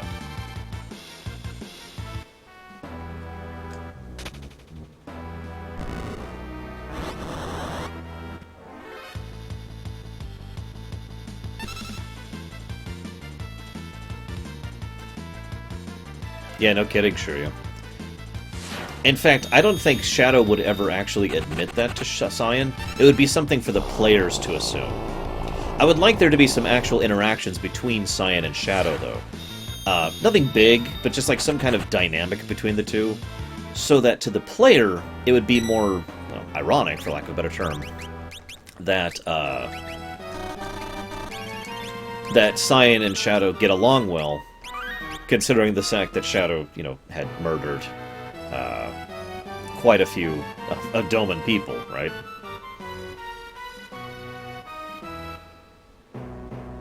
And unlike, say, the, you know, Terra, who flat out admits, I used to be an Imperial officer, Shadow would never actually admit that. Why would he? It doesn't bother him. Also, I was going to say, Nimrod, if you don't like FF6, why are you watching me play it? And struggle not to praise it, because I love this game.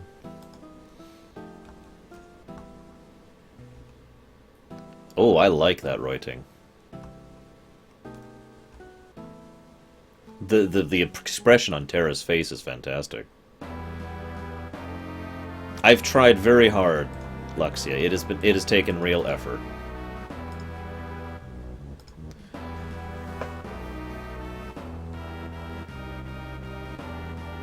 Exactly, Raskor. Both of them have tremendous discipline. Both Cyan and Shadow. I honestly think the two would have a very good professional relationship, you know?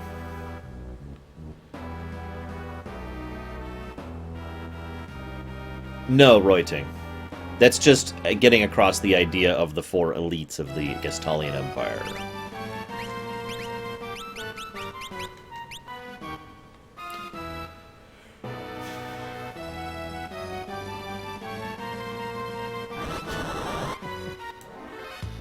Well, thank you, Gargle. Good question, Zagoat. I think to answer that question, we need to look at Dissidia. Oh, whatever, Zoan.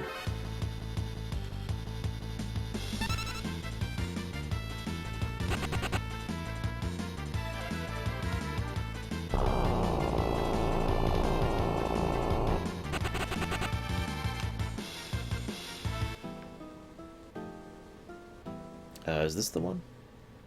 No, it's the next one.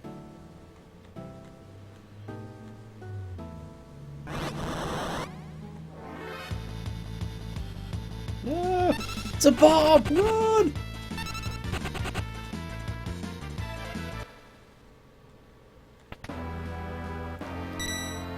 I am amused that to this day I still find new things I love about this game. Literally to this day, by the way, because I have discovered 2 things today that I didn't actually realize before that made me love this game even more. And I am really enjoying playing through it. Thank you for joining for this, by the way. I haven't come up with any flaws lately. Oh, I mean, I kind of have. You know, the whole the situation with the poisoning was a pretty clear flaw, and the situation with Shadow. So I guess I have come up with flaws. Whew. Thank goodness.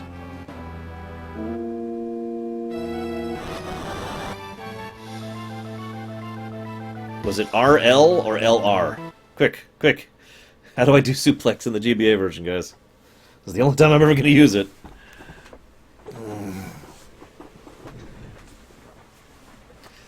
I don't think that's it, Nimrod. Let me go ahead and be blunt.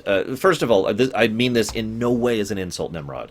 But one of the things I hate personally is when someone says, oh, you only like that game because of nostalgia. You know, you only like this game because you played as a kid. I hate that idea personally. I hate the idea that, you know, people will just look down their noses at a game. Again, I'm not saying you're doing this, but I've encountered a lot of people who will just look down their noses at a game and say, oh, that's not actually a good game. You just like it because you played it as a kid, you know. The only reason you like blah, blah, blah is because of nostalgia value. And it's like, no, that's not how that works. I know what nostalgia feels like, and there's no denying that nostalgia will help me to enjoy something more because of the fact that I used to play it.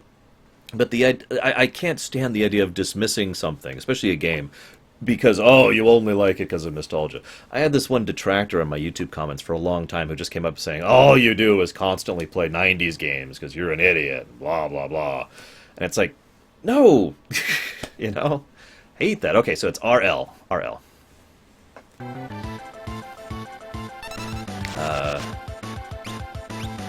That one.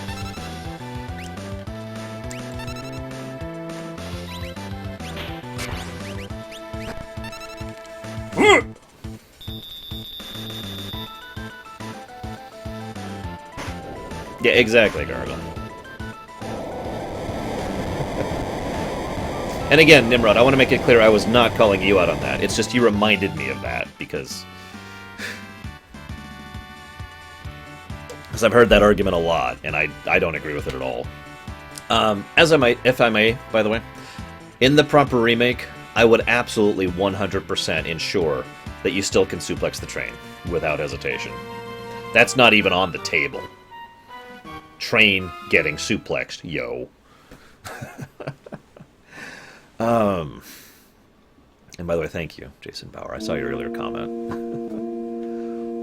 I should have made a suplex emote. Ah, well.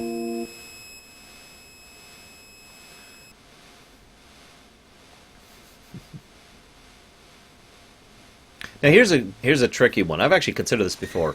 In a proper remake, how do I do the Phantom Train fight? Now I know that sounds stupid, but again, if you really think about it, we're literally running in front of a train while we fight it. Think about that for a minute. You would have to do something to make that actually look at it. No, there's no Rockstar games on the current Rumination list. Unfortunately, Paladin Waffles.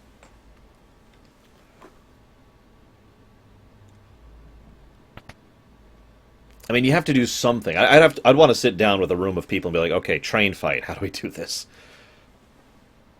You know, how do we do this?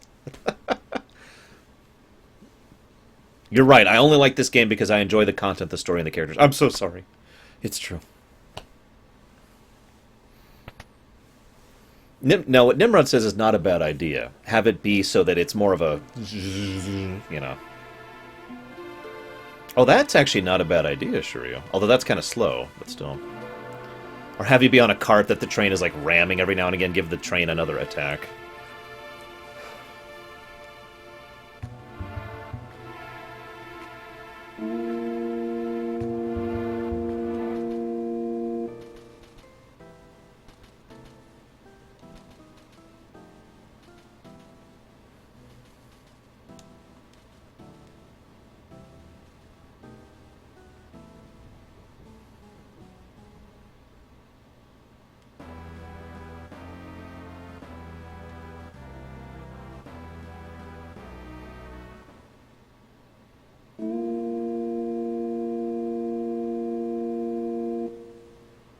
This scene is poetry. I'm sorry. I'll take the praise. This scene is freaking... every time I play this game, I praise this scene. I'm sorry. It is one of the best scenes freaking ever. The only thing that's screwed up is in the GBA version, they have the music playing, which it actually wasn't in the original SNES version. Also, Shadow understands perfectly what Cyan's going through. The only thing I might consider changing for this, emphasis on that,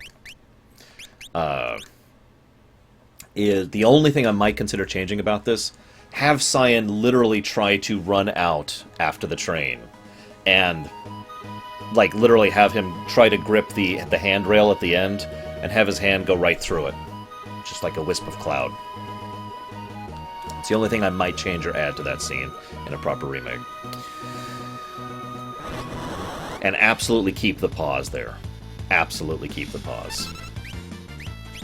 Oh wait, I've already killed a cat. I don't need to kill another one. What would I like in an FF7 proper remake?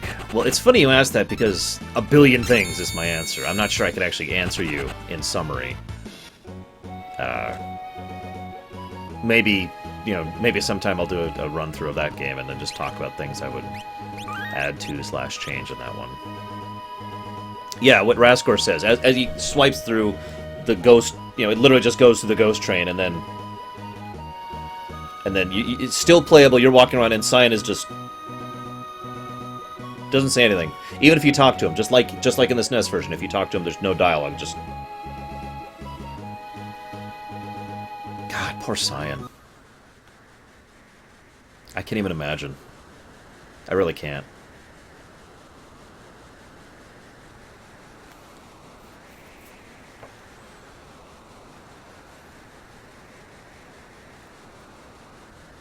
I changed my mind. Can I say one other thing I'd add to that scene?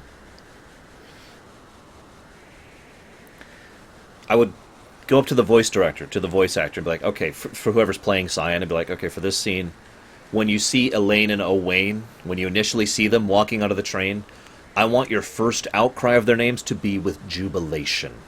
I want you to be happy. Just, it's my family. And and then have Cyan and Anakin for the motion capture, for whatever's going there, I want you to be excited and happy and jubilant as you're running over to your family. And then just kind of let it slowly sink in. Slowly begin to realize what's happening, and then that jubilation just plummeting. That would make that pause, that utter silence, as he's staring at his hand, all the more powerful, I think.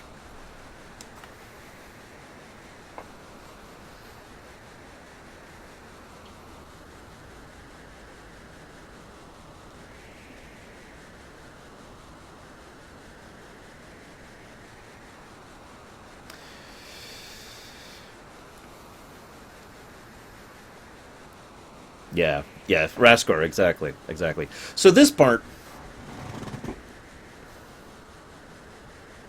I think I'm going to give this part a flaw for having a good idea that's not really that well executed. I honestly feel they could have done more with this. Yeah, different types of love, different types of connections between people is actually what I call it, Roiting.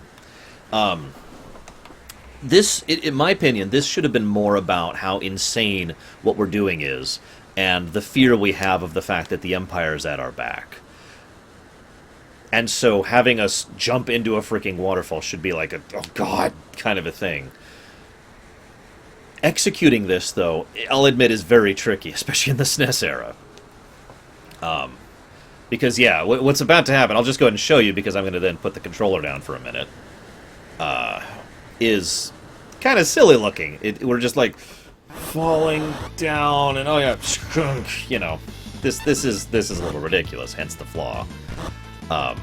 There are other ways to do something like this. FF7 actually had a similar fight to this in concept when you fight on the elevator. You remember that when you're going down the Shinra Tower after having gone up it. So maybe something like that, but that doesn't quite work because an elevator you at least have something to stand on, and they even acknowledge the fact that the enemy is way over there. So, there we go. True, Sabin does have a history of recklessly jumping into water, but I would try to think of how to better execute what's happening here. Maybe have this be more of a... See, one of the questions I've never answered, and I'm still torn on this, is if I did a proper remake of FF6, would it be instanced combat, which is what this is? You go into another instance and do the combat, or would this be kind of action RPG-y? In other words, you know, fighting stuff in the open world, right? If we were to do the action RPG thing, we would actually have another choice of what we could do here. Because we could have us plummeting and have us still be in control as we're trying to just control our plummet and gasping through the water. Sort of like an interactive cutscene, but still, we're still actively going through it. And then having enemies occasionally attack us, just as we're plummeting through the water and trying desperately to get some breath and you know, that kind of a thing, right? I don't know if that would actually work. I'd have to see some concept and see if that could actually function.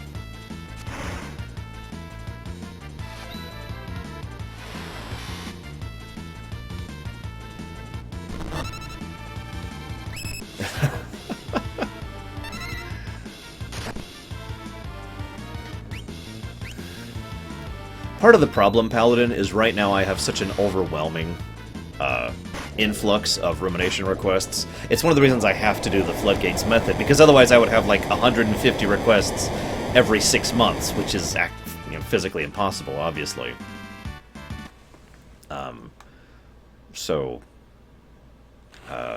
Yeah. I guess that probably makes sense. Especially since right now where money is becoming more and more of an issue, and I really need to be putting my effort where the money is most, you know what I mean?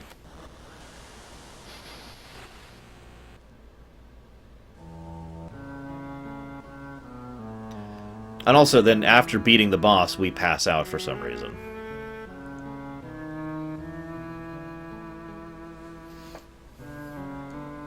So, okay, in my perceived, action RPG thing, as we're plummeting down the waterfall and just, have the Rhizopaz come out right at the end, like as we're about to hit the bottom, and then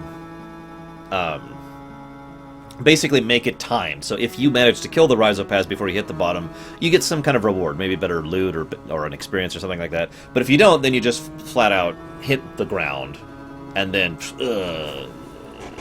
then you end up interacting with Gao.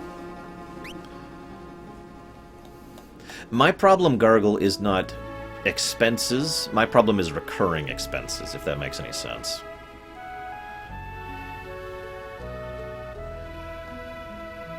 So, this section is the bane of my speedruns for anybody who's watched my Kefka races of this game. Because there are so many ways for this to go wrong.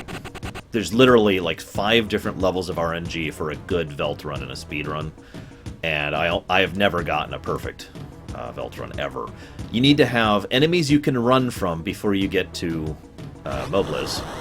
Then, which I'm actually having good luck on right now, then you have to be able to encounter Gao as quickly as possible after you get the food. Then you have to have enemies that you can run from quickly when you're on your way actually to the other area.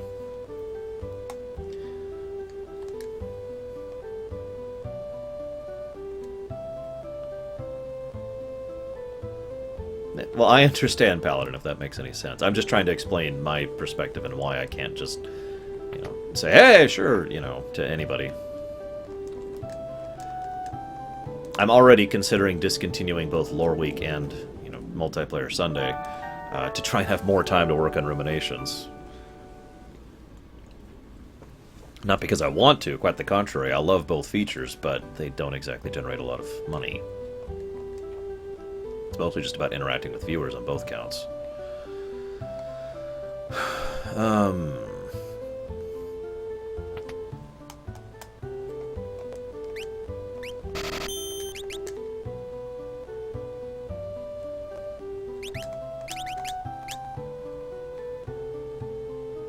Oh yeah, by the way, I put Sabin in the back row because his blitzes don't care about what row he's in, so...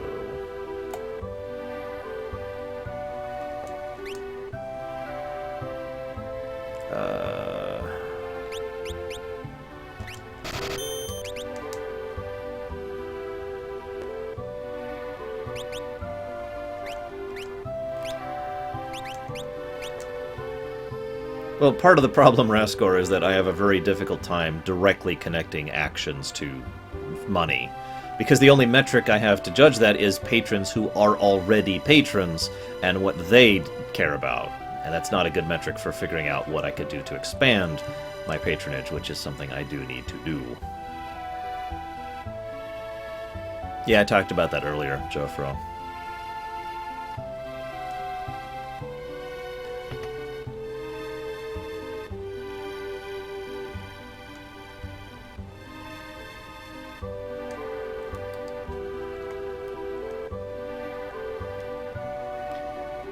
So, this is explained, but not as well as I'd like. This still kind of makes me kind of raise an eyebrow. I'm debating if this gets a flaw. So, this kid was impressed, conscripted into the Imperial military back in Miranda, okay, down in the southern continent. He was then brought with the Imperial military to Doma. He then fled during the Doman assault and was attacked and barely made it here. Here's my question. How did he get here? Now, even that is partially explained by something else. But this doesn't quite make sense to me, and please feel free to point out whatever I'm missing in the logic. Where's the guy? Is this the guy? No. It's this guy right here. Barren Falls is flowing even stronger than usual this year. No one's been able to get here lately.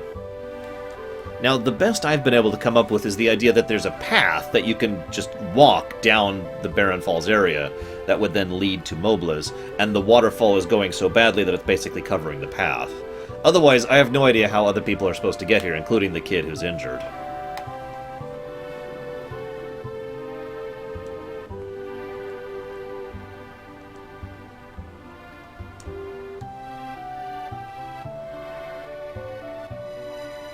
See you around, Oddly Brood. Have a good one. Possible, Raskor, but again, they kind of hint that other people take that route, so maybe other people just jump? I don't know. Like I said, I don't have a fully complete answer there.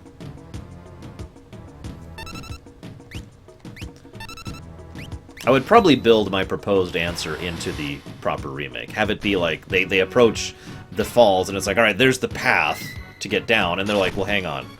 The path is completely overwhelmed with the waterflow because it's flowing so hard. So they're like, well, we can't take that. And Cyan's like, yeah, but we sure as hell can't stay here because the Empire's right at our backs. And that then prompts them to make the jump. And that would help to smooth out that little niggle. Final Fantasy IV, Jason Bauer. I don't even have to think about that one. FF4 without question. The original SNES FF4, by the way, without question, has my favorite Uematsu stuff ever. Usually I don't even pay attention to this scene nowadays, because I'm so used to speedrunning this. This is my break. Because all I have to do is hold down A and nothing else for this whole, 3-minute cutscene. I kind of wish the game had done more to emphasize Cyan and Gao's connection, too. It's there, but it's not often emphasized. The idea of Cyan taking to someone who is a young boy who probably reminds him of his son is so logical and obvious that I'm a little surprised they didn't actually emphasize it more. Maybe it was just considered unnecessary. I don't know.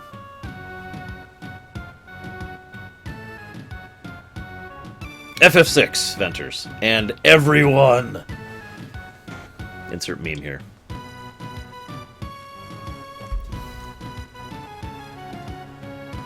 This is an amazingly fast Velt.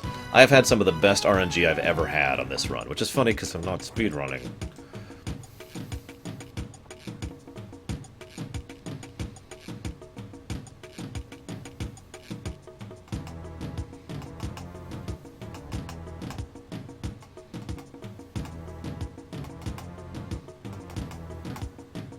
I'm sorry, as much as I have many hatreds for the Velt, I love this song. To this day, I associate this song with grinding, but not in a bad way. I should say leveling. To this day, I associate this song with leveling. It's actually on my leveling playlist several times. If it's like, all right, I need to go level in FF7, I will oftentimes turn on this music to be like, dun, dun, dun. I think it just grew on me over the years. I don't know.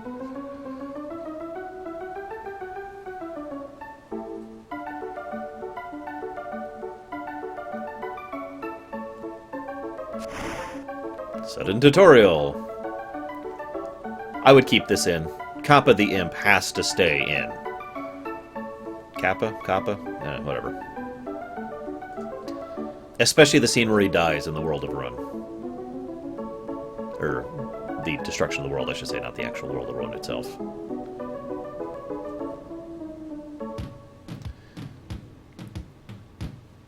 Was that too easy, Ventures? I mean, honestly, if I had the power to do a proper remake of any game, 6 is at the very top of my list. I don't even have to think about that. A lot of FFs would be very high up on that list.